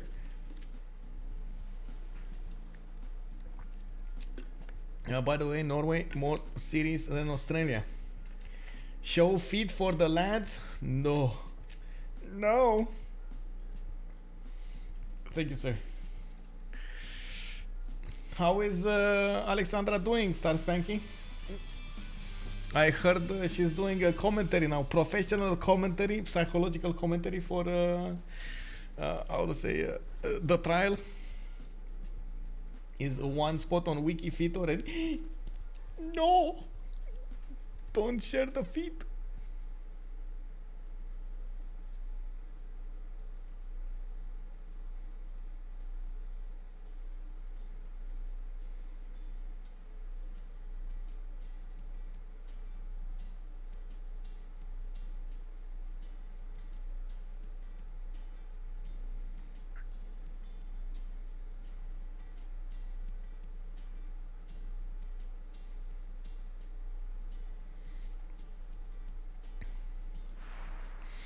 Well, Gaul pushing from the north, Canada's army is starting to buckle. You gotta remember, these tanks need to go against tanks. If they start going against artillery armies, man, these artillery armies fall so fast. So if Canada loses its front line to the north, he's gonna lose his whole army, his whole artillery over here to the south. That's why it's really important for Gaul to actually push through this. That's why he's probably trying to get as much of an advantage here as possible.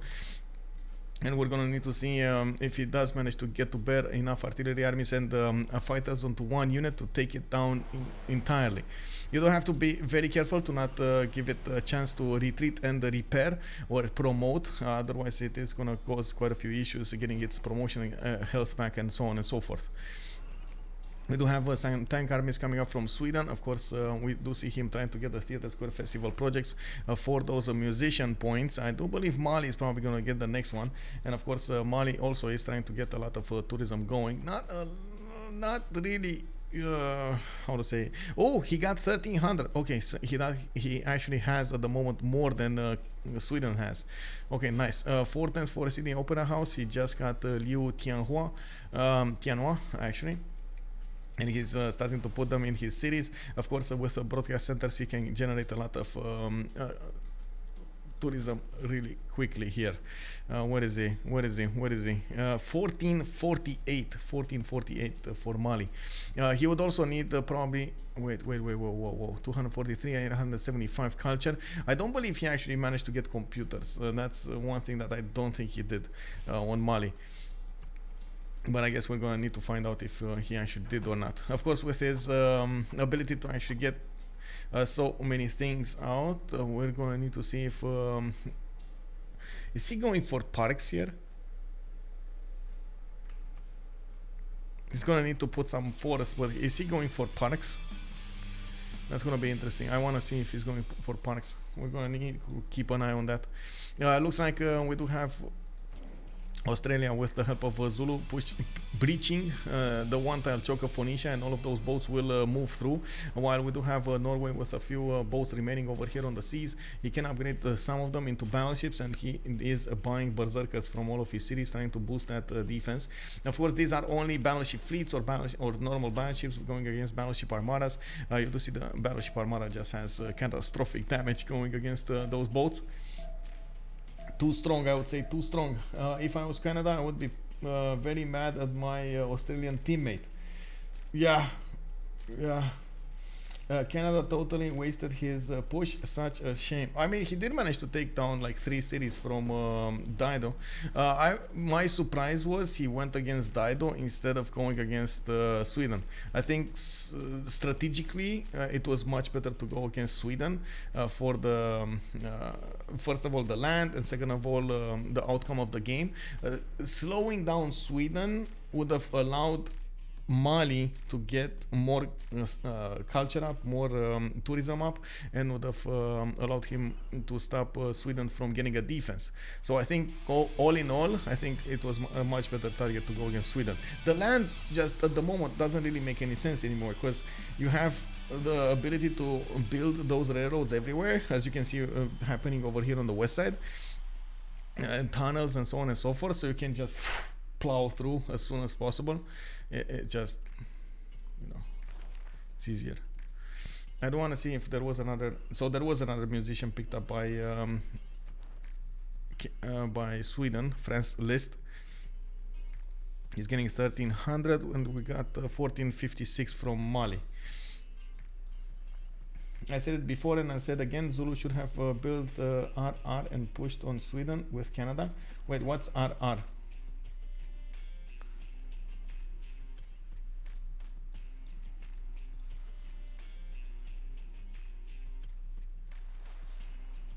Oh, railroad.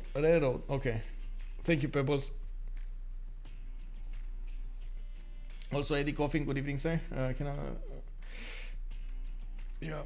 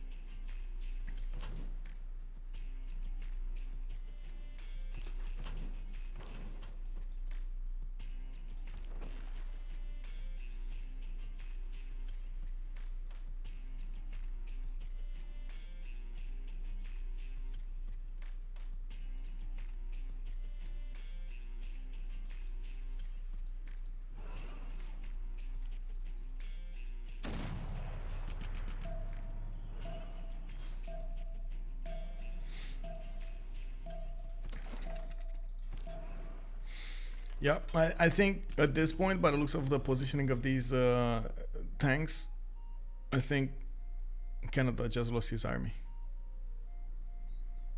Like, looking at how many units has Gaul has with full strength, and how many artilleries, planes, and so on and so forth he has to bear, going against the Canadian army that is outside of his territory, first of all, in neutral territory, so he's getting half fields. He's moving all of the time, left, right, and center, and by the looks of it, his with a half HP on most of his units anyway. So it's going to be quite tough over here to keep this going. I'm a bit surprised that we did see Alphasometz, instead of focusing down a unit, he's trying to get some strangles away, trying to get lucky, so to say. We do need to see if that's going to change over here, and if he is going to start focusing down the units, I think he has more than a good chance of success. And to see Canada did manage to also get modern armors. Again, I believe that is an extreme mistake over here, that he's just not gonna get enough of them to use properly. He didn't have enough production to build the tank armies, let alone these modern armor armies. You can see the 13 turns to take on from Vancouver, one from Montreal in 6 turns, but I think that was in the build queues for so long now. He does have a few pre-builds in Toronto actually, not Toronto, Toronto. And yeah, well, I guess he's gonna get the gold from Pipo with 1,000 gold per turn. He's more than capable of giving it to him. Let's take a look over here. Nidaros is probably gonna be oh my god, all of that fleet got deleted. You've seen how many boats we had over here that disappeared. There's like no more fleet for Norway. He does have 1, 2, 3 cities over here with another 4 and a 5 to the east side, and of course one between his allies cities. We're gonna need to see if Zulu and of course Australia will push that far. Zulu, Australia is losing cities. Man, at the beginning of the game we thought, bro, diggers, we're gonna see Australia build those science points. He's gonna get to diggers, he's gonna take out Sweden, we're gonna see that booming happening on the stream, and we're gonna be like, woo! And now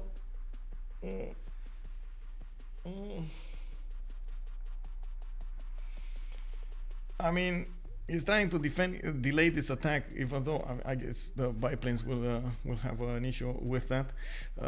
You would have needed at least a unit over here on the water to stop any kind of tank to move. I guess it's too late now to ponder on what's happening.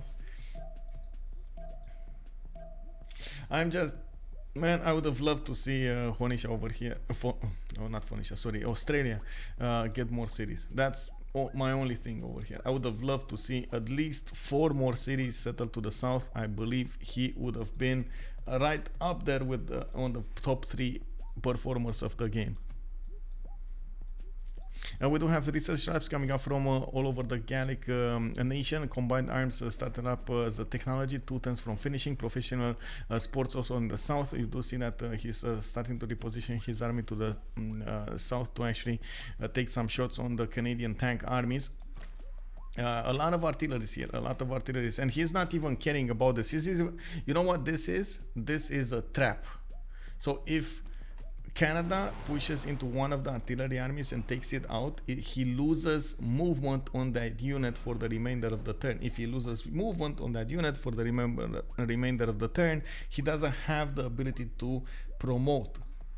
If he doesn't, and then if he starts getting attacked by the planes, by the artilleries and so on, he's gonna lose that. So he wants Alphasometz actually wants one of his artilleries to die by a tank to actually kill that tank. Australia, you mean New East Sweden? Yeah, New East Sweden. Yeah. Oh, look at that, ancient walls showing up, man. They stopped it. Is he gonna get steel? He's getting steel in 2 turns. He's safe, boys. Steel in 2 turns, bro. Saved by the steel walls. Okay, we got the rival barbarians level 3 rock bands over here. We got some rock bands also in Canada land. I'm not sure where they played, but they did play. Let's see these guys, rival barbarians with 500 album sales. What are they gonna do?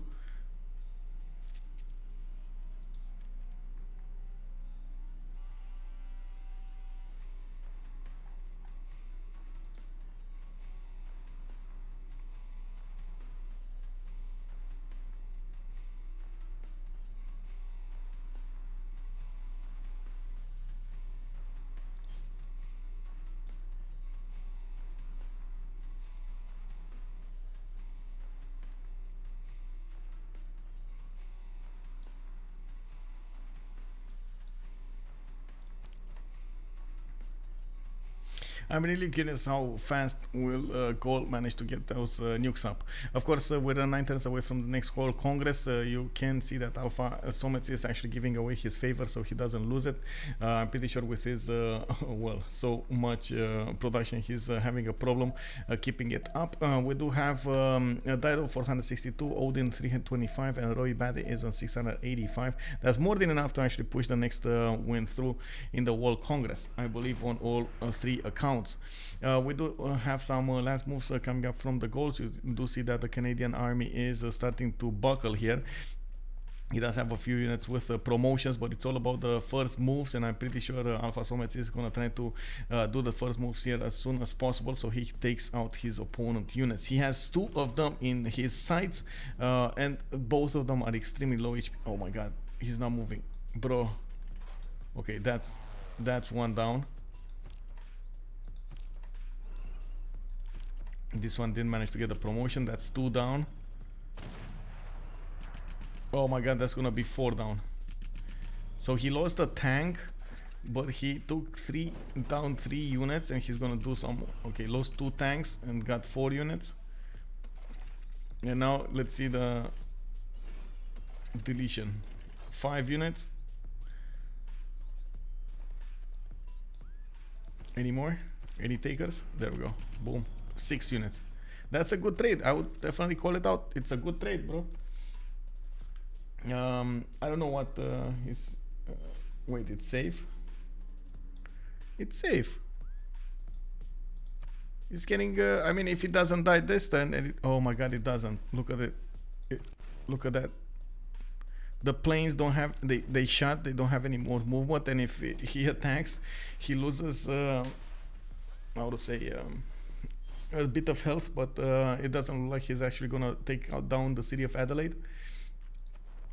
Let's take a look over here in the culture screen. We got Batty 159 out of 271. The computer says victory in 7 turns, and of course that's just passive tourism generated. So whoa, that is quite something. We do need to see how that will develop. There's as far as I know, there's no how to say. There is no rock band playing for Sweden. There are rock bands playing for Pipo. Pipo is 154 out of 318, trying to get as much tourism as possible. With at the moment we do have, let's see, 1820 coming up from Christina. Wow, 1820, and then we got 1690 from Mansa Musa. This is a big cultural exchange over here. The rush for culture. The thing is, Canada did lose his army here. We got some modern armors coming up to fight, and yes, these guys are going to be well, stronger, definitely stronger, but it does look like they're not going to save the Canadian last tanks. Yeah, we do have some Canadian tanks also managing to push through the city of Tyre. It looks like Phoenicia over here is gonna need to do some damage over here, and we do have the encroaching army of Australia, Navy of Australia and the Zulu at the same time taking down Nidaros. They're gonna move towards Oslo and Stavanger, while they do need to take Skien and Sarpsborg. Oh, never mind. They just closed the chokes. Kick W, bro. 2 planes closing the chokes. That's it. I mean, that's it. It doesn't need to do anything more than this. 2 planes. What's the lost horseman doing in Swedish territory? I don't know. This one? Alphasometz? I don't know. But you do see the steel walls activated here on Adelaide, and that city is, yeah, not going to be taken over anymore. Basically, the biplanes are just scratching the walls right now. They're not doing anything at all. What is the modern day equivalent of the Gaul? That's a good question. I'm not sure. Zin, where is it on the map or something like that? What region of the map? I believe it's yeah, north of France, or the northern part of France.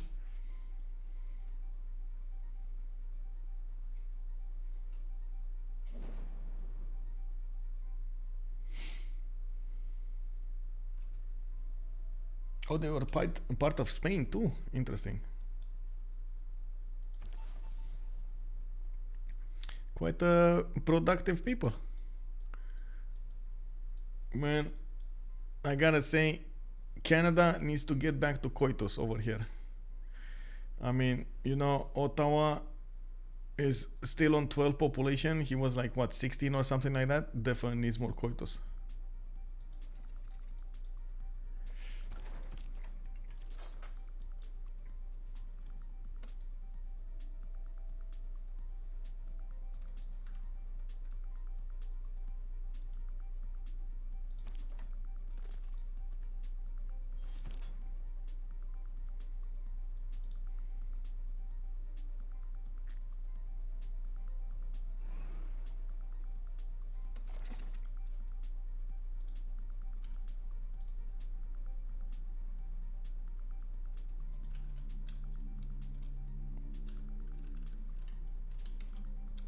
Oh, give me a second. I need to open up something.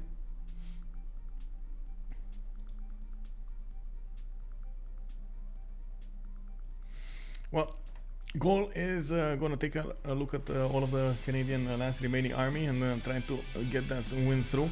We do have Mali still playing his rock bands over here. We're getting closer to the next World Congress, and I'm pretty sure both victory conditions, well, I guess are going to be contested. More so the culture victory than the Diplo victory. At the moment, we don't see that much Diplo favor acquired by D-Shark. I do have to point out D-Shark is in danger of how to say, losing the game to the culture victory, especially with Roy Batty getting so much tourism out. 888 tourism per turn. That is a lot. That is a lot. We do have 800 tourism per turn from Pipo, also 1798, and he is using rock bands to help him out push that through. The problem is he doesn't get a lot of faith generated per turn, only 211, and the more you buy the rock bands, the more expensive they will be. We do have him starting to plan out, put down these how to say, national parks, and these are going to be extremely, well, fire access crash, never mind. These are going to be extremely important for the tourism. He just needs to get a lot of them. He's starting to put as many as possible, as many tiles as possible, connect them. We're gonna need to see if he's gonna get enough of them. I do see already 2 of them got built. Let's see, more? No, 2 of them.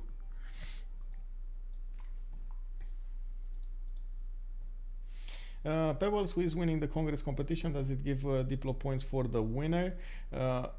So the Congress competition works like this, and the Diplo in general works like this. Every time you win one of the options, or your team wins one of the options, you do get 1 point.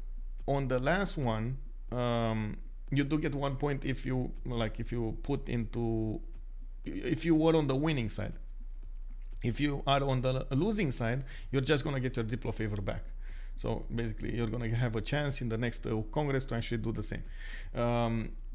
On the last option, the one that you get the extra points, the extra 2 points, you're gonna get 3 points in total, because it's 2 points from getting the win and another point from getting the win from the passive one. Thank you very much for the following, Yangze. Actually, thank you, sir. Welcome to the stream.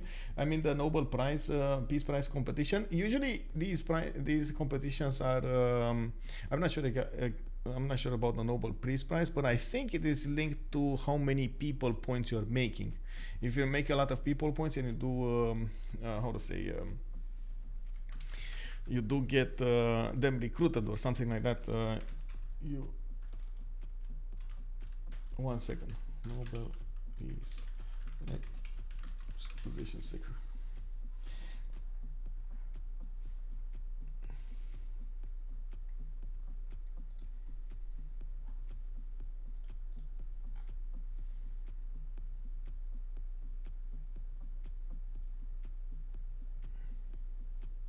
So scoring criteria: 1 point for each point of Diplo favor gained during the competition, including those gained from liberating city-states and carbon recapture. So it's actually for Diplo favor, okay, not points for, give me a second, not points for people. by the looks of it. Let me see. I don't know if it was changed by how to say. I don't know if it was changed by a BBG on this side. So you do get this, and on the rewards you get the gold tier, the best one. You get one Diplo victory point, and then you're gonna get silver, bronze, blah blah blah, engineer, artist, and great artist. The thing is, Gaul actually needs to get this, right? And Gaul is not generating any Diplo favor. He's actually losing Diplo favor.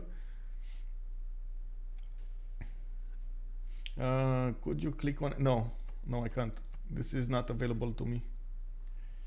I'm pretty sure by the looks of it, it's how to say, it's Christina winning it. It's Roy Batty.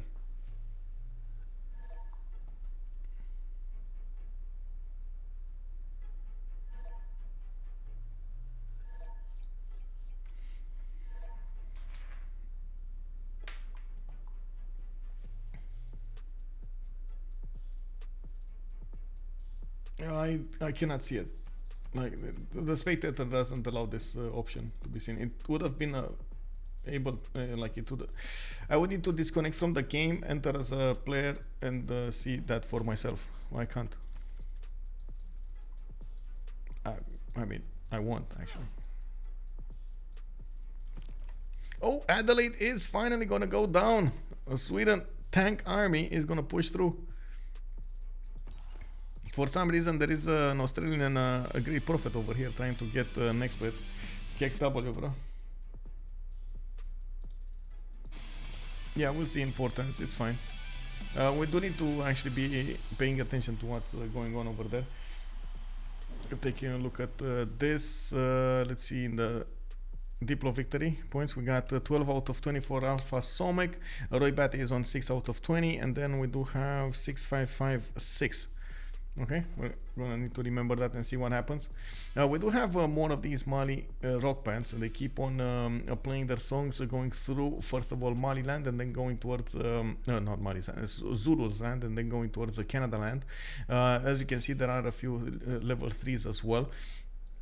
We do have Canada starting to push back into the goals with his tanks arriving with the modern armors on the front line, and of course he is going to take out these artillery enemies in one shot. They should be one shot, almost one shot. Okay, 124 against 95. It doesn't have a general anymore for them. That's another one of the downfalls, or I should say the how do you call them? Oh my god. The negatives, I guess, of the modern armor armies. They are not atomic era, they're information era units. So you do need 2 eras more of generals to go through. And at this point in the game, the generals are extremely expensive. Like the goals, for example, is going to get the first atomic and information era, and it's 1225 points. Cons, drawbacks. Yes, thank you very much. Thank you very much, Haren Charp. Thank you, sir. I do believe we're still gonna need to wait for the nukes to come out. Advanced ballistics coming up in 110. We got social media in 3 from Gallic Empire.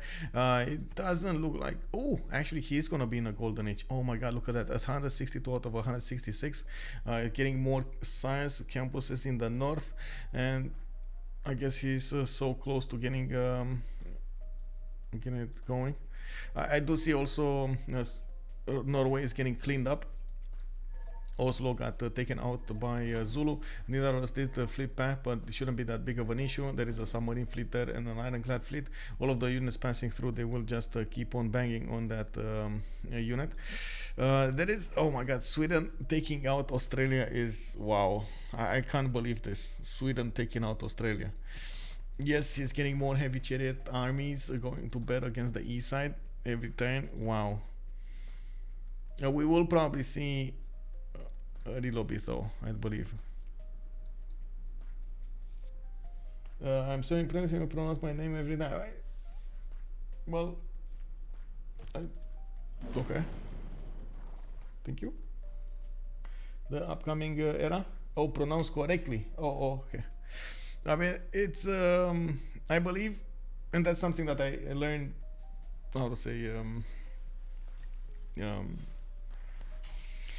In the last few years, I would say, it helps so much to keep on doing stuff, even if sometimes you actually make mistakes, trying to improve from your mistakes, but keep on doing and until you get it right. And this was something that I learned when I started streaming. I gotta say, it's wow.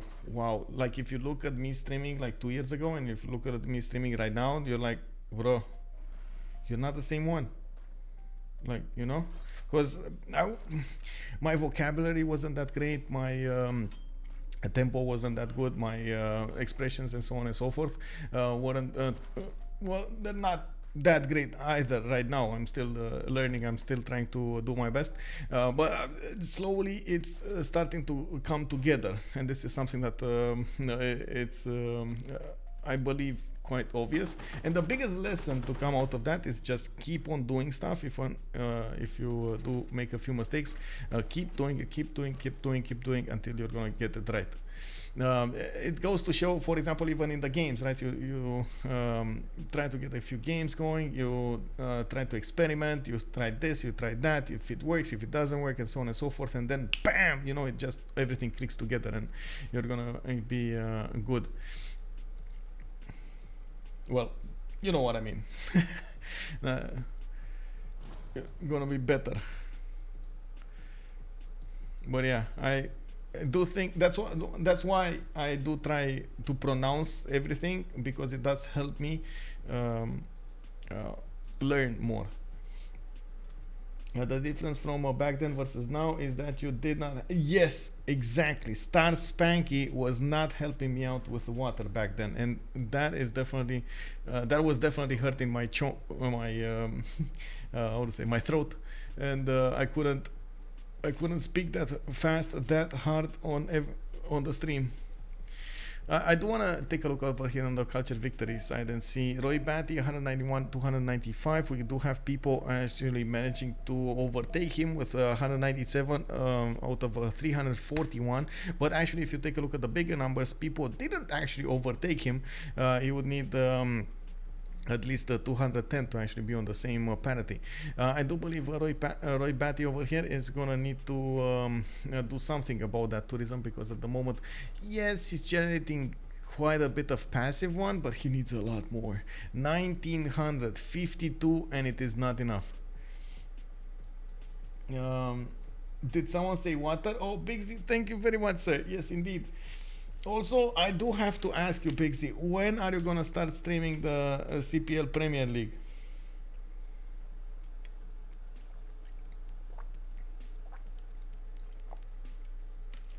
Oh, yeah. Thank you, sir. Thank you.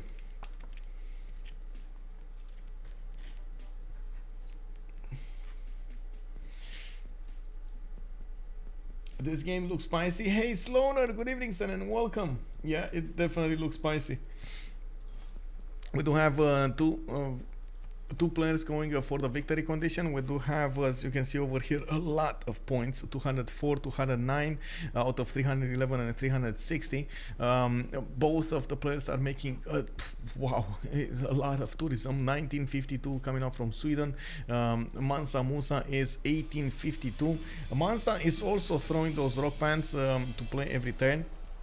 I think he just lost one, but we're gonna see another one play soon enough. And of course, we do have him coming up with another level 3 from the main series of Zulu. We also have a naval skirmish going on. Salzburg and CN looks to be the next victims, and of course, destroyer armadas coming up from Zulu to go against their opponents here.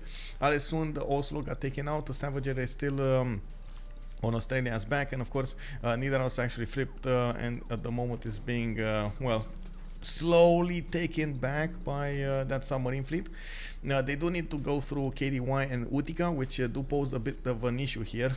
You can see that Phoenicia did deploy a few biplanes in the chokes, and that means nobody's gonna pass through from the west to the east. We do need to see also archaeologics, more fighters coming out from this side. I do believe Gaul is on his way to get nuclear fission coming up next turn. He does have 1152 production, 333 food, and as you can see over here is more than double the amount of production of any other opponent. We do have him with a lot of tanks going to bear to save out his buddy here, Phoenicia, and he did manage to almost almost take out all of the Canadian army. Very impressive counter push over here. But I have to point out something. He's starting to be a bit too far away from the air cover of his planes. So that is going to be an issue. Those were helping him a lot to do the initial damage on the enemy units, and of course allow those tanks to push through when those units were hurt enough.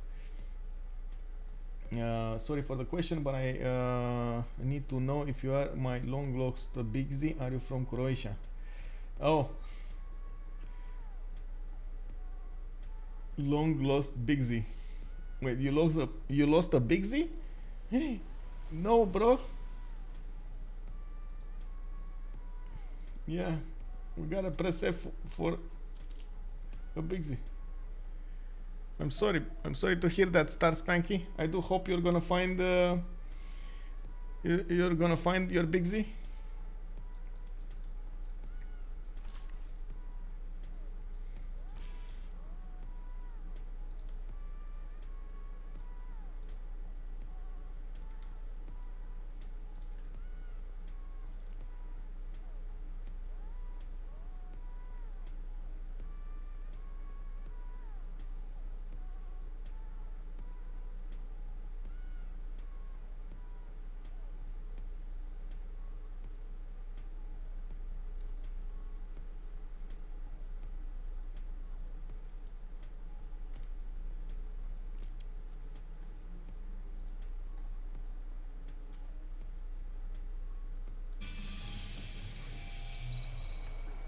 I think it is only a matter of time until we're gonna see those nukes coming up from Gaul, and then we're gonna see what's gonna happen. If they do manage to, for example, take down Canada, their dreams and hopes of getting the culture victory and at the same time stopping the Diplo victory are probably gonna dismantle.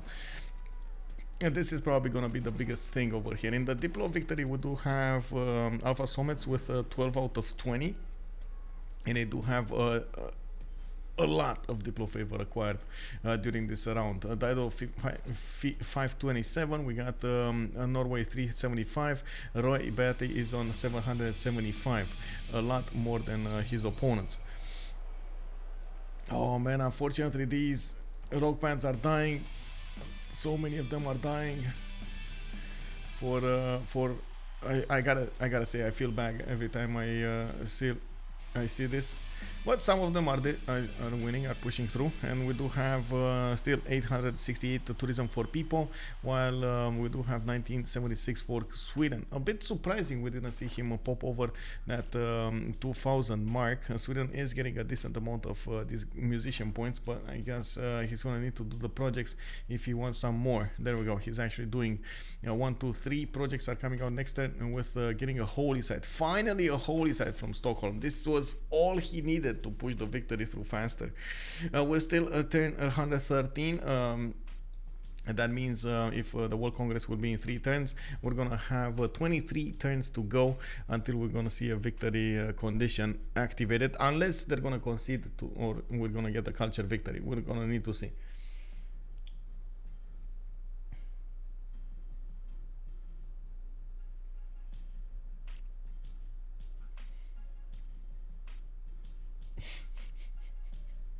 Gaul wins this regardless, nuke space Diplo. I mean, you say space, but he doesn't have tiles for space, bro. Like, I would really love to see space, but he doesn't, like, he can't put space projects. He can't put them anywhere. Maybe in the weakest cities in the south, but that's not gonna give him that much, right? He has like 113. Lutetia is what was this? 66. Turone is 72. Alicia is 89. Yeah, that's just not good enough. Why did Gaul suddenly get so much more science? Does he have Einstein? Yes. Wait, wasn't Einstein on Sweden? Let me actually take a look. I think Einstein was taken by Sweden, if I'm not mistaken. Give me a second.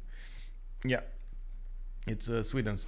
I believe he switched a few cards. Let me take a look at the next turn, but I believe he actually switched a few cards. Maybe went alignment or something like that.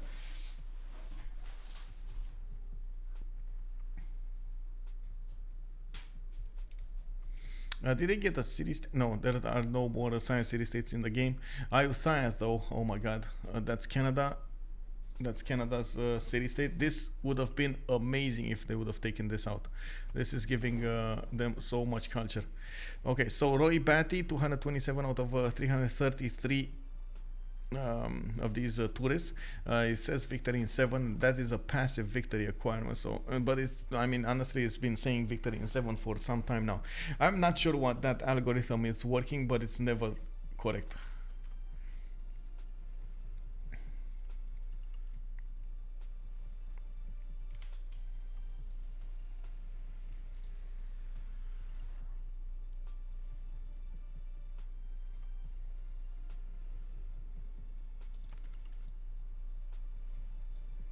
Three turns for Manhattan project to finish in the city of Aduatuca. We do have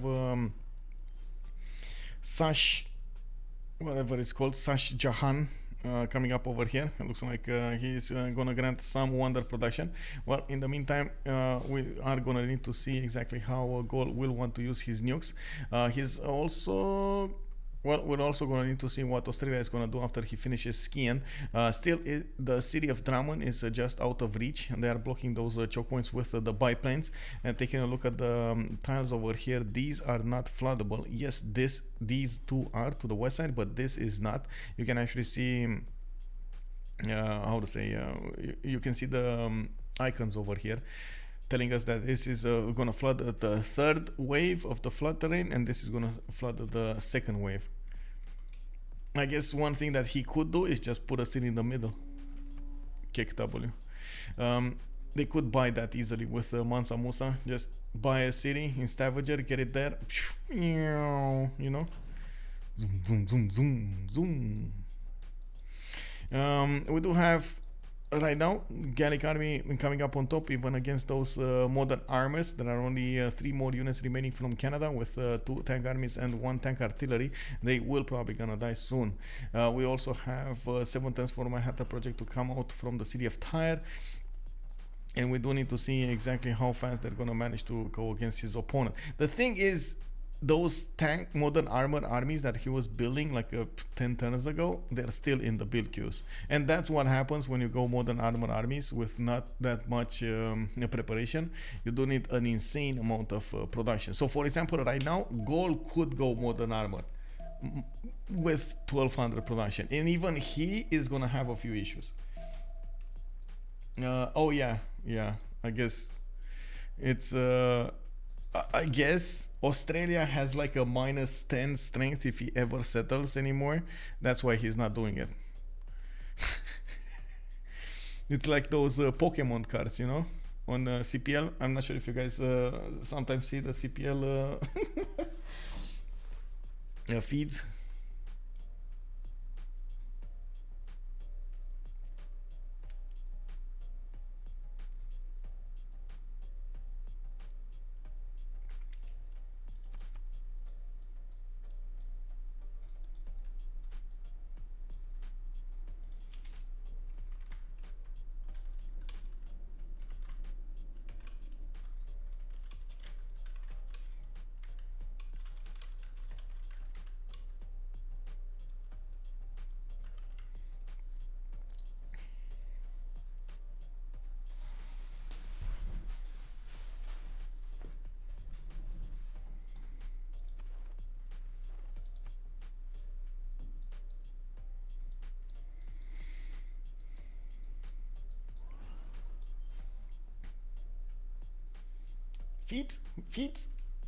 Feet, yes, feet. Well, looking at Pipo over here, he's getting closer to 2000 tourism. He's on a 1982, and I do believe we should see Roy Batty over. Oh, finally, 26 coming up from his side. Let me actually see. Did he manage? Yeah, he did manage to get to Clara Schumann, another great musician, and he's gonna work that. He does have Juventinos Rosas. Did he just acquire 2 of them at once? Oh, he got a lot of them actually. Yeah, Very nice, very nice. That is gonna allow him to get more tourism here. I'm not sure if it's gonna be enough to actually defend against Mansa Musa. He still has Mansa Musa is on 1100 culture a turn. That's an impressive amount of defense being put up against this culture victory. Still, Sweden keeps on going. He is gonna try to get some more. He's on 1400 culture a turn, and getting a lot of these artists to work everywhere. He's also trying to get Broadway in 10 tons, but I don't believe I saw Broadway being built here somewhere. Yeah, there we go. It's going to be built next time from Jen. And we do see that, of course, Mali over here is trying to get as many of these national parks as possible. 1, 2, 3. He's going to get 4. And I do see a 5th one over here as well. He just needs to get this lumber mill unimproved and work it. Oh, I just did notice my application to be a host on the seminar. I need to step over here on starting stream stuff out. Yeah, if and I do want to reiterate, if you ever need help setting stream up, stuff up and stuff like that, don't hesitate to ask me. If I will know, I will definitely help out. We need more streamers everywhere.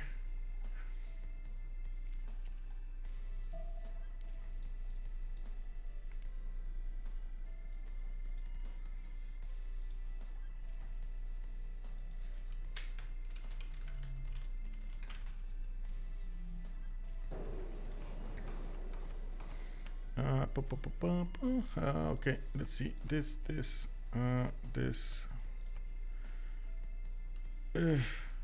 Oh man, I guess Mars colony. Actually, no. Let's go exoplanet.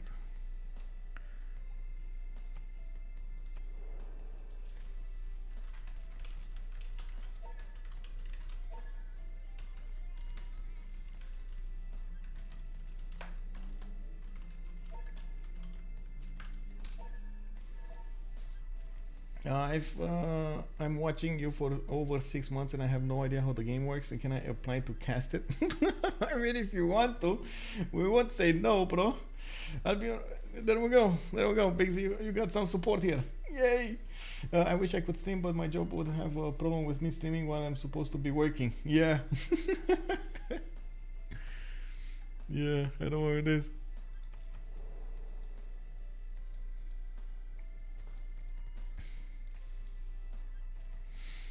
When Manhattan Project, 2 times Manhattan Project from Adoatuka. In this era we do have Golden Age for Canada. He's gonna get that 2 arms. Wait, what? Why?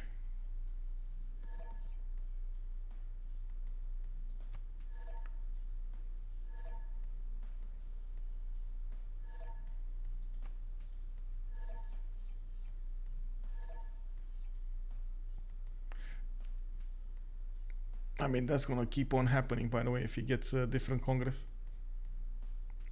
I guess it's the one that is sinking every turn. It's Odin, Norway. Ah, come on. I do think you actually know quite a bit of the game, Star Spanky, over here. I've been trying as much as possible to get the word out about the game. Come on.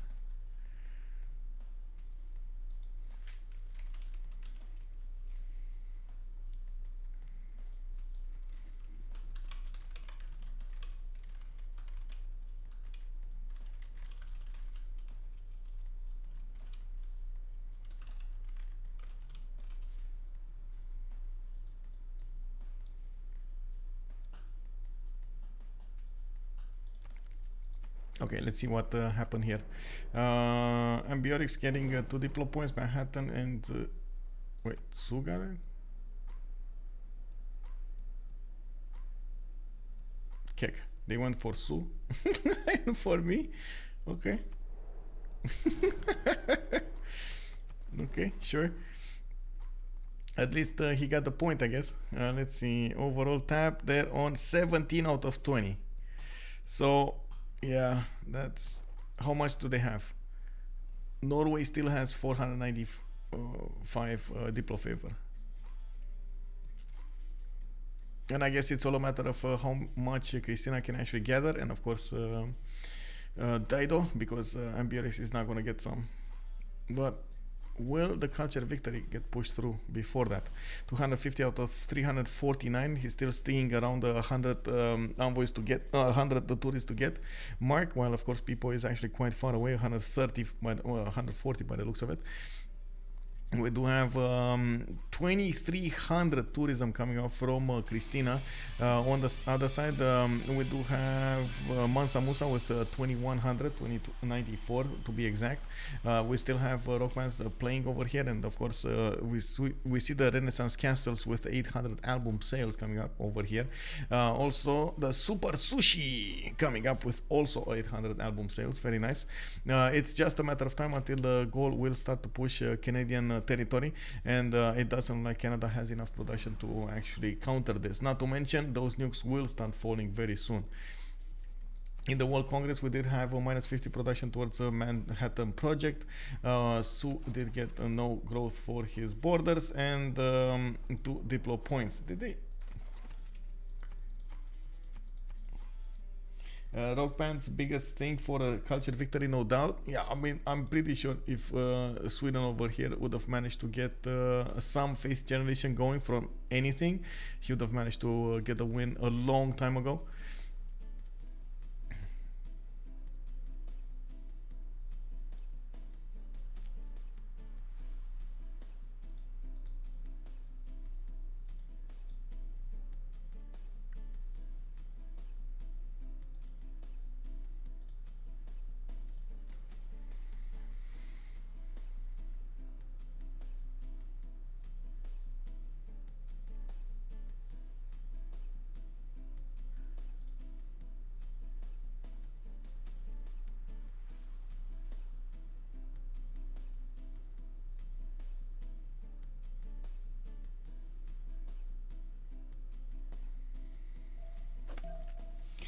Gold settler getting close to Canada to nuke. Wait, to Canada? You mean to Mali? He can't get here anymore. This is all defended by Zulu now, the coast. He can't get there. But oh, here you mean? Oh, I see what you mean. But he's Zulu. He's attacking Zulu. Who cares about Zulu? He needs to kill or attack Mali, right? He's the one. I don't know. I don't know what this settler is doing. I guess we're gonna find out.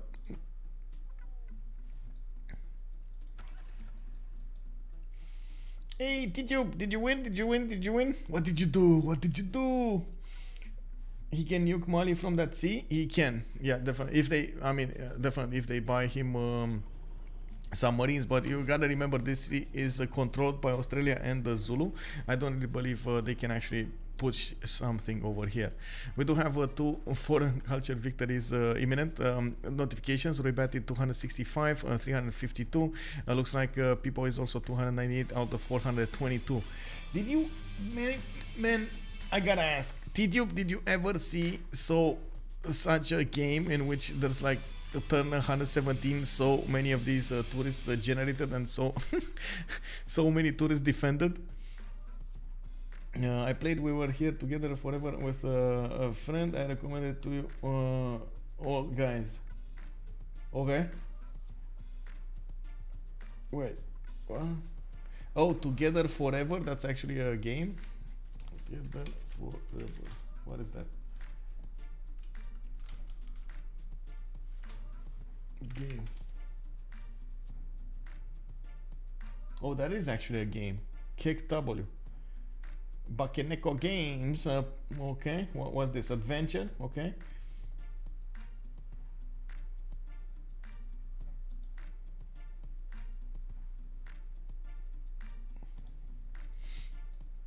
Never heard of that game. Yeah, me neither. Yeah, I have seen that pretty often on Canada Culture. Okay. As in 2 at the same time. Look at Christina and Pipo. That's what I'm pointing at. 2 at the same time. Trying to go for it.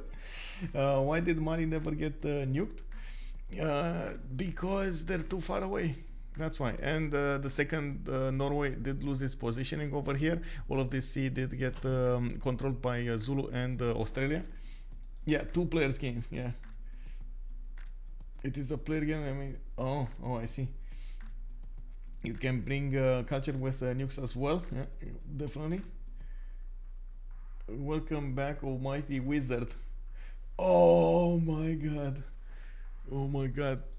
Man, I gotta say, I watched Asmon Gold quite a lot in the last few days, and he's saying wizard so many times. He's calling out people so many times wizard. Salty Capybara, are you watching him also?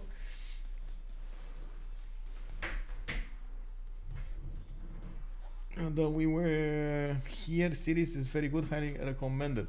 We were here series. Well, I guess I'm gonna need to check that out also. Looking at what's happening over here, I do see, of course, the Gaul did manage to get a level 2 spy, Robin, in the series of Canada, while he is not actually getting any extra diplo points, because I'm pretty sure also Gaul is being spied on by a level 2 spy, Benoit. We do have artillery that needs to go through the mountain tunnels, and we do see that Gaul is trying to figure out exactly how much defense he has to go through. He does need to also get some, there we go, airstrips for air support, getting closer with planes, and I'm pretty sure after he's going to deploy them, he's going to try to go through. What do drones do? They give extra damage to the artilleries, and they also give the extra range, just like the balloons for the artillery armies. Let me see. Drone. There we go. +1 range and +5 bombers thanks to siege class units within 1 hex.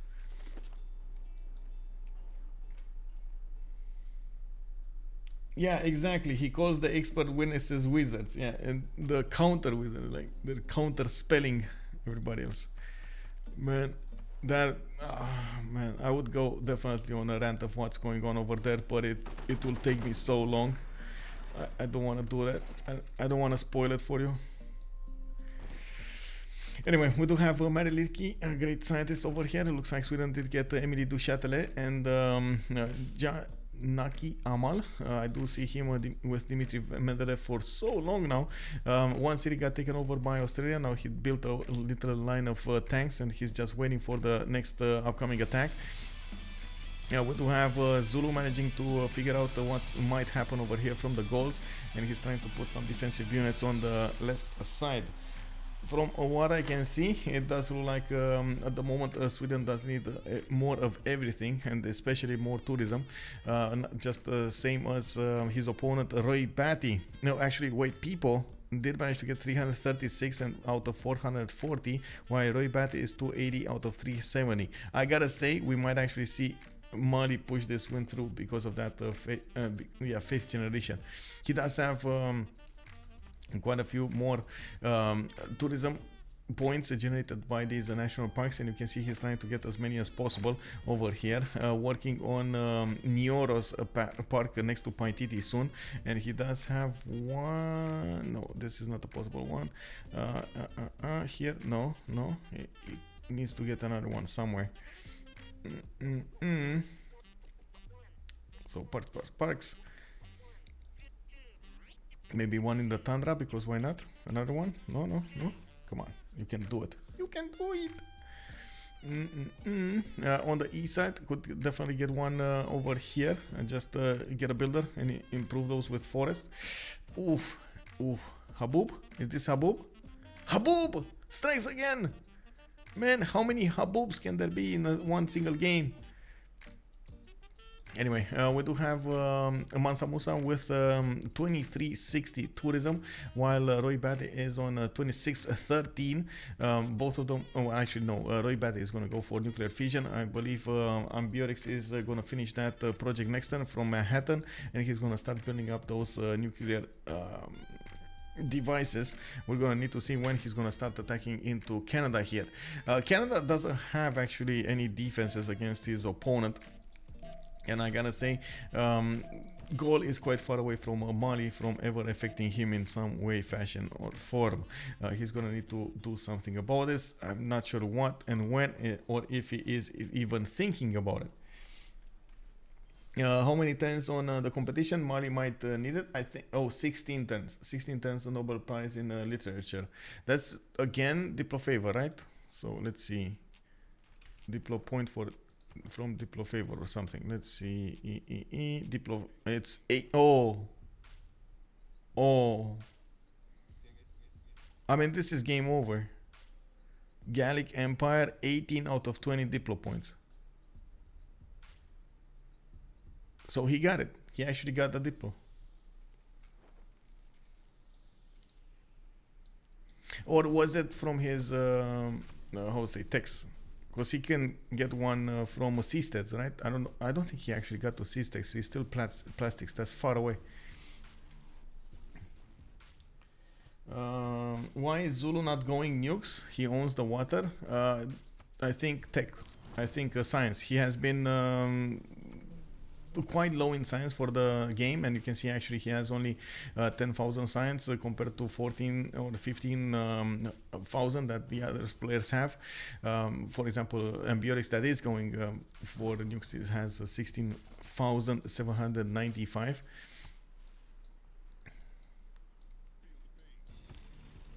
Well, fighters are not going to do anything about the battleship armada there.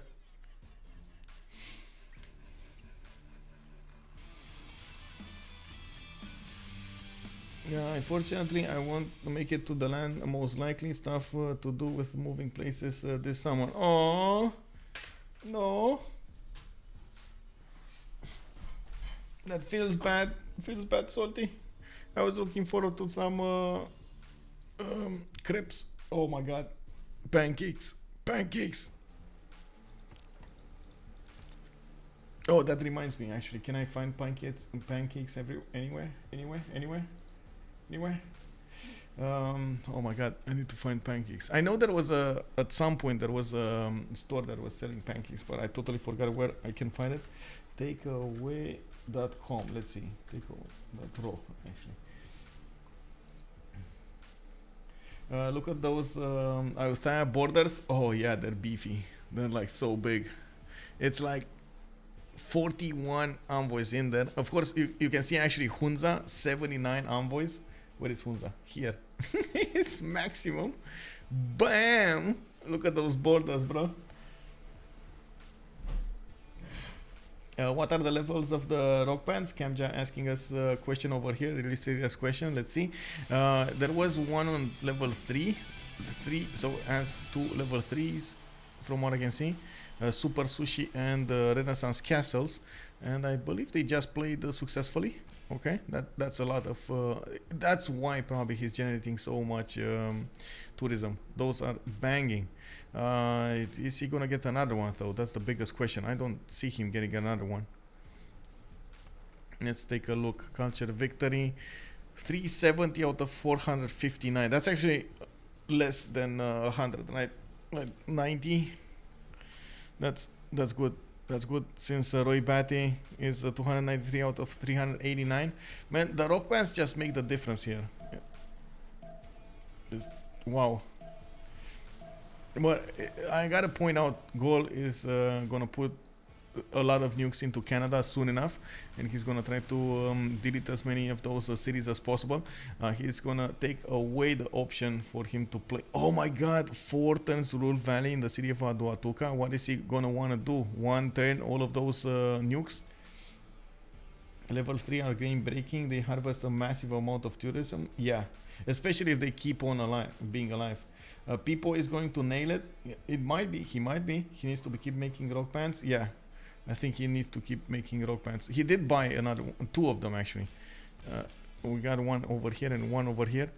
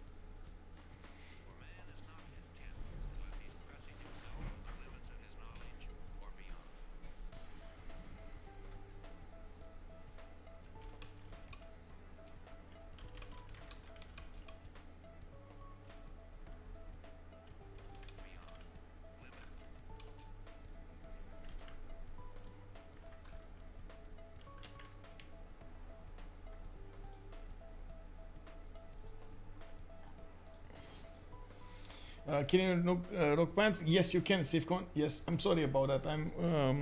So there is a CPL meeting going on right now, so, and sometimes I do need to how to say get my opinion out there.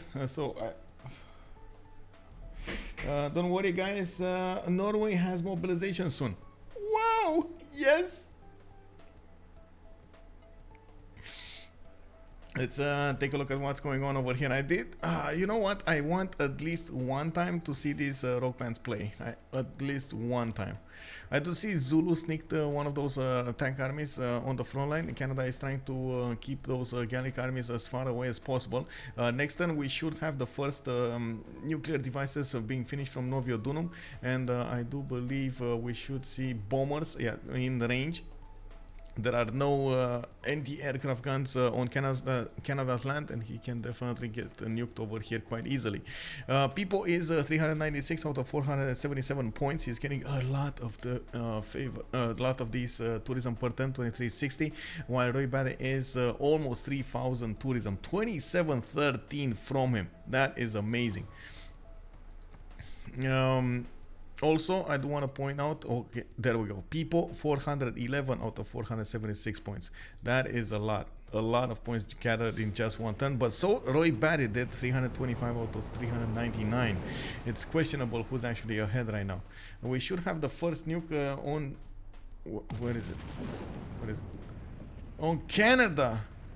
Wow, Montreal getting nuked over here. Okay, did he nuke the rock band? I think he nuked the rock band. Wait, how did that actually get here? Bro, Zulu, you're slacking. That's literally a nuclear submarine next to you.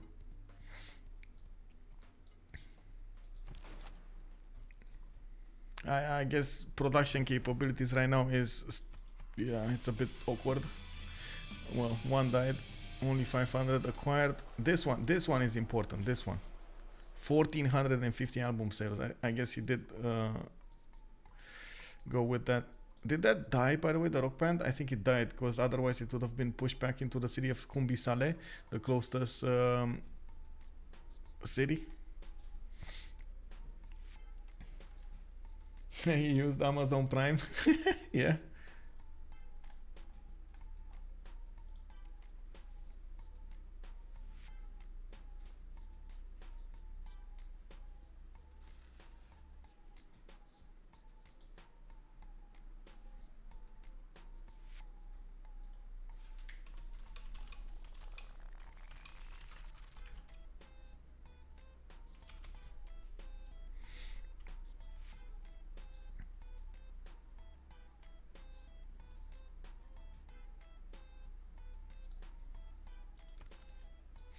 Antananarivo got defeated. That is quite massive, actually. I gotta say, Antananarivo taken away. That is gonna be quite a thing.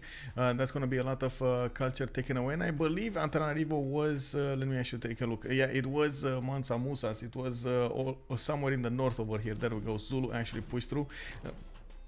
With the Joe. Oh wait, it wasn't the Mansa Musas. It was actually Roy Batty's or somebody from over here. If Australia got with Zulu took it out, it was definitely on their opponents. So they were putting quite a defense over there in the culture. Oh my god, 1800 culture points from Christina with only 200 science, man. That just looks really weird. I gotta say, that just looks so weird. Wasn't that Buenos Aires? Buenos Aires was here. It still is actually here. Yeah, it will be easier for you to sus banana than Buckingham. So maybe Zaghi will stream one day. Who knows?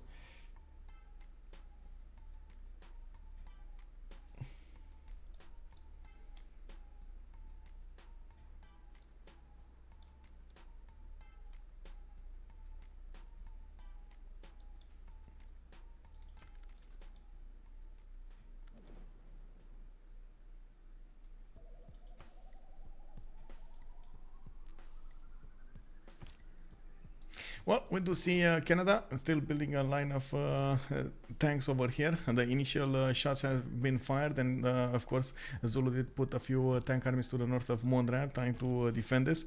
Alhambra coming up from Ottawa. Looks like in the northwest of Engarazargamu, we do have a lot of the Gallic military just waiting, standing by. Wait. What is this minus 184 on Harald Hardrada? What the?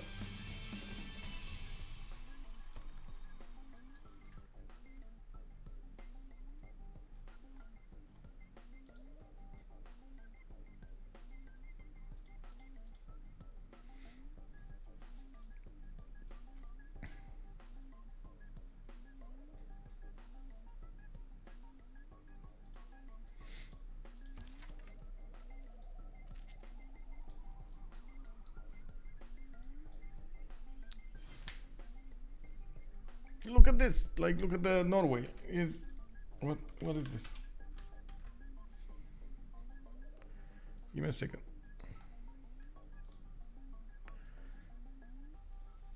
That's gold given away, right? That's gold per ton given away.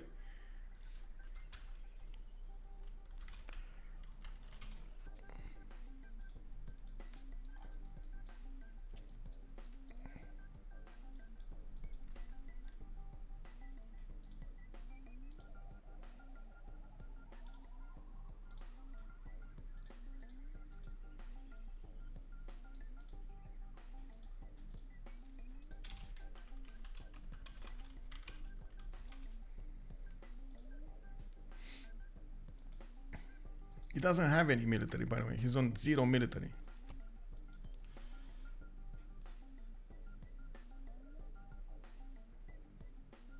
It's considering if he has... Yeah, he has 0.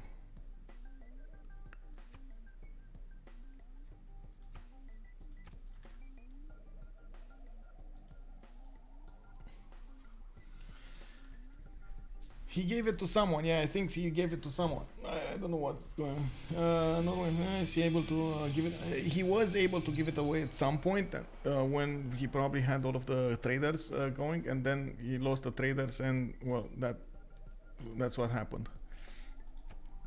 I guess. I'm not so sure exactly. I'm also not sure if he was in a golden age last time or not. I would need to go back through the ages.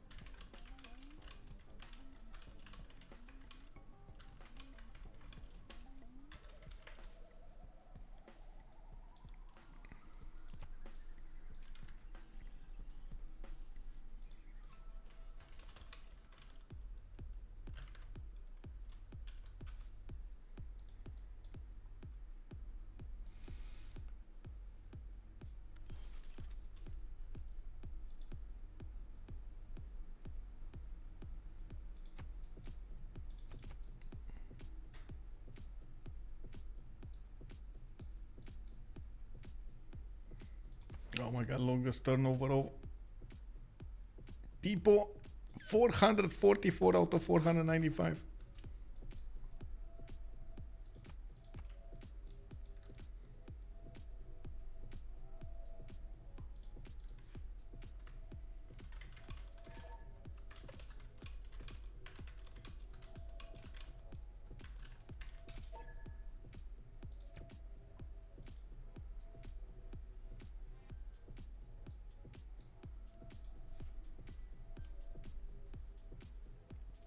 No, they need to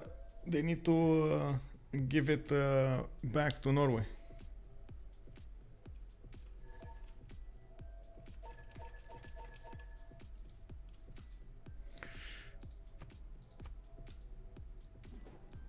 They have a lot of gold per ton, but it's just Norway. I don't know what he did. Maybe he's not even paying attention to this.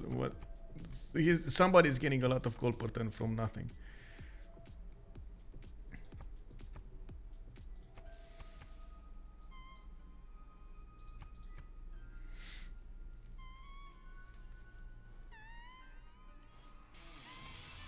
If it goes for 2 turns, the simple no, not going to change anything.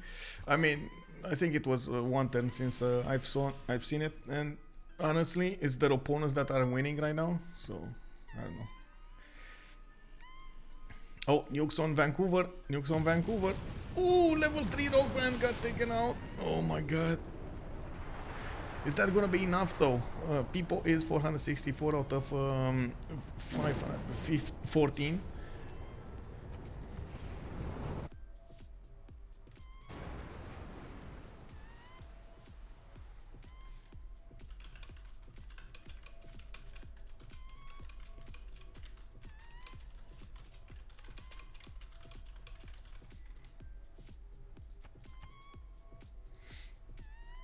Easy to nuke you when your team is magically creating it. I mean, they're already making 500 gold a turn. Let's not, how to say.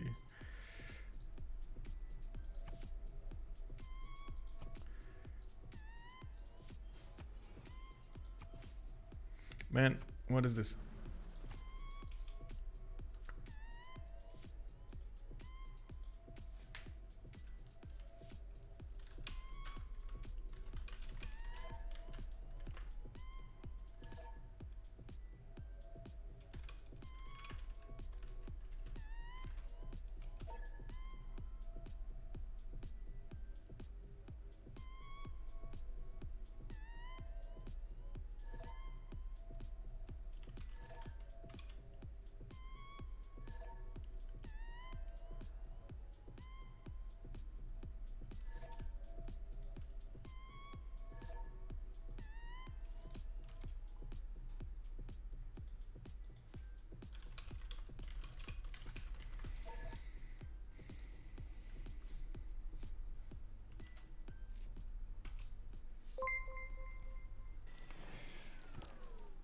Sparky05, thank you very much for the follow, sir.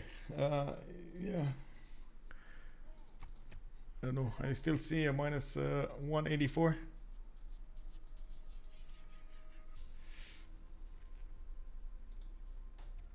Just gonna need to wait for main jack to make a decision.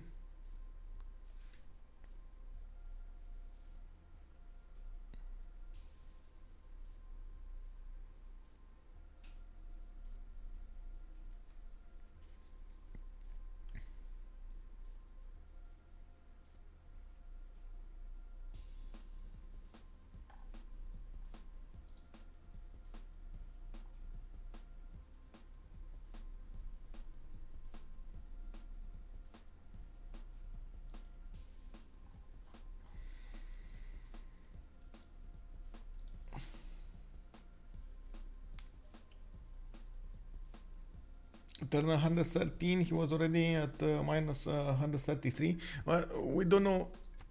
I guess he did magically create a lot of points. I guess maybe they're gonna lose some. I don't know. It's not up to me to say what's gonna happen. It's up to the tournament directors, and I guess Minjak is seeing this stream. There could be penalties for this. At the moment, from what we can see, is people trying to go for that victory condition. It is kind of sad this was happening. In the rules, maybe I didn't catch it sooner, but I should have caught it sooner. Yeah, they don't need the money anymore. I mean, honestly, that they might be losing even with that happening. I'm not so sure Gaul can be so fast on getting the win, getting the nukes on Mali. He's nuking Canada, and that's not going to be enough. We do have new rock bands coming off from Mali's land, from Pipo, and I do see. How to say, yes, Canada is getting nuked over here, but he's not losing cities yet. So unless Gaul starts to actually push into him with units and take over cities by cities by city by city, it doesn't look like this is going to go through. I do want to point out that there's a time limit to when actually Canada, when actually Mali can get the win, and that's gonna be 13 turns. And that's I'm saying that because in the next 13 turns we're gonna have that Diplo Congress finishing, and if that activates, I'm pretty sure Gaul will get the victory with how to say, with the Diplo favor they have right now. they're gonna, even if they minus everything, they're still gonna get the victory condition. He's on 18 out of 20 points on the Diplo.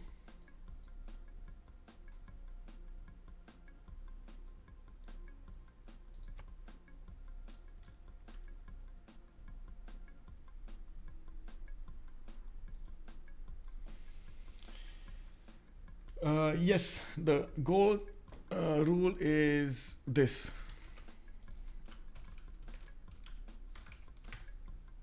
So you are not allowed to be in negative gold per turn. If you have a current gold per turn donation, you may send gold per turn to a teammate as long as it doesn't make you negative. If it happens unintentionally, it must be rectified by recovering the given gold per turn.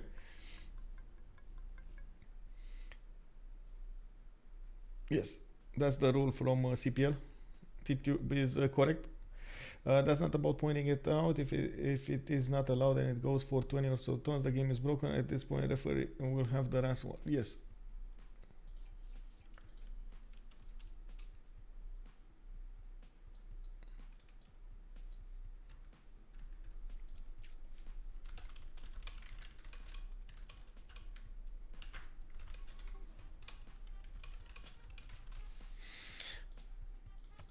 Okay, there we go. He has 196 now. Okay. There we go. He rectified it. It's fine.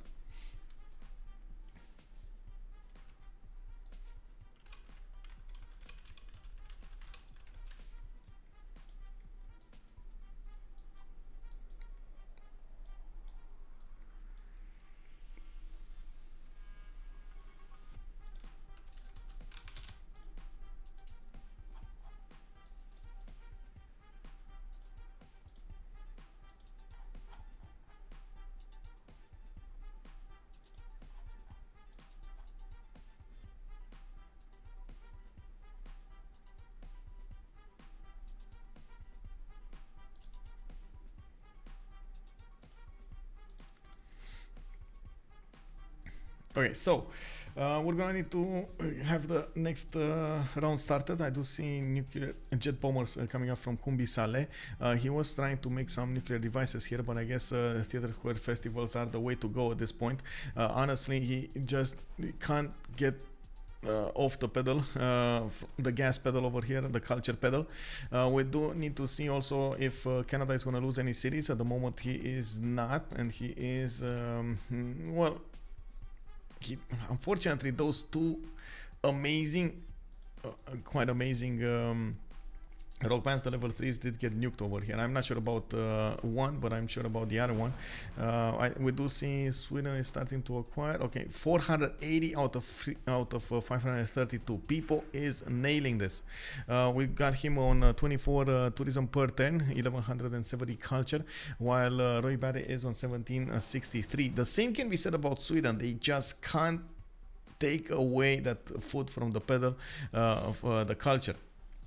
And it needs to be on full throttle. We got him on a theater square festivals. Of course, you can see from almost every city he's trying to get those theater square festivals worked. We do have him in the grid people screen with 73 musician points right now. Mali is on 210. He just finished a lot of those projects.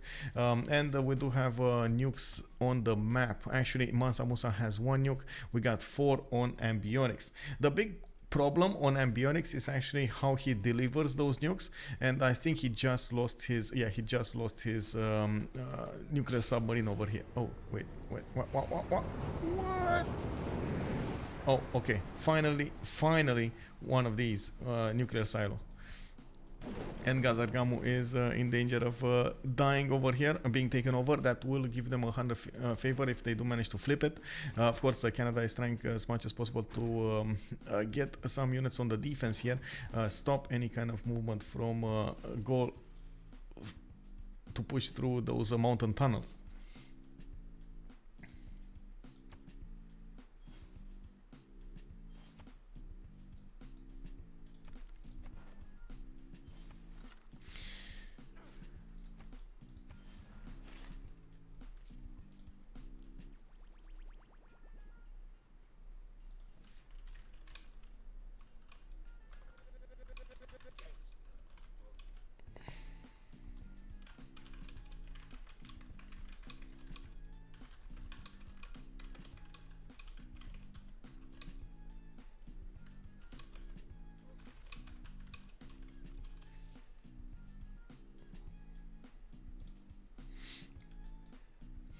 Can't just pretend it didn't happen. Yeah, I know. That was quite a bit of goal generated here. But let's move on. Like we have referees for that reason. There can be some chatter over there. We're gonna see the sides. They did rectified when asked, so we did catch them, and there wasn't. Oh my God! Canada got the city back and raised it. Massive, by the way, from Canada to actually do this. Looking for an eagle. It looks like he's definitely on point. I do have to point out what happened over here, of course, with Alphasometz managing to get that city center. He was able to flip it back to Enga Zargamo as a city state, so he would have gotten 100 Diplo favor. Bam! Easy as that. When they did raise it, what he did is take away that option from Gaul to get that 100 Diplo favor. They did up gold units with 17,800 gold created because denying Diplo favor. Yep, denying Diplo favor. Okay. Extaz, hello there, sir. Welcome back. Gold already. Oh, I don't think gold already. I think it was how to say free city state when Canada attacked into it, if I'm not mistaken. I think he was fast enough on the buttons to take that city back, and he could one-shot it with the modern armor armies. And now Norway gave away that gold he obtained out of thin air. What?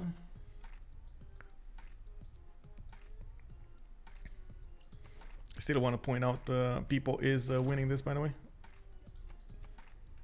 496 out of 553. Okay, let's see.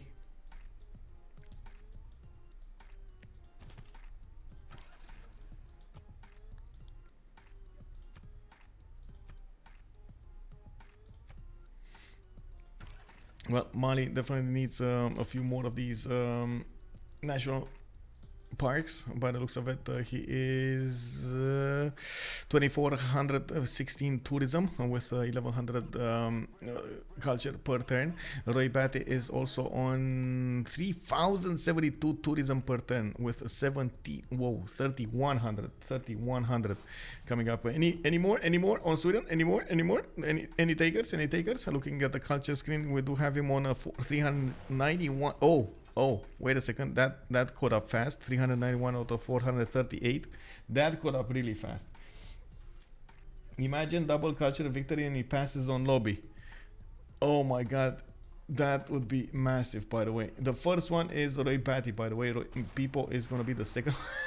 They have the first slots over here. Oh no. Oh no.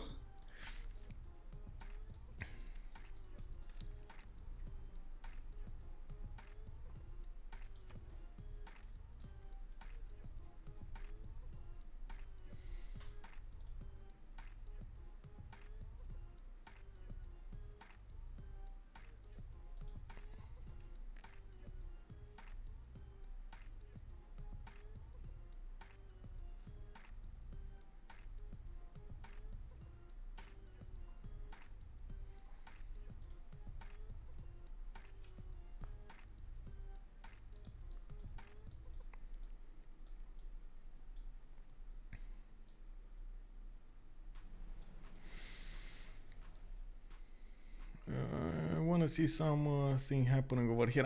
I'm still quite surprised we didn't see Australia never push once against Sweden. He still has amazing units to go against Sweden. Those diggers, he never once, I guess, put up the effort. But oh my God, what can I say? It's their game to lose now. We do need to see those rock bands playing, and I did hear the first one actually was successful. It was over here. I did manage to get the Blonde Heart, getting the 50 album sales. Whoa, Blondies showing up over here. We do need to see, of course, how much Roy Batty is going to get next turn with his 3,000 tourism per turn. Wow. Going against Pipo's 1156 culture. He is trying to push through that mark, and of course we're going to need to see how fast he's going to get there. The game tells us 3 turns. I'm not so sure. I gotta point out something. If on Pipo we did have passive plus active tourism generated, and that means of course the passive coming up from his wonders, from his books, from his tourism, from his buildings and so on and so forth, his works. The active comes from his rock bands. On Roy Batty, we only have the passive. It only comes from his passive generation, from his books, from his blah blah blah, great works. So definitely this is gonna be quite a battle over here. It is impressive how Sweden did manage to get so much tourism, and of course at turn 126 we are not that far away from getting a next World Congress. We do have a 10-turn mark right now started, and we do have, oh my god, okay, I think people, oh my god, those level 3s, man. If he didn't nuke those level 3s, it would have been a different thing over here. But I guess he did, and it was so important to take out those level 3s. I do see Mali with Pipo. He's gonna need to get those rock bands forward. Of course, the rock bands are extremely expensive right now. And Barusavet, he is not gonna have a lot of faith to work with. 210 per turn to 825 in the bank now. He might actually have enough to buy another one, even though honestly I doubt it, because he bought so many of them. We do have tanks coming up from Zulu going against Sweden, and now he is going to get pushed a little bit. He might actually be forced, and this was, I think, the biggest mistake, not pushing into the Swedish land. If he would have managed to push into Sweden, I think this would have been a totally different game, with Mali being able to actually get this win just because Sweden was stopped from getting there. At the same time, I gotta say that it would have been a different game altogether. Phoenicia would have had 4 more cities to work. Over here, he would have had a very good land to work and very productive cities to work with. He could have definitely built nukes alongside the Gaul over here, and could have probably taken away Canada's land much faster. So there would have been a give and take in the scenarios that could have happened, and it's kind of hard to predict or say for certain, oh, if this would have happened, that would have happened, and we would have had 3 turns over there with 2 turns over there, with 4 nukes being built and 3 explosions and 4 rock bands being boom, and you know, like, it's just not gonna happen. You're not gonna go that way. You can say from experience that, yeah, I mean, it might happen, but it's still a prediction. It's not actually fact.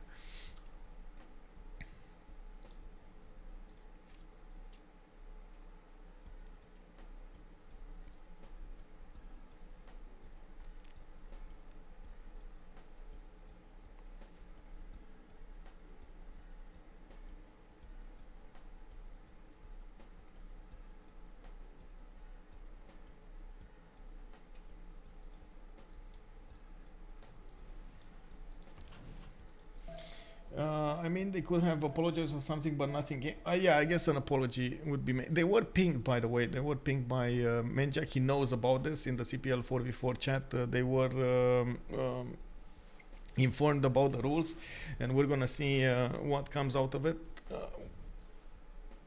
Yeah, rules are rules. Rules are rules. We agree on that. We're gonna see what will happen.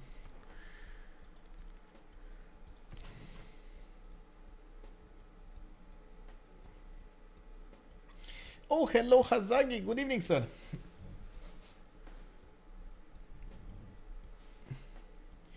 Wait, who's flexible? It's more you're being somebody's is no, but no is supposed to lead to disqualify. Those are black and white in my book.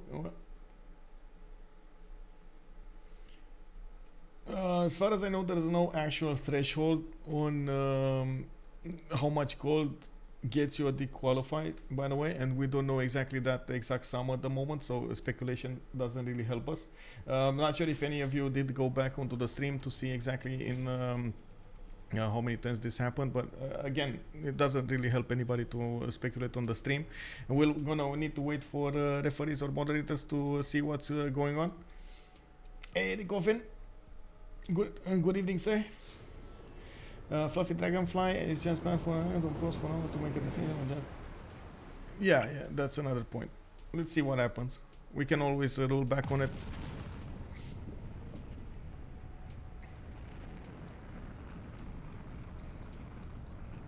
So there was another nuke over here. This time was where? Not on Canada. Was it on Mali? No, not on Mali. Was it here? No.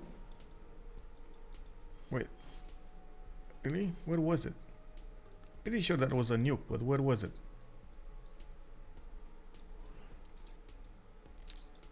Money. No, no. Man, where was that nuke? Did it just disappear into open air over here? Oh, here. Okay, this was a city from Canada. I guess it was a city from Canada. He did have one to the north of Montreal, with Zulu closing in on Sweden with quite a few of these modern armors. I guess Sweden's pans are trembling a little bit. And we do have him on 429 out of 468. He's quite close to a victory, but so is Pipo with 532 and 590. I do have to point out, it kind of feels like Pipo is generating more is generating less actually tourists than Sweden is generating defensive tourists. So it does look like bomb nuke coming out. I think the tank army is gonna, well, I mean, it's gonna eat that bomb alive. That's gonna be a problem. Wait up, what up? Okay, there we go. Just animation didn't go through. Gaul's city southeast of Sweden got nuked. Okay, Gaul's city. Oh, this one got taken out, but this one wasn't a Galaxy. Was it a Galaxy City? I don't think it was. Norway had yeah, okay. Also, oh, can you explain how gold can get you disqualified? Can you inform us as that is being decided after the game? Yeah, of course, I can inform you on what's gonna be decided. I'm probably gonna do it on my Discord. Writers and musicians are gone. Yeah. Oh, look at that. Musicians and writers are... Oh my god. Only artists remaining? Wow. Kick. Wow. Well, that's quite something.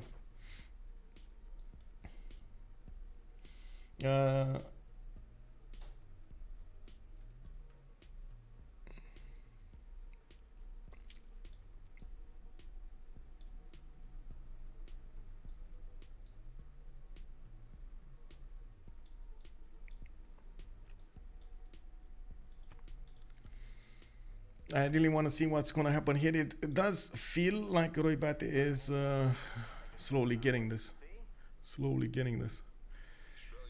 There was a moment when Mali was generating so much from his rock bands, but I guess he doesn't have the level 3s anymore. Those were farming so many tourists. Of course, now he's getting new rock bands. He did manage to get one. I'm pretty sure he's going to try to get another one. He's still working on the Theatre Square festivals. And now that they don't have any more great people to fight over, like great musicians and great writers, this is going to be an issue. Great musicians are so important at this point. Oh my god, they're actually not that far away. Look at that. Roy Batty, 446 out of 473.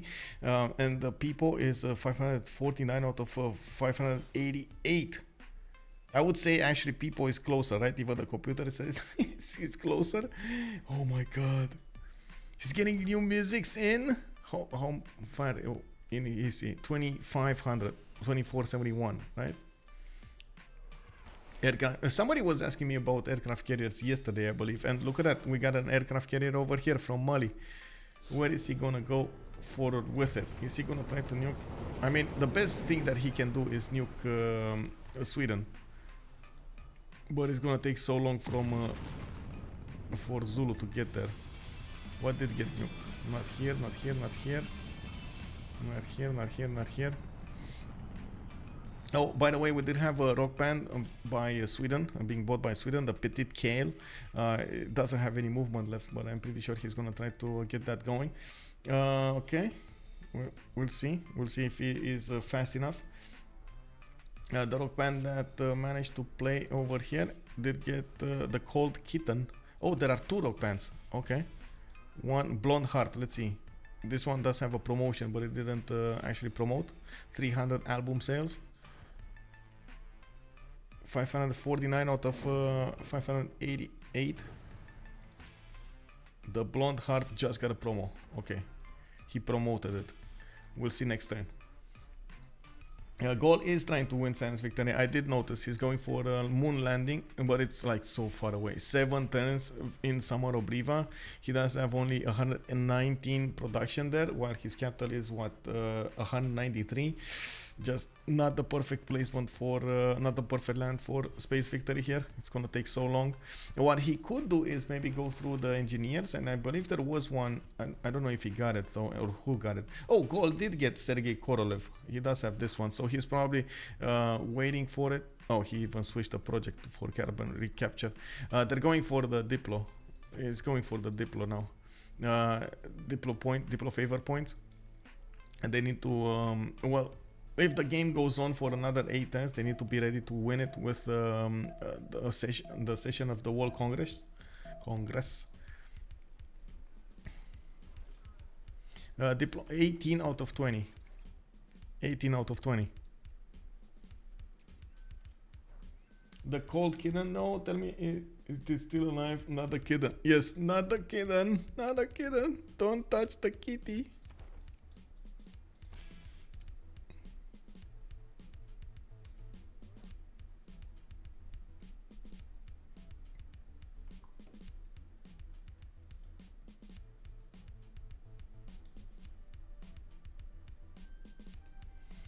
Did the competition finish? I mean, it finished last time. Nobel Prize in Literature is 6 turns. This is another one, right?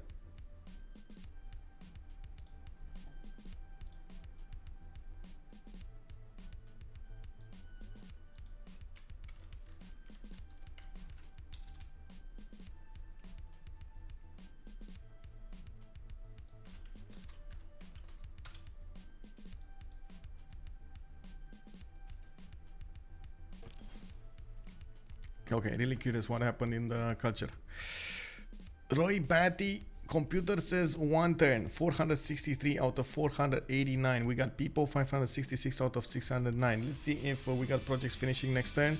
From Mali, we do have 2 of them. Oh my god. 1 rock band died. That was Swedish. The Swedish one, the level 1. Wait.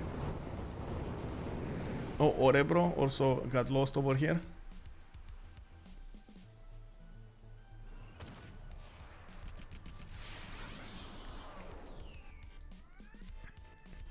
Toronto did get taken out.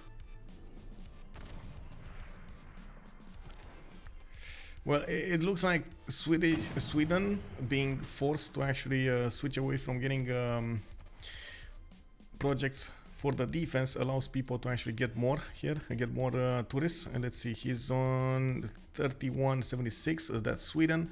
And then we do have Mansamusa on 2526. So he did manage to get a few more points over there. That is quite a problem. Just wondering, since it buffs rock bands, a computer has been lying for a while. Yeah, computer is... what can I say? That's why I was asking if we do have any projects coming out from Mali. If he does have projects finishing next turn, it's gonna boost the it's gonna boost the culture anyway every turn. I'm a bit surprised we don't see him trying to get as much as possible. Mali is starting to get nuked. I just noticed. There is a nuke. Oh my god, that's what was happening and we didn't see it. So there are a few cities on the east side quite far away from his land that are getting nuked over here. Odagust and Kurusa. Of course, the main cities are still alive, and like I was saying, even if he puts... how are they not finding this? How are they not scouting this? Like, these submarine armadas can only come from one place, right? So, like, the nukes can only come from one base. How are they not scouting this? They can be there on 1 turn. Bam! Look at that. Nuclear submarine armada dies. I hate how RNG the rock bands are. Can make or break a culture victory without my strategy. Eclitian, yeah, I guess so. I have a odd question. What happens when Alland oil tile gets flooded? Does it turn into water? Yes, it does turn into water oil. This doesn't matter at all cause it can't even know how much difference it will be up in advance. I know I never trust the computer. Man.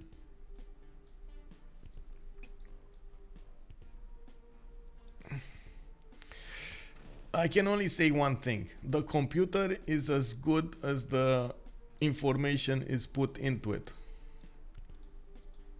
And I'm gonna leave it at that. The computer is as good as the information put into it or input into it. Okay, we still have the cold kitten alive with level 1. A blonde heart did play. And let's see what happened in the culture screen here. So important. Still we're on please wait. Oh my god, it plays with our heart over here. 570 versus 607. Of course, 37 tourists over here needed to be acquired, while Roy Batty does need 22 to get the win. 24 to get a win. Uh-oh.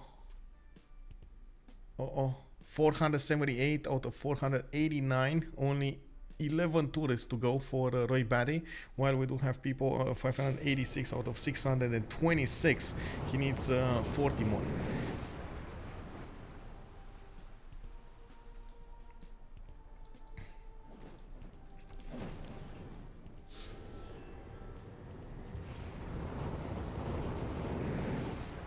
Wait, does he actually want to attack into this? I mean, that's not gonna happen. Those destroyers have so much anti-air strength, that's not gonna happen. Like, look at that, they're defending the nuclear submarine armadas. One you got pushed through somewhere. Where was it?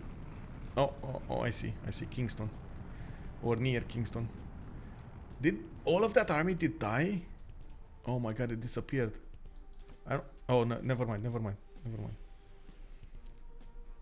I mean, honestly, all of this irradiated land is favoring Canada right now, because the second Gallic army goes through it, it's just gonna end up dying on the way towards the Canadian cities, right? This is like an extra like a moat, you know, like a moat with spears coming out of it.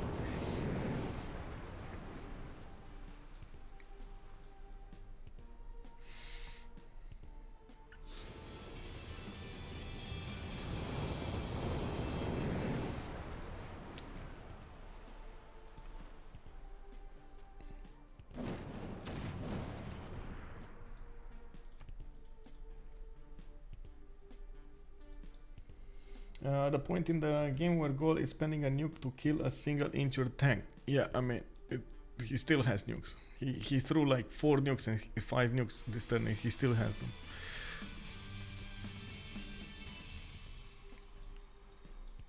Wait, was that a Mali? Where was it? Oh, here. Okay. Oh, that's the level 2 that didn't play. This one played. 150. The cold kitten is still alive. Woo! Power to the kitten! Let's see, where is... Oh, we got one here also from Sweden. He needs to name it. And oh my god, he didn't promote it. He's gonna lose another turn because he's not gonna be able to play. He needs to promote it and name it. Oh, kick W. Usually you do that in the first turn. You just move it a little bit and then you promote it. Let's see what happened in the... Here, let's see. Oh, something happened because... Wait. How did people lose like 1,000 tourism per turn? Did he lose a card or something? He went from 2,600 to 1,800. How did this happen? To 1,900.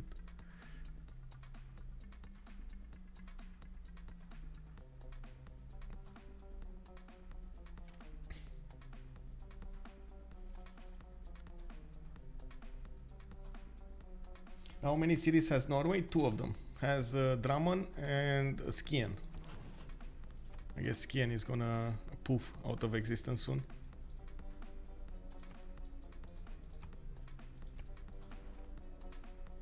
Okay, 9 more envoys for a Batty, while Pipo does need what, 28, 38 or something?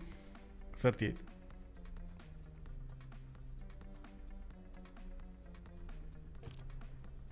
Oh, that's the victory. Who got it? From the dust, I guess CivRU's got our it. civilization first rose, so too shall we return. Yeah, he's first on lobby. As the light of our people fades. Yeah, Sweden got it. Sweden got it. Culture victory. There we see it. We got it. Gonna dive into my points like Scrooge McDuck. Whoa, Beavers.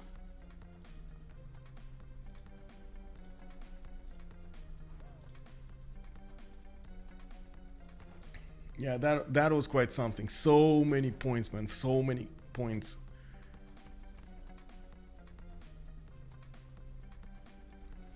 Okay, let's see what they have to say. So, just to reiterate what happened from the beginning, we did have an early war from Australia going against Norway. He did manage to push Norway with an insane amount of science and caravels and everything, while on the other side we did have Mali generating a lot of gold for his caravels. We did have gold just free swimming over here on the land. Sweden also was starting to accumulate a lot of tourism per turn. Canada very big when it came to production and so on and so forth. The game stagnated when it came to action during the mid part of it. We did have actually counter attack coming up from Norway and Sweden and Phoenicia at the same time, taking out a few Australian cities and even the city that he built how to say Venetian arsenal in. We did also have Zulu enter the fight with a fleet. We did have Mali again raising to incredible numbers when it came to the gold generation. He was also starting to put up quite a bit of a defense in the culture victory screen and in the culture of course per turn, and then Sweden was trying to get the victory condition for the Diplo. They were extremely close to get the Diplo. We were just 5 more turns away from getting the Diplo victory screen, and Alphasometz was already the goal. I mean, it was already on 18 out of 20 Diplo points. Nukes started falling at some point in the game. There was an attack from Canada. Actually, before nukes, Canada did manage to upgrade a lot of units with the gold of Mali. He did manage to take down quite a few cities here from Phoenicia, which arguably could have been better to go against Sweden, but we don't know yet. It does seem like it could have been a better target because it would have allowed him to slow down Sweden long enough so Mali could actually push that victory through. We do have the goals reaching its Manhattan project phase. He's getting all of those nukes. He is definitely taking out so many cities of his opponent and so on and so forth. So of Canada, what they couldn't do is actually take a lot of cities away from Mali. Sweden did manage to arrive to more than 3,000 tourism per turn, while yes, we did have a lot of culture being outputted by Mansa Musa. We do have it on 1,657 culture per turn. It just wasn't enough. The passive culture and the passive tourism generation from Christina was just too strong to handle. So without further ado, we do have to see what they have to say about this. In the post-game chat 1, I guess I'm gonna need to wait for them. Oh, a lot of them are disconnected already. Let's see if they're gonna join. Fire Tiger, with much pleasure, Fire Tiger page. I do hope you're all good over there. Drama is over. Australia failed though. Yeah, Australia, I gotta see. Australia stopped settling. Yeah, that was quite a problem over there. Australia, if Australia would have managed to settle, it would have been totally different game. Another 3-4 cities to the south, and I think his stats would have been totally different. His ability to war back on Phoenicia would have been totally different over there. Even if he did have Venetian arsenal, he only had 4 cities to output units from, so that's a lot of production lost right there.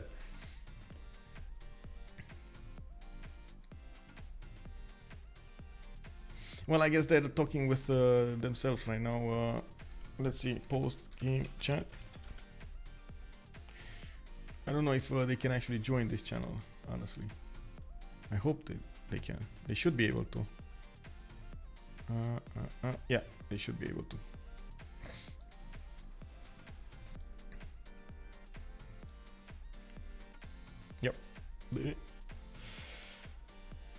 Drama is at work until later. Oh, I see how it is. Well, I gotta catch up with some drama too. There's like so much drama going around on OnSpotTV channels. Oh, hello there, guys. Hello. Congratulations. Thank you. Man, that was quite a close race over here. You had so much tourism output from Sweden. Yeah, very hard game actually. So, what happened with Norway? What do you think happened with Norway? Very I mean, if guy upgrades caravels turn 40, it's hard to defend. And it's not like 2 or 3 caravels, so it was like 6 or 7 caravels. I mean, they were getting Mali gold over there. Mali was already making like 150. And this like stupid thief that just randomly spawns alone and getting 300 GPT. Breaking game's economy completely. And that's how it is. That was disgusting to fight against the guy who upgrades heavy chariots from 2 tanks. Two flights win the game. Yes. Yeah, but Australia did very good job. Like turn 40 upgrade caravels is very strong. Yeah. Thank you, man. I don't know what happened afterwards. You just stopped settling. That's like the major question of my stream, by the way. Yeah, I saw Dido came on me, so I wanted to do the. Then again, Arsenal. It was like a lot of submarines up as well, and it was too far from me to get these battleships, or I don't know. I couldn't even upgrade it because we didn't have a lot of money in the mid game. I feel like Zulu should have done more job. Why Canada didn't go for Sweden? I think if you go there for me with that massive army, you completely kill me. I don't know. Who? Maybe, but Sweden couldn't contest culture victory. If Canada went to kill Sweden first, I think you will. I thought I could have more impact. Killing Dido. Faster by Dido and coming up to Gaul, but Gaul had a big army really quick and it was really I wasn't ready at all, but the thing is that I was sure that you would go for Canada, and I gave all my money and all my resources to Gaul to protect him, but it wasn't on time. For me, it was like I got like 2 or 3 chariots army, and I upgraded it, and that's all. Couldn't do much. Yeah, I had a big storm in my land when. We saw. Yeah. Forces of nature. And I saw the sandstorm as well on Mali. That is, I think, the main issue with Canada. Like these storms completely ruin your game. Man, 37 tiles got destroyed. To be fair. I think I need more practice in the game too. So, like after tanks, etc. It was really hard. Also, we don't know about the government. I mean, with and just a whole. Yeah, I don't know about this one. It's cool to have builder, but you know, it is an option. I think. Like Canada has so much production; it builds ancestral very, very fast, and you cannot utilize it very fast. Maybe. Probably Canada should have rush colony. Because with Mali you have like you could just build a city and then buy one builder at early game help, but I don't know, maybe it's not that greedy. That's how it works with Mali. If you take all his gold, he's useless after. And that Mali rockers almost win the game. Yeah. Yeah, I don't know. Yeah, you did manage to nuke those level 3 rockers, I believe.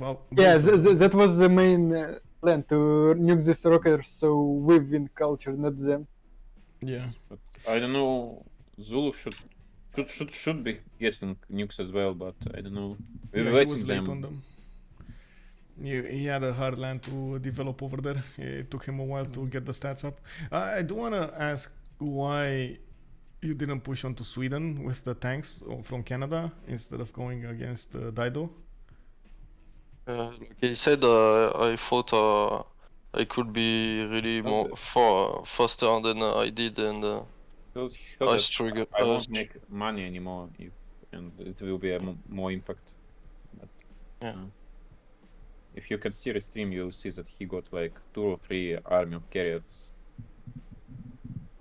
Nothing more. Okay. Okay. It was a good game, actually. Yeah, good game. Good game, yeah. Thank you. GG will GG play. guys. GG guys. Bon nuit. And, I think if game goes long enough, I would won a space race. But yeah, probably let's go. It's gonna be 150, 160 turn. Yeah. Man, Or you didn't maybe- even have a space tile in your capital. What Yeah, are you talking about? I was thinking about it earlier. Or maybe win by score, first win. Score. Yeah. Diplo. Probably Diplo would be another victory after culture, because I'm projecting carbon. This carbon project, so I get a lot of Diplo favor. I mean, you should be able I- to get a Diplo victory in the next Congress in 5 turns. Yeah. I get something like 100 Diplo points per turn. Yeah. Anyway, close game in any case. So much tourism, so much culture defense coming up from you. Yeah, thank you for the cast. Bye bye. Yeah. Much pleasure. Good evening. Thank you. Bye-bye. Yeah, good evening. Bye. Good night. See you. Good night. So there we heard from both teams. We did hear why Canada did not go against Sweden over there. They did consider taking away the gold from Phoenicia was more impactful, and Kazandar over there did also nod on that. We did also have a bit of a opinion of what happened here with Norway going against their opponents. Australia did not want to settle anymore because he wanted to be ready for Phoenicia pushing, and I guess maybe he didn't realize the timing they were finding themselves on. I think he still would have had a bit more time over here, but I understand that he wanted to get more stats and he wanted to be ready when Phoenicia will come against him, and well, he did try to build that Venetian arsenal, and at the end of the game did manage to survive over there, so that's what's important. We did have an amazing culture victory over here, turn 130, with so much tourism generated from both teams, and a lot of defense being output. As you can see, 508, 645 defensive tourists over here that needed to be gathered. Christina with Mansa Musa were neck and neck over there on the win, and it was Christina Sweden over here pushing up that victory at some point. So with I do have to point out, tomorrow we might have a game, we might not have a game, I'm not sure. I'm still waiting for the announcement from how to say, from Wex. We will probably gonna see the quarterfinals started up with Ulysses going against Sphinx, and we will be co-casting. I will be co-casting with Kacheka. Thank you very much, guys, for stopping by, and I do hope you're gonna have a great time on the next streams as well. And I hope you had a great time with me today on this stream. Thank you very much for the follows, for the subs, much appreciated. Because it does help me out, and you're putting me, one step closer to that. Monthly goal. This has been quite hard to actually get this month. Well, there are still quite a few days remaining over here on the last days. I do also want to point out, I'm gonna try to catch a few games during the weekend. Not sure exactly what I'm gonna do Saturday, but I think there is a game on Saturday. You can definitely find out my schedule on upcoming games over here on my Discord. I do try to keep as much as possible the updated schedule for everybody to see. Saturday, WCG versus Enemy. Okay, so Sunday there must be a game that I'm gonna need to look at.